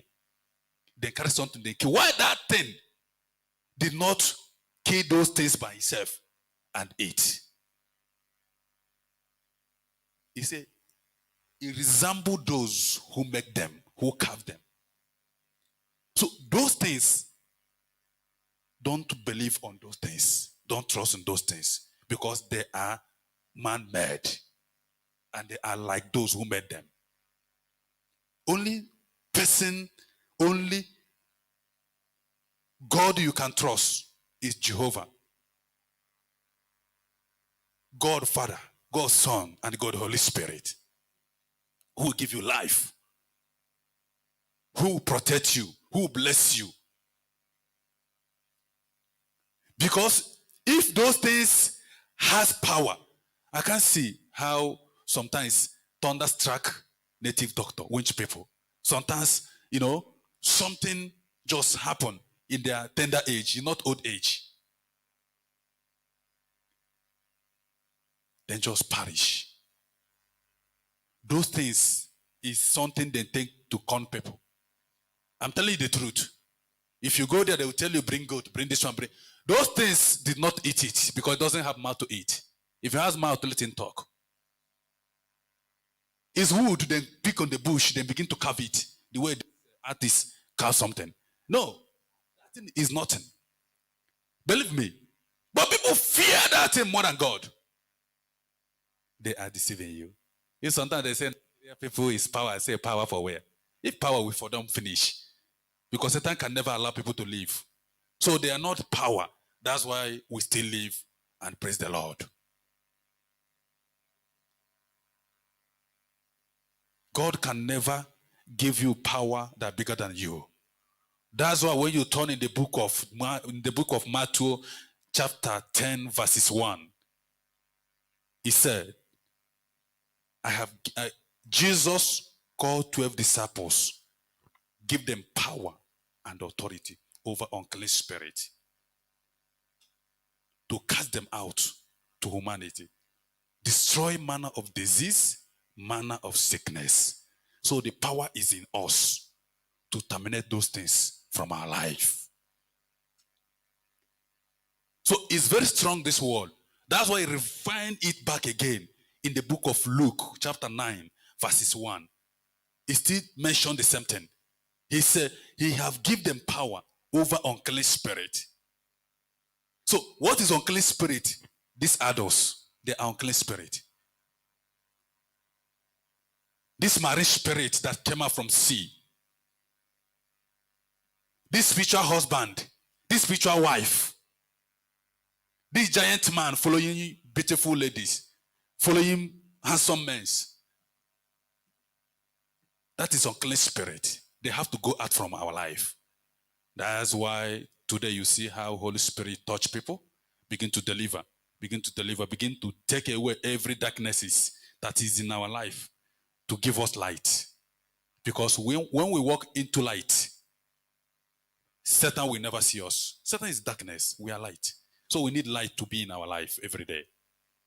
So in every damage, enemy have damaged our life, witches have damaged in our life. I pray to you tonight that Jehovah will restore everything in the mighty name of Jesus Christ.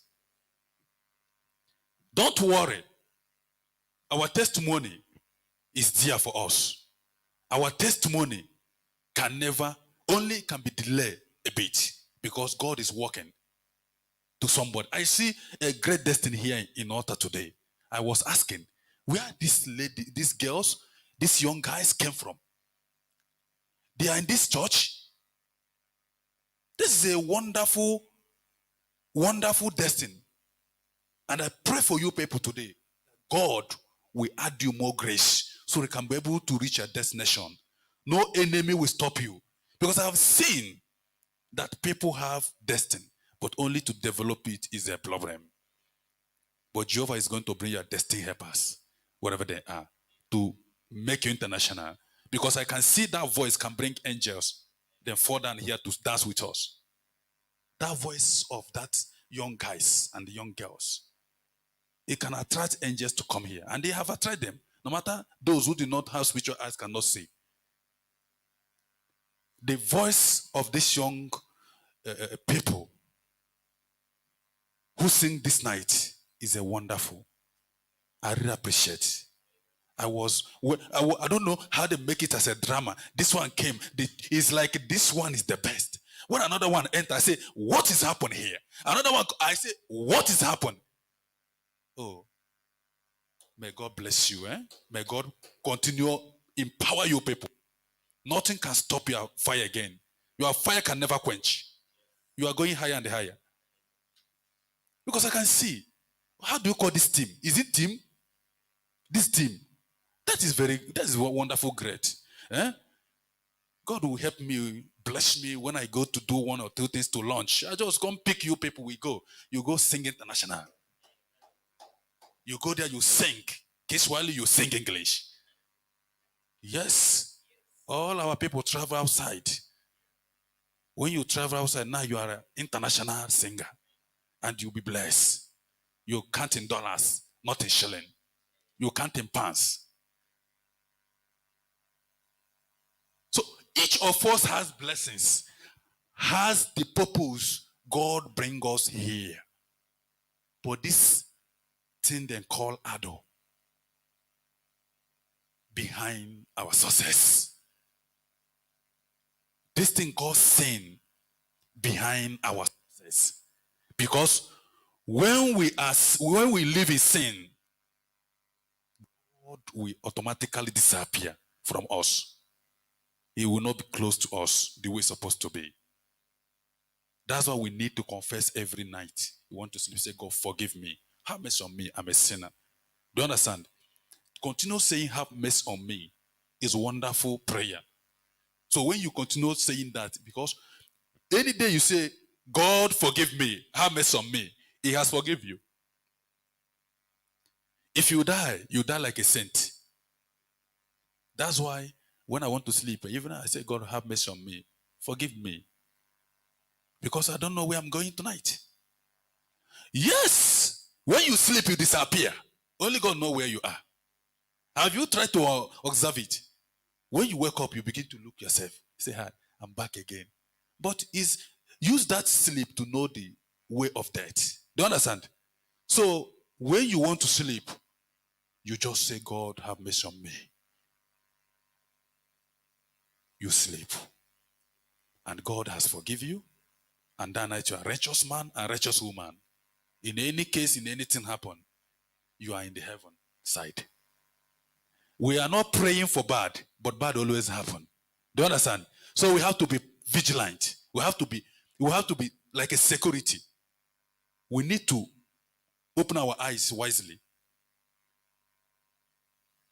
We don't need to sleep. We need to be vigilant to know when things is going to happen. Because this thing is not knocking on the door before he come in. He just come unexpected. That's why when you see somebody, you see some people open their mouth, some people their eyes even need to press it to close. Because they don't know. You're laughing. That is truth. So we have to be vigilant. We have to be prepared. Accept Christ as our Savior. Accept Jesus as our God. We make ourselves friendly with them. And we know when we are asking forgiveness. If there is no sin, there is no forgiveness. So if there is sin, there is forgiveness. So we always need to pray for forgiveness. Then when you are about to ask something to your God, you need to behave like Jabez. Because in the book of Chronicle 4 verses 7 to 9, Jabez was honorable to his people, but he was born in pain. He looked his situation. He looked the mock. He looked how people mock at him. See how people even insulting him. He went on his knees. He prayed, cried. He said, Lord, if you can change this situation that I am today, I'll be grateful man on earth. Lord, change him to be a governor, to be a millionaire to the community. Can you see? So the same mouth that Jabez used pray, we still have that mouth to pray. Because the same God that created Jabez is the same God created us. So nothing different between us and Jabez. But it was a history. Because it's a wonderful miracle that happened that time. That's what he recorded in the Bible. So So your own still record in your heart and record in the church when you give testimony. I hope soon we start giving testimony in the church. Because I know God is doing a lot for people. And testimony you're giving to God, now you are making God to be more happy to add you more testimony. Because it's a blessing for those who give testimony. It's the glory. In fact, it's like a food God is eating from you. When you testify what the Lord done for you, it will do more than that one you testify before. Never sit on top of your testimony. Release it to someone to hear, to repent. Because Bible made me to know wonders and signs and miracles. Only thing can make a sinner to unbelief to believe there is a God. That's why he said, in the last day, I will release anointing, man and woman, to prophesy, to deliver people, to speak to people's life, and something happen. I'll pour them anointing. Not small, I will pour them anointing, a great anointing, man and woman to prophesy. That is the last time. That is the last day. We are in the last day. Hallelujah. Don't sit in your testimony. When testimony happens to you, just testify to your neighbor. See what the Lord has done for me. See what God has did for me. That man or woman will be confused by worshiping the Lord. So God is not a God of blindness. He's a God that sees in a realm of the spirit. He's a God that sees everything. Because I know God can never disappoint his people. God can never disappoint his people. God always bless his people. And I say, God bless each of us in the mighty name of Jesus Christ. We can never remain in shame. We can never remain in mock. We can never remain people asking us, where is our God? But let people be surprised seeing what will happen in our life. Just let us make peace with God. Let us be close with God. And let us continue having our testimony so that our enemy will put to shame. Because the Bible made me to know those who believe in me will never put to shame. And we can never put to shame. Us to be here tonight is not by mistake. But God has prepared somebody's blessing. Every day, there is a person God has prepared his blessings. You may miss to come in that program. Angels that bringing your blessings will come. They will not see you and they will just disappear. Why? Because you are lazy. You do not know what to do. You need to be vigilant so that you will not miss your opportunity in the day of your blessing.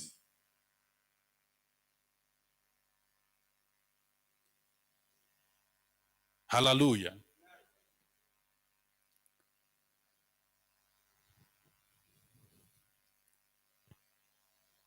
So, if our body died, God will restore it back again. It's like if you are destined, snatched from you, or covered somewhere by enemies, God has power to restore it back to you again. The way he restored Jebed destined back. Because I see there is a problem in the life of Jebed. That's why he was mocking in their family, in their community. And God hear his prayer. The same God will hear our prayer today. In the mighty name of Jesus Christ. We will never remain. We pray. We continue asking, where is our prayer? We have prayed, we have fasted. We can never see anything happen in our life. No. It will never happen again. We are the covenant children. Anything that affected other people does not permit it to affect us. Because God has made covenant with our father Abraham. He said, I'll bless you with our great-grandchildren. We are the children of Abraham. So the blessings and the covenant of God still remain with us. So the same blessings of Abraham will still come in our door. Never be discouraged from any friend that let us go here. Like you guys that started this wonderful songs. You know, in this world, there is a lot of demons working right now, even in the internet. Come and join us so that I can be able to reach you all over the world. No. God can take you where he wants to take you, but he can waste only time, but you will reach there. Never. They will come to you to win your soul. So you can be able to look like diamond. You can be able to look like B square. No. If God say you will reign, you will reign. You can waste only. That side is a short time. That side is a dark place. Those who is there, they are regretting. But you see them as happy people, they are not happy. If it is a good place, I have seen and I have seen. I told them you are a fool to be going that place. Because this place will finish you. It finish your property you make with them. It useless as children. So what is the gain of these things? What is gain? There is no gain. Only that period you are alive. You are running, moving everywhere. But once you die, everything you have terminated. Your house, your money, your cars, your children, stupid.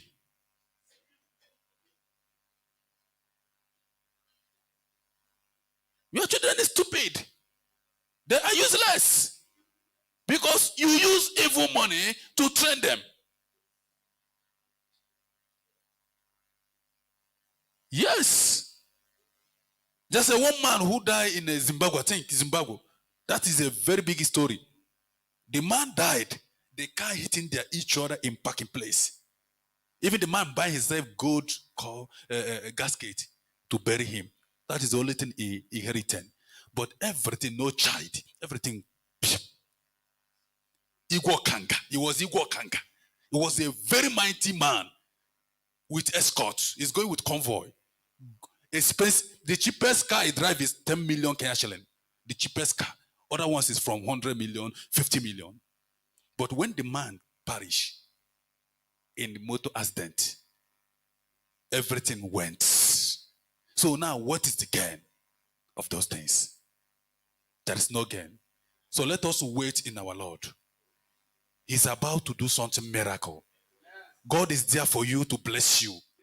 Gold and silver belong to God. He can never allow us to remain as nobody, but we live like a somebody. You will never live like a mere man. You will live like somebody. But let the time come. God have time for everyone. That's why he have time for Sarah. He have time to Anna. He have time to Elizabeth, the sister of Mary, who gave birth to John. He have time to them. Even when time reached, Elizabeth was old, he conceived. He saw Mary with pregnant. The child jump up, say, great man is coming. Am I speaking to someone? Because the time has come to bring this one, to make a way for this one. Then, Elizabeth was pregnant. Mary was pregnant. Elizabeth born John. Mary born Jesus. It's not because of Mary was only virgin in that community, but he has the favor of God. So God will grant you a favor today in the mighty name of Jesus Christ. That thing you are crying for many years ago, that thing you are hoping for many years ago, today it shall come to pass in the mighty name of Jesus Christ. Receive it. You will never remain people mocking on you. They have mocked us enough. They have caused us enough. This time around, our God, we ask you to put them to shame. If it is our sins that delay it, we ask for forgiveness. Forgive us and have mercy on us. But put our enemy to shame. So that we can be able to boast in you. Say, yes, our God is Okanga. Yes, God is Spring God. Yes, our God is a mighty power. Yes, our God is a supreme power. You know, we begin to make mouth in the front of our enemy. We cannot hide for them. Say, hey, they will see us. The way we look, they will see us. No, no, no, no. We come with giant, with our plot, with our good car. We stand. They look at us. They say, child, these people have God. Like Daniel. Daniel was promoted because of what? When they have made the plan, they took him in the pit of liar. They make plan on him, the enemies. They cook for him a death. But because he trusts in God, Jehovah used lion, make pillow. You know pillow and materials. He used it to make a very good fighter, nice foam to sleep on top of it. And to wonderful surprise to you, after the Lord have removed Daniel from the pit of lion, because the king was surprised how Daniel did not die in the pit of lion. And let us try these people that have cooked Daniel. And then pack, is it Bible says they pack even their property, even their household, even the housemaid. No anyone they are allowed to escape. They put them inside that pit. Bible says before they land, their bone was broke. To see that the lion was very hungry for many years. But he could not eat Daniel. So your enemy will never eat up you. In the mighty name of Jesus Christ. Your enemy will never eat you. They will never overcome you. You overcome them, wherever they are. Challenge them with faith. Challenge them with that power the Lord has put in you. When you are going to see them, you say, you that come in, I know you always attack people. But for me, I will defeat you in Jesus' name. You pass. That thing you speak affected him, you run away. But when you are afraid, they will just terminate you and destroy you. The demon will just come for you immediately because you are afraid. Live like a lion. Lion did not fear in the forest. Lion can never fear. So we are a lion of Judah. We have to stand. Face our enemy. It's a challenge. This here on earth is challenge. It's a challenge place. You cannot fold your hand. You say you are free. You are not free, my friend. If your neighbor did not trouble you, your auntie will trouble you. If your auntie did not trouble you, your cousin, your blessings, you have seen your blessing, the type of talent you have will continue. Satan will use him or her to fight you. If it's not like that, your wife can turn against you. If not like that, Satan can use even your husband, make you to die premature death. You see? So Satan is there to use anyone. But the Bible says, who unto you who allowed demon to use you? Never allow a demon to use you to destroy anybody. But stand in yourself to fight every challenge that come unto you, and you will defeat them in the mighty name of Jesus Christ. The church we are coming cannot be in vain. The prayer we are praying can never be in vain. The praising Lord you are praising will never be in vain. The prayer you are praying, the preaching you are preaching will never be in vain. God will surely use it to bless you and protect your family. Only to stand evil there, to fight a war. You have to fight. We're in a war front. That's why Bible made up to know that God have released powers to his people. You know, everything Satan is doing, imitate God. God has prophets. Satan have their own witch doctors. You see? God has his own pastor. Satan bring his own. You see? So anything God is doing, Satan imitate it to do their own. Let me tell you, you see this morning people go to harvest from Satan. Satan did not have even shilling. Let me tell you, it's people of God money Satan steal. When God gives you money, then you turn back to God. Do you understand? You could not focus with God. Then God will turn back to you. and first the people who fought for him. Then from there, use that opportunity, cause you sickness, take the whole money. Now you fall in your business. There's people getting their salary, but sickness eating it. It's not because of that money is not coming to them directly. It's because of they did not know what to do. That they're supposed to be close to God. Do you understand? That's why that money is terminated from their hand. And that money going to Satan in the warehouse of Satan. That's why when Satan give you with left hand, he collect with right hand. And when he give you with condition, you can never escape them. You must fail in one of them so they can be able to finish. Is take everything back in a warehouse and waiting for the new people that come in. Wait, we will still alive and see these stars when they are dying. You will see how their word will go. Their properties. You see the way everything terminated, destroying. Where that money is going? Is going back for the thief warehouse. Then he's waiting for the new people who come to initiate themselves there. Then he give them another condition. When he see the hour have reached, he take it back again. He went to warehouse and packed them there. Satan is thief. That is why John 10:10 say, Satan come to steal, kill, and destroy. But God came to us life abundantly. So don't think that Satan have anything.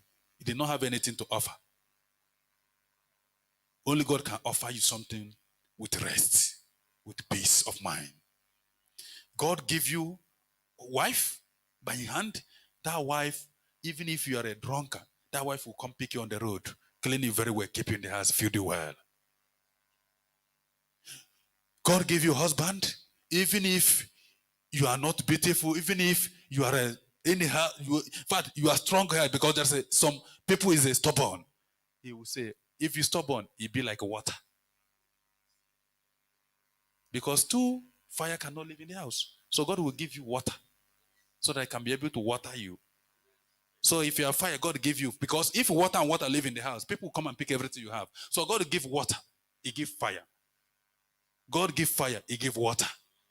So that when people come, the fire will fire them. You can't give water and water to stay. They will continue cool. People pick everything you have. So if you are cool for man, yeah, God will give you very, anyhow you see your wife, if he's very like a lion, take it in that way. It's God giving you because He want to protect some things that you can never talk. So if you are a man, you are very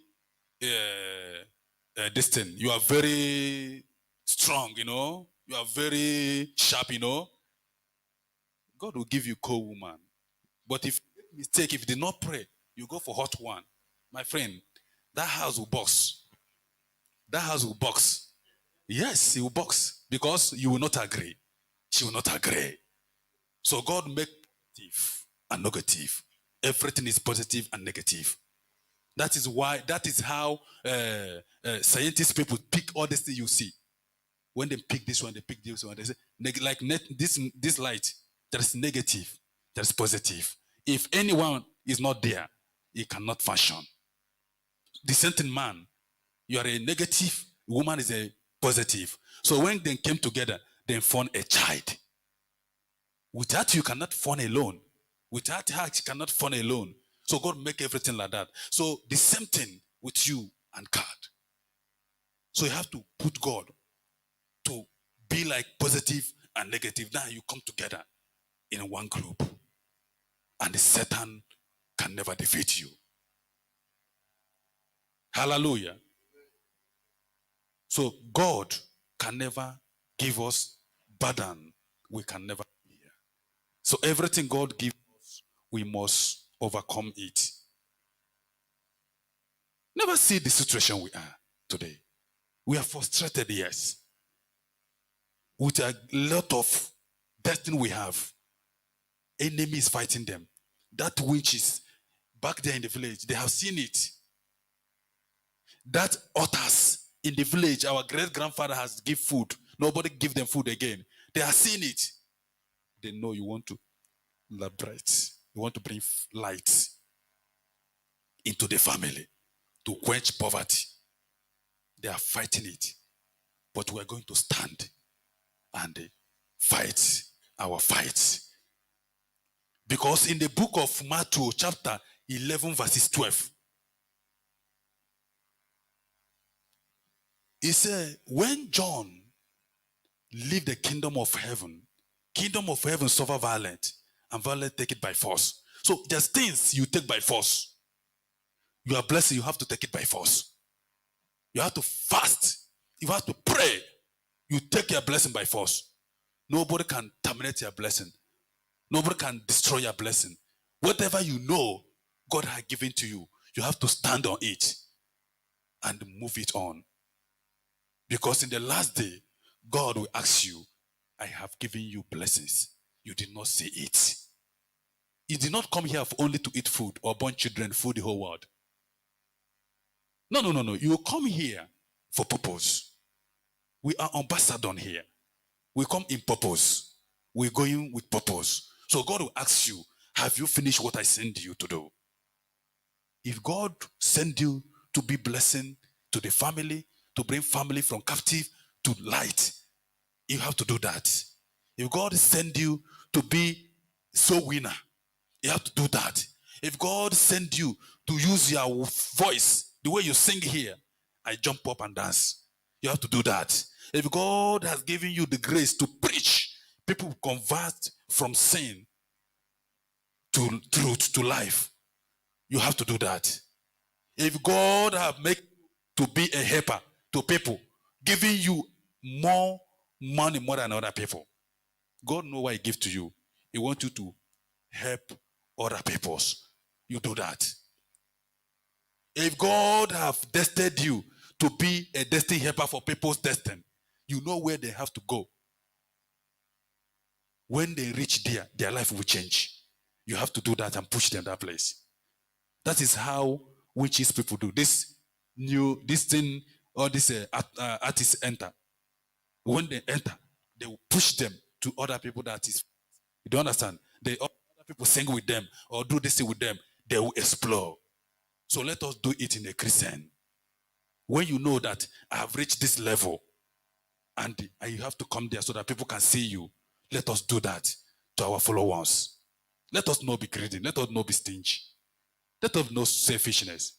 Let us move destinies of peoples where it's supposed to be.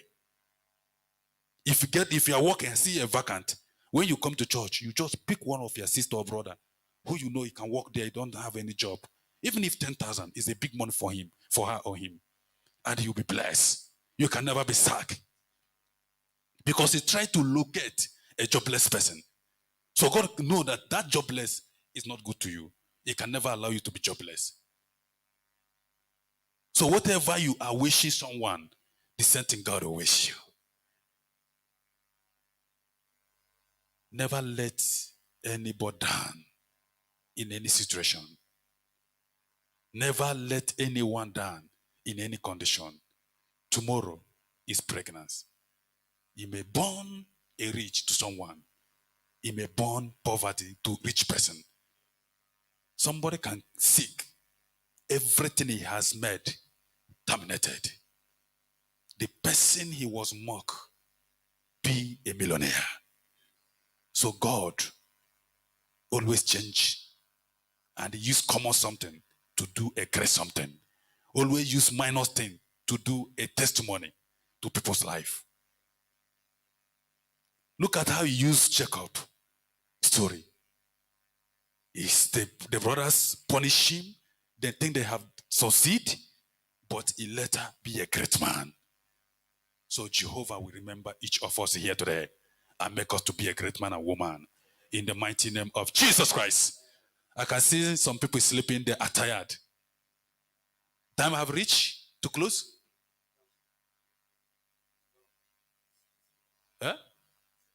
6 minutes, okay. So, never be in a situation you think until you say, no more, I will not worship God. Many people I meet, I ask them, why not? You say, I'm tired with God. I say, why? They say, oh, I have pray. nothing come to pass. If in church this time around is a business, I say, Satan is speaking through you. Are you going to church to pray for human being or to pray for God?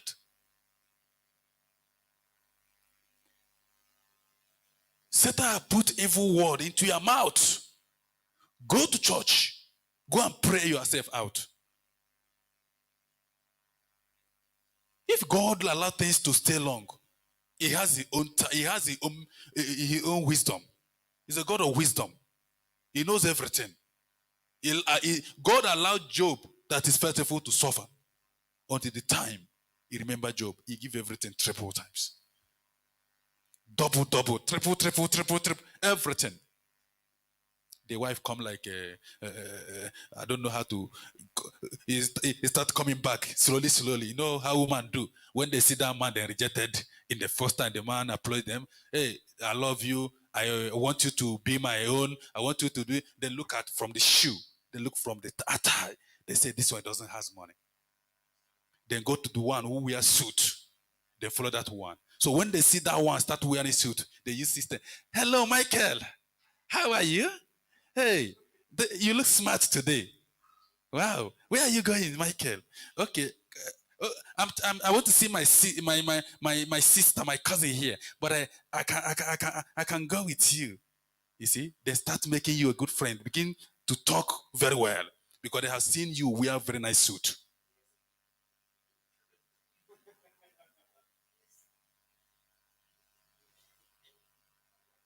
So try to understand somebody when he is in trouble. Don't look only good time. Good time come for himself. I told myself that any woman who bear my situation, love my character, and love my star, that tomorrow will be great. That woman need to be honored very well. Because he sees and he say, let's pursue it. You need to treat best.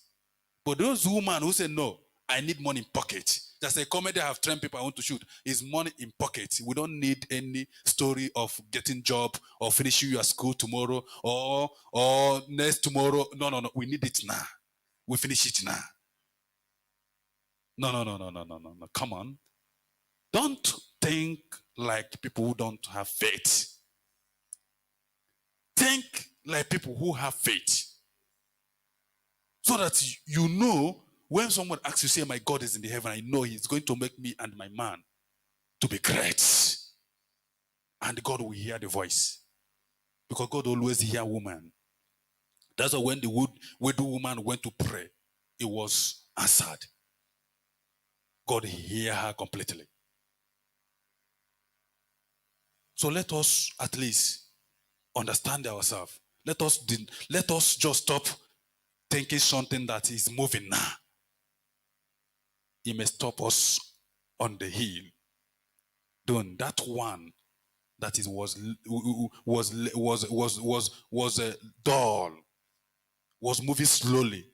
We come just pass that one on the hill, and that one will just quench there, so that you will never be regretting your life.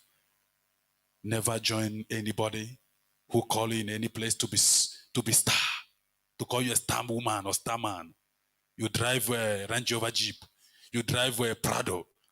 They say this one is this one is how do you call it in Kenya here? Where you see Prado, just a name they give it isn't Animan, or I don't know how they give it here. They say Brazua, this one, this one. No, don't look because the man has money. You don't know whether he can treat you well. Don't look because of the woman. The woman is very beautiful. You don't know what is a Jezebel. Look what God said. Look what God given to you. Who can give you joy of your heart so they can live long life? This life is a gift of God. If you die, no duplicate. You die, you go. Since my father died, I can never see anybody like him again. He has gone, he has gone. If death can bring, if money can buy somebody, or death, anybody die will come back again. President who died president to Tanzania for comeback because he had the money to buy life. So you have to hold your life. If life is 10, hold at least 2. God hold 8 for you. Are you understand? Are you communicating with me? If life is 10, manage 2 for yourself. Let God manage 8 for you.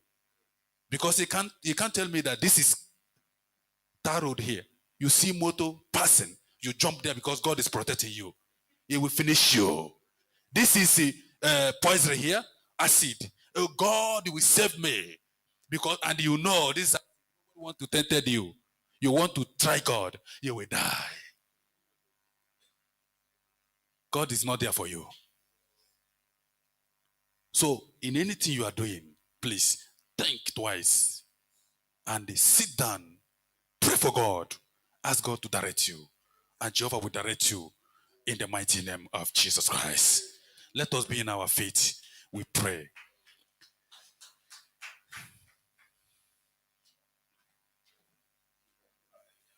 May the Holy Spirit God come down. May the Spirit of the Lord come down.